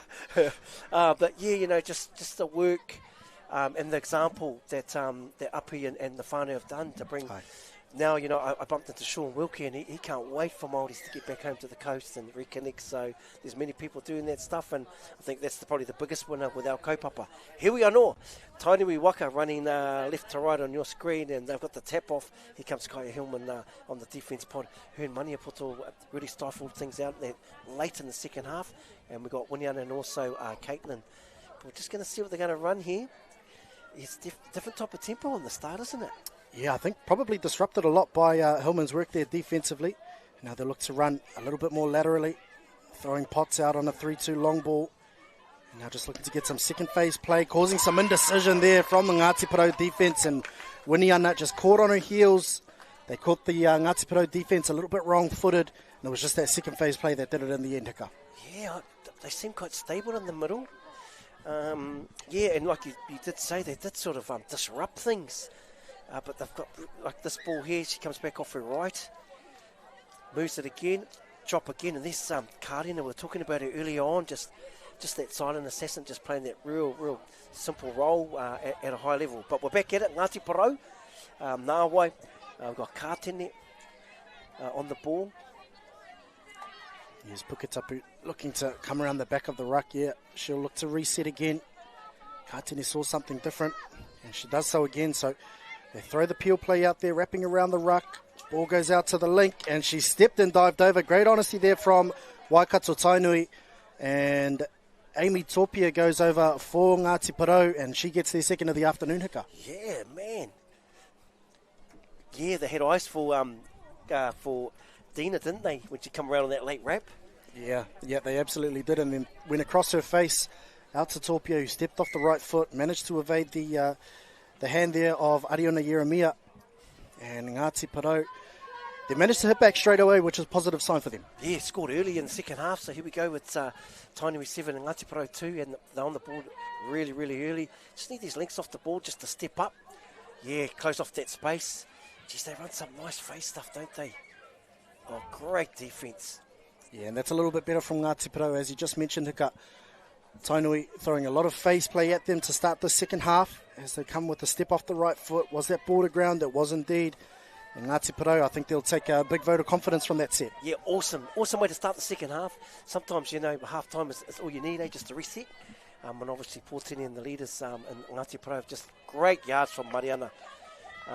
Man, awesome work. I mean, this has been a huge tournament for a lot of teams, sort of 6-7 games over 2 days. Definitely shown the difference. What a skill set there. Beautiful pass out of the ruck. Kay's going to drop here. This Tamer. She's got a lot of speed, Tamer. Just needs to use it. Glides into the in goal. Just needs to find an open player. Oh, beautiful try there from Ngāti Porou. Yeah, Tamer Yonke, she scooped out a dummy half. Sort of caught the Waikato Tainui defence wrong-footed. They thought the ball was going out to the right. Came back to the left. She flicked the ball over the top. And Ngāti Porou, they get the ball down to the ground, and they've gone back-to-back there, Hika. Yeah, a couple of young ladies out of the Manawa too. Ngāti Porou Stingrays, a good combination. Then there they go. And that's all they needed. And they just need to keep the stableness on defence. I'd just like to see their links just drop off early and sort of step up into space on the line. And probably be a bit more vocal. Yeah, we'll definitely put this Waikato Tainui attack under pressure, as we just saw there. Yeah, exactly what you were talking about. Winiana stepping up and taking away the space of Shepherd. Now they look to run the same play again, but they go back to the short side with Shepherd again. And manned up well there in defence. Great defensive set there from Ngāti Porou. And they've managed to string a couple together back-to-back. Oh, they've found their groove now. You know, they've really found their groove. You know, and the fitness to show. Mariana has just made, once again, that's her second huge ruck from the first set into this one. And same thing again, they just need to keep rolling and keep rolling up the field, don't they? Just get a nice clean plant. All right, and here they come out again. Here's Tipuni looking to throw a long ball out to the right with the late switch coming back against the grain. Ball going to ground though. But it was looking better for Ngāti Porou. That's a couple of sets together, both attack and defensive, that they've been able to put together back-to-back, Hika. Yeah, they sort of latched that far middle, didn't they? Yeah, I like it. It's good stuff. And now Tainui, went into the break. I think they were 6 touchdowns ahead, and they put them under pressure. Here goes Karina. Got a great skill set, this young lady. Yeah, that's great. Yeah, now they're starting to gain a little bit of parity through the orange zone. Was that 5th and final? No, they've still got one more up their sleeve, it looks like. And so Waikato Tainui with a static 5th and final. Kemara scoops out a half and looking to pass out to the left-hand edge. And great intercept there. It's sort of hard-in-your-mouth stuff there from Te Arani Pitipuni. But Ngāti Porou, they get it on touch 1 going towards their box. Yeah, great to see Te Arani Pitipuni out there. Another young girl resides in the monitor. Here's Taima. A lot of speed. Good to get her on the back end. She just sliced through early. That's where you got to get the right person on the ball at the back end. Need to check back here. Yeah, Dina's on it. It's a great ruck. Yeah, early release. That's it. Oh, beautiful stuff on the late. Yeah, they recovered well. They scrambled well there. Waikato Tainui. I think I would have liked to see a hard scoop coming out of half on the 5th and final, that far out from the line.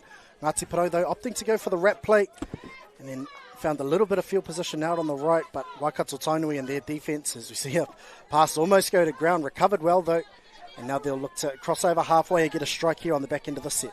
Yeah, well, if you looked in that set, Dina and Taima, the hot hands, that's who you want. You've got to be real demanding for the ball, in those moments. You've got to get the right people on the ball at the right time. Oh, look at this ball movement. Here's Wardbeat. That's a good stuff. Jada done well to really lock under, and then which forced Taima to come under. So that's another great set.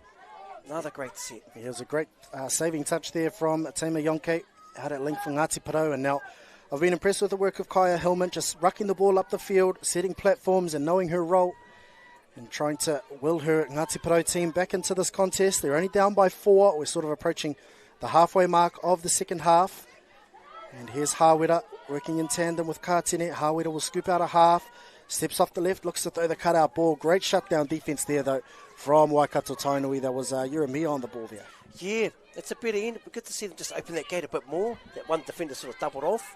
But once again, they're really in the groove. Ngāti Porou, they've found their feet. And these big-time players from Ngāti Porou are really, really stepping up. Been impressed with Mariana's workload. Destiny, another one, normally plays wing for most teams, but man, just a hard-working middle. Well, I think they might have lost count on that one. Waikato Tainui, I think that was touch 4. And our referees just restoring order here. There was a lot of noise coming from the Waikato Tainui box. And our Kaiwawa in the middle just saying, hey, I'm the one with the whistle. Yeah, here we go, just marching up the field. Yeah, great work. That's a great tough ruck. Through they come. Yeah, this is where we need Dina on the ball here. Definitely them go nice and strong, or even bow up and get her on that 32 pick. That's better. Oh yeah, I'd like to see Dina, them feed her, get her live. I think it's almost as though Ngāti Porou, they're sort of autopiloting to finish with that 3-2 peel off the back end of the set. I would like them to see sort of switch things up a little bit and throw a different look for this Waikato Tainui defence, because at the moment they're finding it a bit too easy. Man, you wouldn't think that there's 4 touchdowns, the difference if you just tuned in without knowing the score. It's such a great battle. You can just hear Waikato just counting out the touches. There's a few, Karina. Yeah, just stepping up. And it was an easy one in the end, isn't it, for Waikato Tainui? They managed to get the count correctly on that occasion. Yes. For Waikato. And they got a strike dump on the back end, and it was just an easy 3-2 pick and a short ball. Kemara set the platform, and then finishing it off, running a great hole. That was Maya Blair.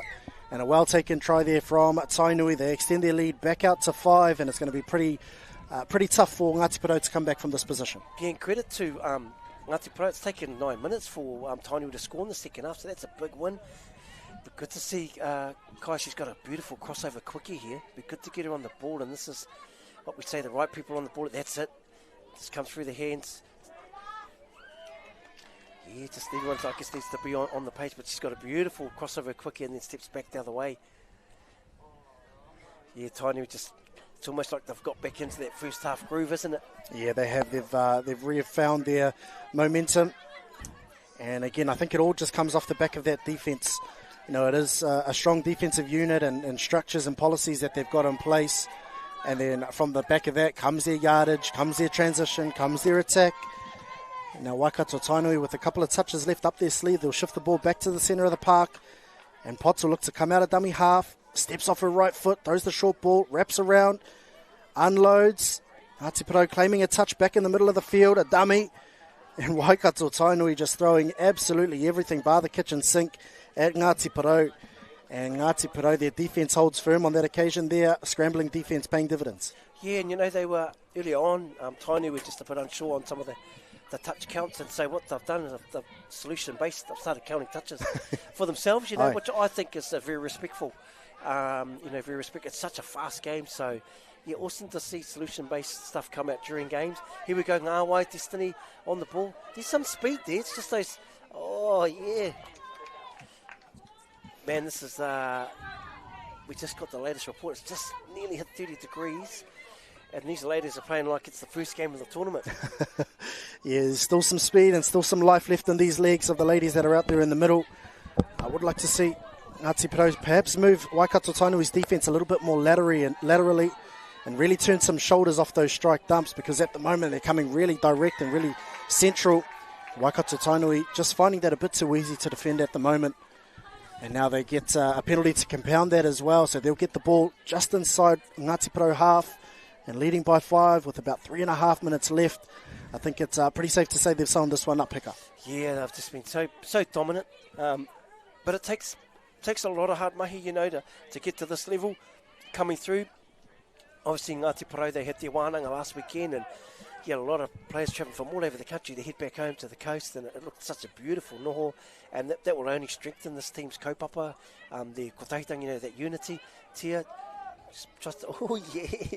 Yeah, Awa Whitiora, the ball just going over her fingertips. She's definitely got the height, and if there was one person from the Waikato Tainui team that could have pulled that one in, it would have been her. But the ball going to ground, and so Ngāti Porou looking to do some tough work in this orange zone. As Hawera rucks the ball up the field, Winiana picks up from half, and there's an injection of pace here for Ngāti Porou. That's better. They just need a little bit more of an organised finish to this set. Scoop from Tipuni out of half, throws the out ball to Pikatapu. She steps off the left. But their Waikato Tainui defence, it's solid as a rock at the moment. Yeah, it is. Tainui was just sending one defender up on that final touch, and it's almost like a magnet they're dropping. Be good to see them get that back gate. However, you know, they're working hard. It's so hot out there, and it's end-to-end touch. Here's Warby just checking off Amani. Coming through, looks like another Yeremia. Amani's just, look at that little goosey. Oh, man. Oh, yeah. Yeah, and it's just that free-flowing style of play that they do so well, isn't it, Waikato Tainui? When you've got so many attacking weapons in your team, you can just shift the ball from side to side, and then in the end, it doesn't matter who's involved in the ruck and who's involved in the strike play. Everyone can attack. Definitely a highlight of their game as Ngāti Porou now with the ball in prime field position. Here's Hillman with a couple more touches up their sleeve. Working in tandem with Maniapoto, this combination we've seen throughout the entirety of this game. As Hillman gets the return ball, throws a long ball out to the left. Just a little bit more kaha required on that one. But the referees have picked up a penalty in the middle of the field there, Hika. Yeah, good to see them set that up. You know, Jade is really good at organising for such a young athlete. Really good organisational skills, and it was definitely the right play. Just taking their time. It's good to see them get this another look while they're down there. If you've just tuned in, it's about 1:30 left. In the final. Oh, nice little out ball. She's got the speed to burn Taima. Oh, what a touch, Ariona. Wow. Yeah, that's a huge touch. And they set that up well, didn't they, Ngāti Porou? They gave Hillman the cookie out to the left, the play earlier, and then they shaped to do the exact same on that play, but throwing up Yonke there on the link. But Ariona Yeremia able to read that like a book. Now Ngāti Porou patient in their setup. The sweep comes around, a little bit delayed. Yonke throws a long ball, beautiful pass, right to left, out to the corner. Referees clear that. And Ngāti Porou, they've scored their third one of the half, and they're actually winning this half by 3-2. Yeah, and Taima, man, just, although she was late, it's that speed. Puts the outside defenders, you know, in two minds. Like, she's coasting across deceivingly and just holds, yeah. Great finish. Great finish. Great finish. Twinkle toes down on the sideline there for Ngāti Porou. So still find themselves down by 4 as we approach the closing seconds of the second half. Waikato Tainui will be looking to notch their 3rd for the half and their 9th overall in this pretty dominant display in this Women's Open final. The sweep comes around, and that'll be all she wrote. Hika, Waikato Tainui, they run out 8-4 victors in this one, but Ngāti Porou, a valiant effort from them as well. Yeah, me mihi ki ngā kaitākaro kato. I tēnei o ngā whiringa tō Ngāti Porou, Tainui waka, ko eke ngā wahine ki tētai taumata tike. Man, what a beautiful final. Tainui so dominant in the first half, and in the end, that was probably the difference. Yeah, it definitely was the difference. When you're leading by 6 tries at the half, it's always going to be tough, and you're always going to have a mountain of work to do in the second half to be able to come back. And Ngāti Porou, to their credit, they managed to notch 3 in that second half to Tainui's 2, but that first half lead definitely too much for Ngāti Porou to peg back. And as it stands, Waikato Tainui, they end up winning their 3rd Women's Open grade here at the 2025 Māori Touch Nationals.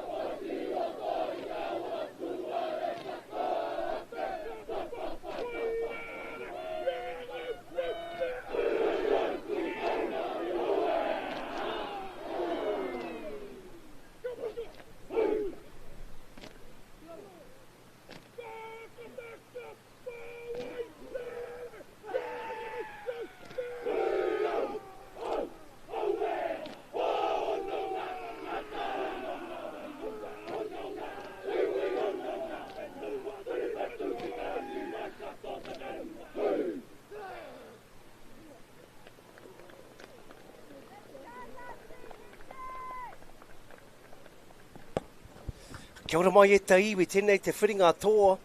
Wainganui a wairere me Ngāti Hine, katahi te pakanga e haere ake nei. E mihi ane kia koutou e hono mai ki tēnei whakataitai, tēnei huinga a te Māori ko te Pāwhutupōro, rua mano, rua te kaumārima. And we're about to go and get it on there, my man Tim. Yeah, we're about to go up another gear there, Hika. We've seen some excellent finals so far, 5 in total, right from the 18 girls through to the Open Women's, and now we are getting for the Blue Ribbon event, the Open Men's between Wairere and Ngāti Hine, a replay of the 2023 final, infamously where we had to pay up some kaura to takiwā ropati. We sure did. Now, we're not going to do anything silly like that this time, because we both want kai moana on our Christmas table.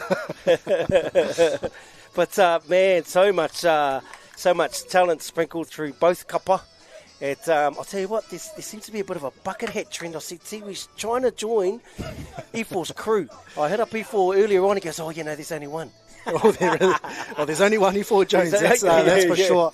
However, if my memory serves me right, I believe E4 Jones got the bucket hat trend from Tamatoa Ropati, who will find himself lining up for Ngāti Hine in this one. But you're absolutely right there, Hika. Plenty of talent, both New Zealand talent and Māori Touch talent that have represented the Māori Touch pathway throughout the year in both teams. And this one, it's a matter of splitting hairs as to who's going to win this one. Yeah, me mihi ki tēnei kapa a wairere. They've got a big raffle going on, and the proceeds are going towards the Whakarewarewa Rugby Club. And you'll see on their tops, they've got Brooklyn. It's a Brooklyn battle. To all the whānau, the party whānau down there in Whanganui, and they're definitely a kaupapa club. They do a lot of beautiful things. And on the other hand, Ngāti Hine, those that know, Tākoha Ropati, definitely stoked the fire again for that iwi. And so many have been able to reconnect, and we saw the 18 boys. They're such a huge kapa now, as we saw at the Pōwhakangaho. And I'll tell you what, man, if you're a purist of touch as we are, this is a big game we've been waiting for. All right, throughout the rounds, these two have been the two-form teams, both coming into this final undefeated. Ngāti Hine having to play an extra round-robin game, 11 teams in total across the Men's Open divisions, both in Pool A and Pool B. So Ngāti Hine winning 5 of their games throughout pool play, and then getting up over Ngāti Porou in the semi-final 4-1 in a low-scoring affair. And then Wairere, on the other hand, we saw them in action yesterday against Te Arawa. They definitely had a tough full pool game wins for them, and then getting up over 2 whare-toa, 7-5 in the semi-final this afternoon. So both of these teams are coming in fine form.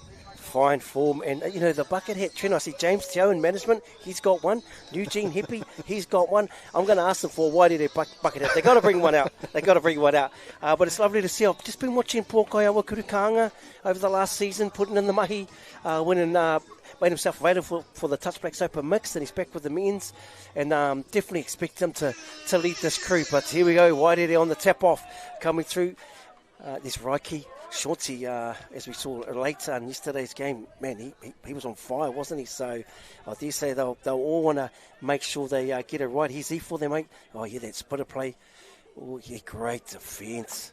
Yeah, Tama Hawken, he's going to be a difficult player to get around. He's on point defensively every time he steps out onto the field, and he was well aware of the danger of E4 Jones there and able to snuff out that one. So that's a really, really good start defensively from Ngāti Hine. I couldn't agree more. One of my favourite players and favourite young men, Tama, and he's another one. Done the rehab. Unfortunately got injured in the World Cup final, and he was the difference in our mixed group, and he's back. And what a soldier, straight back in the defensive team, but look at the smooth rhythm coming through. That's a great touch from Raiki. Here we go. Oh, yeah, here goes the Kāpene. Here goes Pōkaiawa Kurukanga, little skip pass. Oh, yeah, Wairere will be happy with that. They just got over the 10 for their first set. Yeah, I think that might have actually just come off the head there of Tākoha Ropati. And, we speak of the strike from this Ngāti Hine outfit, the likes of your Ropatis and your Kirukangas, Tamatoa Ropati. However, one player that I'm really, really excited to see is young Tere Krama, number 8 there for Ngāti Hine. However, Wairere are the ones with the possession at the moment. Down on the 7, here's Avion Jones as he slid that over. He has indeed. And Tom Webster, our referee on the spot, he points to the spot, and Wairere draw first blood in this final. Yeah, another player out of the mixed outfit, but out now in the men's, Avion. Wow, and just making his own name in the game, isn't he? Yeah, and that's his point of difference, isn't it? That slide dive. And it was a bit of a nothing setup. It was a delayed setup, and just the body evasion, just the really, really minute body evasions, and getting out of the clutches there of Kurukanga and Ropati, sliding the ball over. 1-0 Wairere. Yeah, and speaking of minute, that's what the difference will be. It'll be very, very minimal. Here's Shan Tomiri stepping up. Yeah, big brave out there. Little outboard just coming through the hands. Yeah, Bailey Warby. Yeah, it's quite a defensive wall out there. We've got Hopsy out at link. Tiwi on there. Yeah, great stuff. And I think, interestingly, Hika for Wairere, Bailey Warby out at link, and Tiwi Davies in the middle. Usually would see those two roles reversed, especially on the defensive side of the ball, but they've entrusted Davies to occupy the middle throughout the entirety of this tournament, and he's just growing and growing in that role. So, can't wait to see play from both of them in this final. Yeah. Oh, Roiki got some speed. Nice late cut. Look at that. Through the hands. Yeah, great lift from Finn. And we got young Keys, Yonke, Finn on this side. That's going to be a great battle. And then we've got Trey and Carter on the other side. So all the outsides today that we're seeing are just all specialists now, aren't they, to They are, and I can't wait for that battle once Trey Poihipi from Waitere gets on the same side of the field as Finn Barnett, two teammates for Waikato, and Touch Black's teammates as well. And it'll be absolutely interesting to see who comes out on top once they start to match up against each other. Drawn past, though, it does come the way of Finn Barnett. He's got speed to burn. And Casey Yonke, he did manage to step forward, and then just got caught in the lane there, Hika. Yeah, unfortunate. You know, he went to strike that, and probably that link was just still going in and couldn't tuck him behind. But he got a look now. You know, he'll process that. He'll process that and move on. And no better person to support you in that space than Michael Kavanagh, coach of Waitere, or one of the coaches. Tautoko, and they've got plenty of them in the sub-box, don't they? I also see Paulie Davies. I also see Pehira as well. So they've got plenty of experience. You mentioned Chepi before. Geez, they're not exactly, they're spoiled for choice in terms of coaches. Yeah, and I think that just shows another strength of Te Karapu or Waitere, just how many want to give back. You know, just shows how many want to give back. Some struggle, you know, in places where you don't get that support, they've got more than enough, and that's a real true reflection of the kaupapa. Oh, yeah. E4 Jones just looking to throw that sinker ball the play before, and then they've really matched up well in the opening 4.5 minutes that have started this game. Ngāti Hine, they're well aware of the threat of Jones. Yeah, Tiopira and Tamahawken, that defensive combination in the middle is just so sound, and then you've obviously got Tākoha just standing with great communication, and here comes the speed.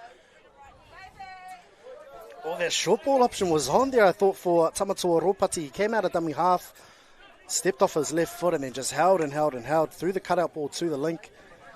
And then Waitere just managing to defend that set, but the short ball option was on there for Tamatua. I love that option, how they used the winger Waitere.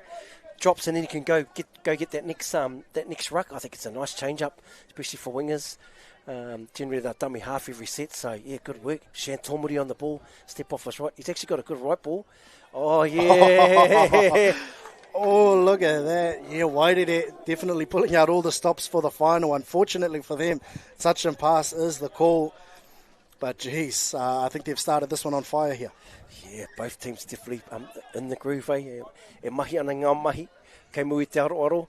And those are those little ones, you know, just the stopper momentums. Those are just those little ones that define players. But here we go, straight through, just keeping the rhythm. Here he comes again, Tākoha. Yeah, looking really fit as usual. Great ball. Oh, and over the top. Great work. Both teams have got so much skill set and so much awareness that on the fifth and final, if you get caught napping, it could be an easy touchdown. Yeah, absolutely. You're right there, Hika. Both teams are definitely going to have to be on their toes defensively in this one. And now Waitere, as they ruck the ball up towards their sideline, looking to get fresh players on the field. And it's going to be some big strong rucks in the orange zone, isn't there? Yeah. Just getting, like his time again there. Just a bit more cleaner at that ruck, and any little minimal error in a final, it's really magnified, isn't it? Oh, yeah, absolutely right there, Hika. And now Ngāti Hine, as they cross over halfway, so they've got the ball in excellent field position. As they look to run a sweep around the outside. Kake stepping off the left foot, I think a touch and pass there, a wayward pass anyway. And ball goes to ground. And now Waitere, they survive that set. And the game's gotten into a bit of a grind period here. Yeah, it has. Good to see Aron on the back end. Just coming through. Boys are looking just really... Oh, and that's those little stops of momentum. Here we go. E4 on the ball. You're just using that ball manipulation. Avions. Once again, that's a great lift here. Oh, yeah, this is what they're good at, isn't it? It's that great ball movement. Bailey. Aves getting on the ball, just showing through the hands. Yeah, that was a very clunky end to the set, wasn't it? Yeah, it was. I think it all sort of started from the miscommunication between Casey Yonke and Avion Jones, and then just unable to re-establish that momentum to get them to the back end of the set. But Ngāti Hine, they were able to take advantage defensively, really stepped up and took away the time and space of Waitere. And now they'll look to just roll into the back end of the set here. Here's Tusa dropping for Kurukanga, double pumping, throwing in short. Did he manage to hold on to that? No, he didn't. Ball went to ground, and he knows it too, Tusa. Definitely a young player to watch out of Auckland and the Playing Up Touch Club up there. Yeah, and I'm just looking around, and I can't see Mita. No, he was in action yesterday. I did see him this morning, and he thought 2 games is about his limit across the tournament. A mamai body, but yeah, definitely one of the spiritual leaders of this Wairere outfit. And he did play yesterday, but I suppose that's the trust that they've got within the entire club, able to pick up the slack. And I suppose no doubt they'll all be in fine form for this final. As Tomiri and Waho, speaking of fine form, Waho was in great form yesterday in yesterday's game against Te Arawa. He comes out of half, long ball goes over the top, looking to link up with Poihipi out on the left, but ball just dipping down in front of him. Yeah, and Shen, man, he really manipulated that ruck. He gave a great platform there. He's very good at just staying high on his toes and then bang, dropping it down. But here we go back at it. It's the grind. It's such a hot time of the day. You talked about a couple of young fellas coming through. Look at the speed, fitness, conditioning of these players, quality of, takiwā. Look at this little tuck playing behind. He's going to use the speed, and you've got to put the man on the speed in the right place. Well, Yonke made the touch there. Was a ball down first, though. Referee's nodding. He's pointing to the spot. Yeah. Tamatua Ropati and Takoha Ropati linking up there. There's a great platform set by the young Sam Clark from Ngāti Hine. That ball out the back to Ropati, and he's just got too much speed, doesn't he, Hika? This ruck here, look how clean that was. Comes off, bang, speed up. And Keith does so well to step up. Yeah, ball down. Yep, he definitely touched him, but ball down. And, as they say, man, you just can't coach speed. And I think that's probably the matchup that they're going to like defensively. Getting Waho out there at link and then matching up against Ropati. With all due respect, Ropati will have the edge there in terms of speed.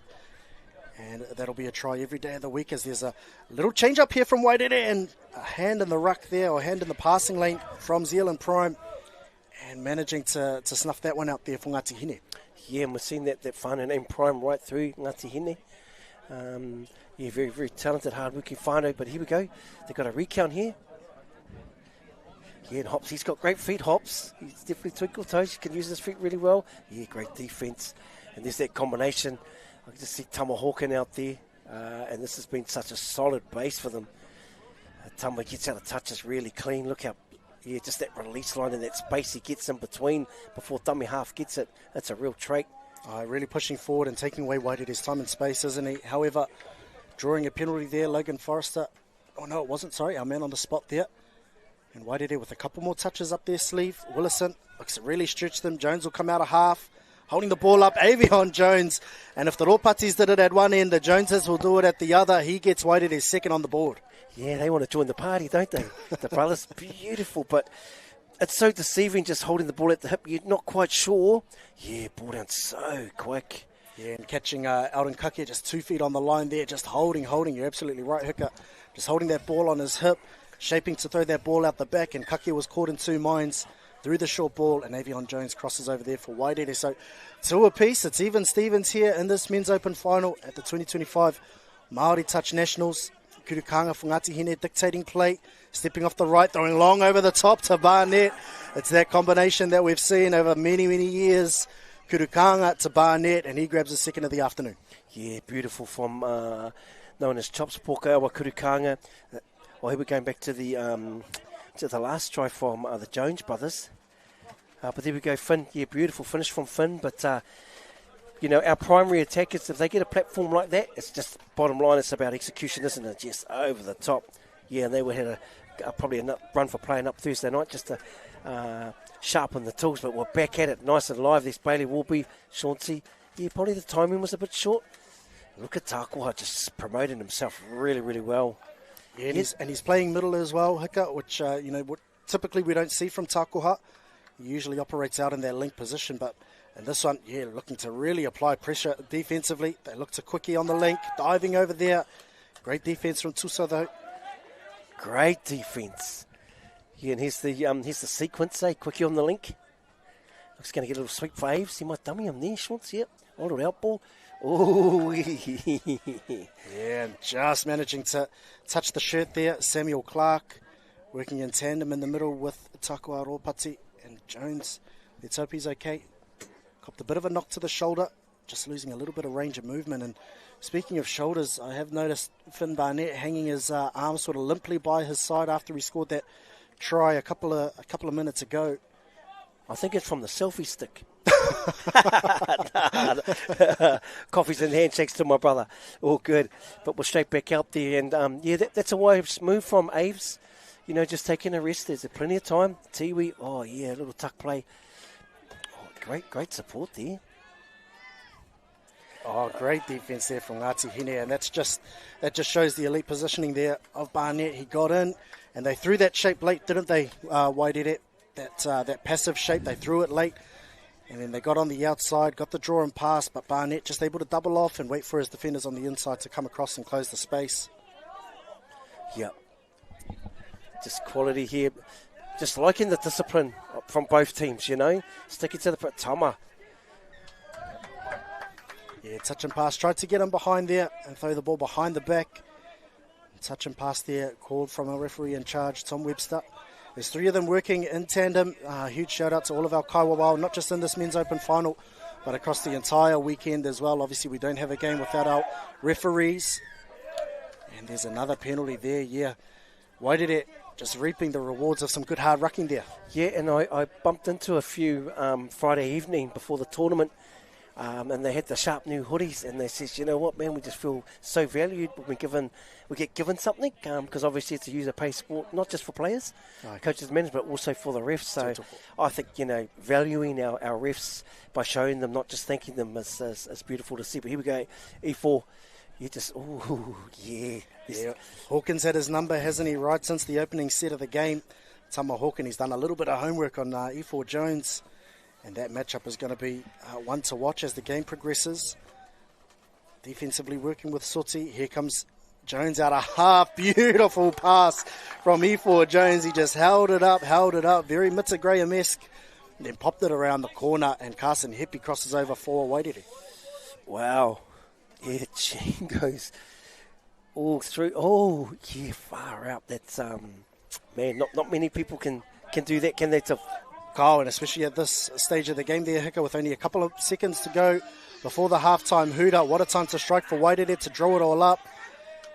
And then they'll back it up with that defence. So at halftime, it's still all drawn at 3 apiece, Hika. Yeah, ko te pakanga kei wainganui a Wairere me Ngāti Hine. He orite ngā kaute, toru ki te toru, ka hoki mai, ako nei.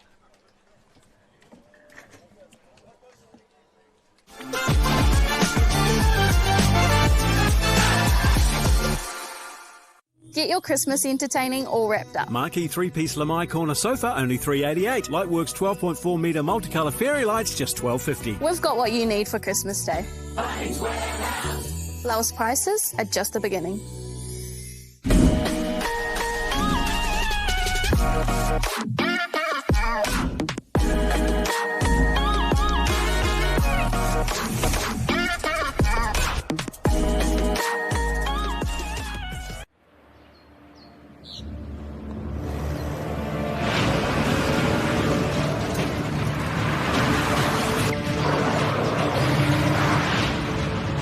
This isn't an ad about four-wheel drives.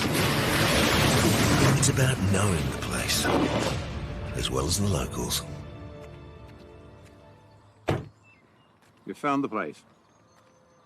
That's a good start. Built by my great-grandfather 20 years ago.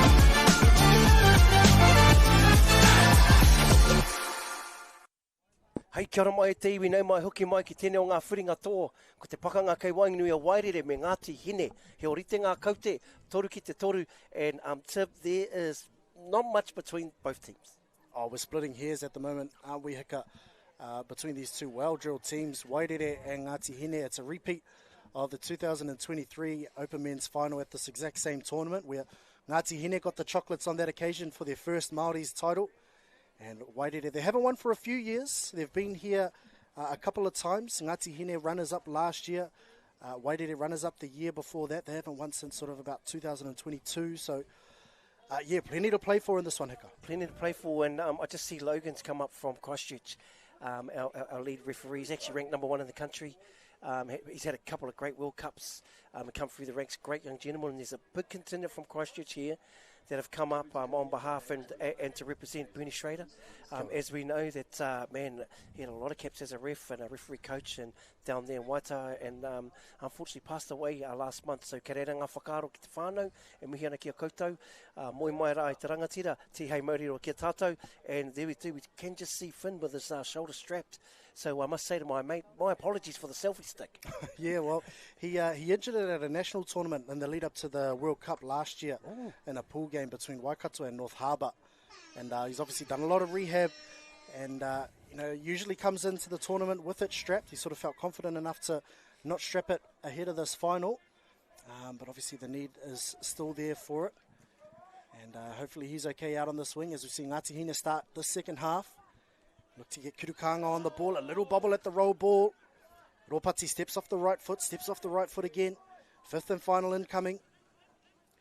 Kurukanga off the left foot. And well defended there from Wairere. Both teams stalemate in the first set of the second half. Yeah, and Raiki, man, it's not a name you hear a lot of. But I tell you what, you talk about Tomahawk, and Raiki is a stable diet when it comes to defensive players in our country for many, many years. Very hard player to beat, You actually can't beat him, just reacts so much and recovers so well. And once again, like all teams, have their defensive team on there. And Raiki's definitely one that's in part of that. Davies looks to throw the flick pass out the back door. Probably not the option there, and not usually what we'd see from Wairere. We'd usually see a kill on the left-hand side, but Davies, perhaps a rush of blood. Flick pass out to the wing, and now it's closer to Ngāti Hine's box, so within maybe 2 to 3 touches, just steamrolling onto the field with Crummer. And now Clark looking to get involved at dummy half. And it's a young contingent that's on at the moment there. Is Webster and Tusa. And Clark again, and they'll sweep around the back of the ruck. Here comes Webster looking to use his feet. Short ball. Great diving touch there from Lunjevic there from Wairere. Yeah, man. Wow. We've definitely seen that next level of players coming through. And these are the opportunities you get, at Māoris. You might not get it at sort of provincial stuff sometimes, where you can bring just a whole young pot on and just, give them the world of confidence. Ngātai Crib, he's just been playing his role. A lot of agility, a lot of feet out there. Here goes E4. Oh, yeah. Yeah, speaking of Ngātai Crib, we saw a couple of them in action earlier today, didn't we, in the 18 girls grade. So definitely a talented whānau. And young Bailey has slotted straight into this Wairere side over the last couple of years. And you talked about blooding young players. He's definitely one that's come through this Wairere system and through Manawatu. And then, really putting it out there together on the field. Yes, they say the old Aporo doesn't fall too far from the rako with that whānau. Whānau, he has 2 younger sisters. Mixture of that beautiful blood from the Awa and also back there in around Taihape Fielding region. Man, they've definitely had a chat about Tamato, haven't they? Well, they know him so well, right? He's Wairere through and through. And obviously gone back to his iwi with his older brother Tākoha. Bailey will be a bit more urgency in here. I feel like this is where they've been clunky on the back end, Wairere, so if they can just get this clean and probably more about their DNA, a little tuck set up, might hit the front door there. Tomahawk again. There's that combination that we talked about. Hawk and Soti Tiopira. Yeah, man, great to see. I don't think they've been very, very dominant, very consistent defensively. Oh, yeah, Maxwell Blake was looking dangerous coming out of half, and Willison was always threatening to run that late switch, as we mentioned in an earlier game. He's definitely one of the best off-ball players in the country, as Crummer sets a great platform. Kurukanga looking to dive in underneath. Has he got a ball down? Yes, referee says he does. And Kurukanga, that was just direct play straight up Main Street, wasn't it, Hiccup? Yeah, he got them backpedaling, didn't he? And look at him hit this. These are the rucks. These are the money rucks that we talk about. Bang, straight in, dives it in. Yeah, great work. Great to see Pokaiawa Kurukanga in those beautiful socks shining through. What a touchdown. That's the first one of the half. And that was great identification there from Chops, because he realised that Ngāti Hine were on the front foot. Wairere were rolling backwards, and then had the strike touch right on the 7, smack bang. And he was able to get to the line quicker than Wairere were. And he puts Ngāti Hine up by 1 as Waho looks to use his feet. Great defense there from Soti. And Tiwi Davies just looking to kill the ball out to the left. That's a better end to the set there from Davies. I think definitely what Wairere we're looking for. Yeah. Man, and such a young defensive team. that's just huge confidence, isn't it? Not just for them, but for the whole team. And like we could send anyone out to defend the team on a tap-off. Great, mahi. Yeah, well, a couple of these players were in the successful 17 boys team from last year at Māori Nationals who won their grade. And then we saw half of them back in action for the 18s and for Ngāti Hine earlier on today in the final. Runners up in their grade as well. And so it's awesome to see them making that transition and, continuing to improve their game from the 17 boys up into the open men's section. It's awesome to see. Yeah, that clear pathway, eh? Aye, clear pathway. Get experience through, as you say, the junior ranks. But here we go, back at it. Here goes Keys. He's played well today, and they utilise their wingers on the yards well. E4 here, I dare say he's just biding his time. He goes, Ngātai. Yeah, here's the feats of these young fellas. And he'll be back up next week, I dare say, at secondary schools. But E4's going to come around on that platform that he loves. Oh, yeah, way to manipulate. Wow. Oh, it was just the shift of the feet, wasn't it, Hika, from E4 Jones. He got the ball around on a sweep and he shuffled his feet. Always kept the ball in two hands at his hip so that he was loading, ready to pass. And then bang, just straight over the top. And Yonke, he converts and draws it all level again. That's 4 apiece. And, because that platform, that one for E4, everyone knows, everyone sees the highlights. If you overcommit one way, he'll bang you the other. So you're just really unsure, when he comes around on that sweep follow. Yeah, and you got to get numbers around the ball because if you don't, then he's got the dive as well. So, yeah, E4 Jones just showing his class there as Kurukanga looks to do the same coming the other way. Long ball for Finn Barnett. Has he notched up another one? He has, yeah, and it's gone bang, bang from both teams. Yonke crosses at one end, Barnett crosses down the other. Yeah, Pōkai Awa Kurukanga. Talked about him. He's been in great form for some time. But, man, didn't he release that from the hip left to right? Just timing. Beautiful timing. Just going to come in here on that little dingo setup. Bang, catches and just, yeah, wow. He's been putting in the time. Yeah, unfortunately, just a little bit locked in there. But we're back at it. Wairere. There goes Aves. Yeah, that's a good pull-out from the young fellow on defence. Shauntz. Jordan play. Watch his feet. He's got great feet. Oh, what a finish there out wide. Trey Poihipi. Yeah, Waho just lobbed it over the top, put it out in front, and it was an excellent line run from Poihipi off the ball. As you see on the replay, Waho stepped off the left foot, down on that short side. What a finish there from one of our elite wingers in the game, Hika. Yeah, oh man, Shorts has been on fire through the whole tournament, hasn't he? And he's same thing. He's had a few goes, sort of middle, and then he went back off his left on that Jordan play. It's such a hard play to defend short side if you overcommit. Right, Tika. Ngāti Hine now off the restart. The game's level at 5 apiece. We've got just under 8 minutes left in this half as Hawken just ambles up to the 7-metre line. Kurukanga once more. He's looking threatening on the left-hand side. Tamatoa Ropati can run a good passive out here. Krama feeds Hawken. Throws the short ball. Phase play here. Great catch and pass. Great shutout wide from, was that Poihipi? I think it was there, yeah. Shutting down the play. Really saving it for Wairere there. Yeah, you mentioned in the first half, that battle with Poihipi and just the experience of these players. Carson, these role players that we've seen throughout the day in all the finals, I should say, they just stick to what they're good at and what they've been set out there to do. Just these clean platforms. Yeah, that stuff there, that's just not a nice end to the set. Hopefully they get that right, Yeah, I did hear a grunt of disapproval from the Wairere box. Very, very uncharacteristic for them, and that makes a couple within this half. So things not quite clicking, but they're such a classy outfit that they'll no doubt correct that as the second half rolls on. We've got just under 7 minutes left. 5-5 here in the Open Men's Final of the 2025 Māori Touch Nationals here at Rotorua International Stadium. Ropati working together in the middle. And he'll scoop out a half. Looking to throw the link ball. Maxwell Blake caught in the lane. Chucked his mid out there. And the ball goes to ground. So Ngāti Hine. We'll see if Wairere can absorb pressure from them. They get a full set of 6 on the 7. Yeah, just stepped up actually really, really nicely. And it must be a hard thing to do and not go at the ball. But with a tray, oh man. As he made that, it was a leaping effort to finish there from Folau. But see that lift from Trey, it's like that scary man lift, drop up, out, and then dive. Man, that's quality right there, quality and class. And he didn't fully commit to the touch either. He left himself enough room and enough range to chase out as well if needed.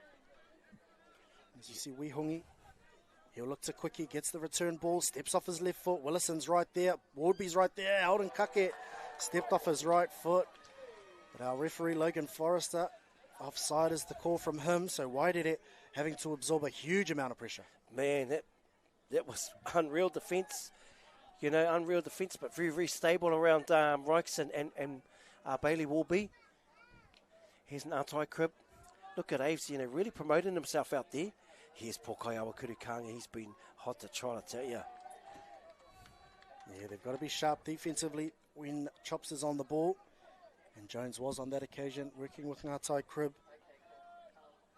And just a nice and early one through the middle. And now they'll feed Ropati. He'll look to Goosey on the outside, trying to get on the outside of Bailey Wardby.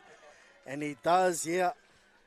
Just beat him for speed. Wardby considered to be offside by Alkaiwawao.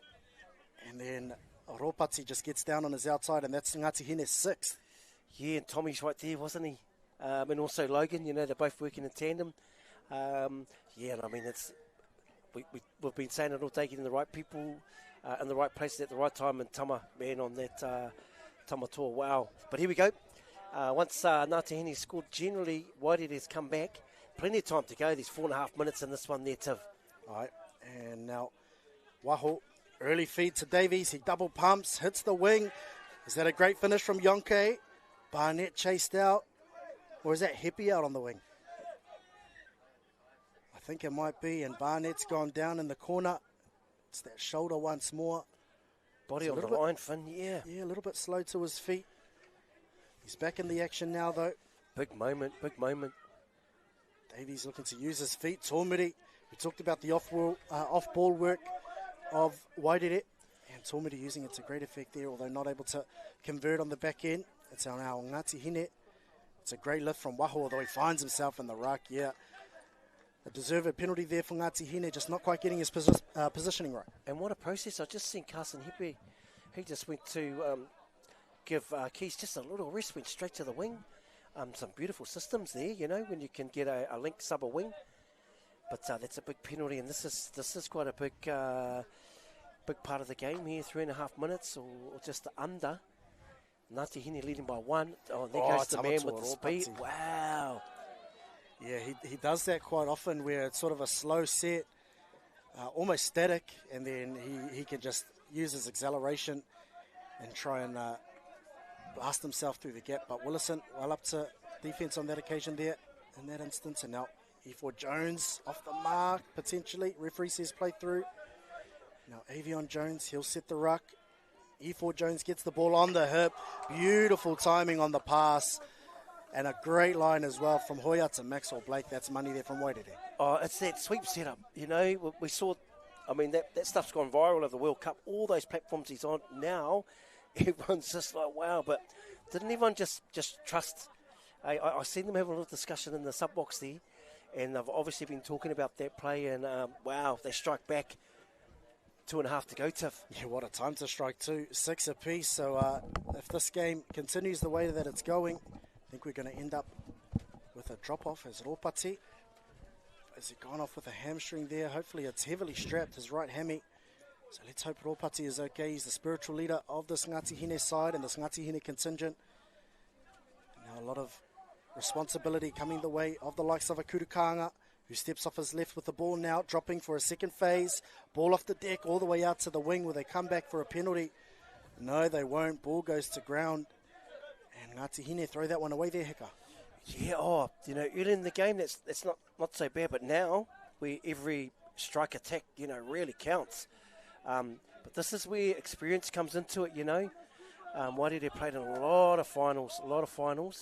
There they go. E4 straight back on, and that's what you do in these big moments. Yeah, just good ball movement. Yeah, just going to try and get shorty too. Oh, Roike, I'll tell you what, that skill set of Roike, that catch and pass, I think this is potentially game 6, 7. They had 2 round games this morning, was it? Semi and final. Wow, that's a bang, yeah, man. Just quality, such a humble human too. But Ngāti Hine, there's still plenty of time for Ngāti Hine. Absolutely silk there from Willison and Jones. Yeah, they're happy in the sub box. What a time to strike. Now Ngāti Hine, with all the pressure on them now, is Hawken. Looks to slide the ball in. Great lift there from Carson Hepi from Link for Wairere. I think if he had just unloaded that ball to Clark, it would have been a try time on the outside. But now Ropati gets the ball on an open side quickie, looking to use his feet. Double pump to Hawken. And Wairere, yeah, when the time starts to tick down, you get to these championship minutes, that's when the championship scene starts to step up. And what a vote there of confidence in their defence for Wairere. Yeah, and I just see Paulie Davis here, played, one of the ones that helped create this kaupapa, and he's just been standing in the background, sometimes just when you've got those experienced people around you, the confidence they give you to create, and I'll tell you what, there's been some big clutch moments. I think Raiki's passed, but Carson late in the game stepped up and snuffed that last attack, and me ka mihi ki ngā kapa, Ngāti Hine, koutou mi o koutou kaupapa, Wairere. Wow, two amazing teams, and it's one of those times it's unfortunate there has to be a winner. I te mutunga iho, ko Wairere ngā tō whakaihu waka mo tēnei tau rua mano, rua te kaumārima mo te reanga o ngā tāne. It's just a big shout out to, if you didn't know, our camera crew's been there. We've actually got real people on cameras. They've been out there in this hot sun, so hot. And they've come on, put a little bit of sunblock on, hydrated, and so they've been doing a great job. And while we're here, congratulations to Wairere, and a big mihi to the organisers of the event as well, Māori Touch New Zealand, as well as all of our kaiwawao as well. And a big shout out to all of our sponsors too, One Foundation, Bunnings Warehouse, Te Konihira, and of course KBS Sportswear and Apparel. We couldn't host an event of this magnitude without all of your help. So a really big shout out to all of you there, Hika. But as we wrap up here at the 2025 Māori Touch Nationals, Wairere get the spoils in the Open Men's Final, up over Ngāti Hine 8-7. We're signing off for 2025. Mauri ora. Mauri ora kia koutou.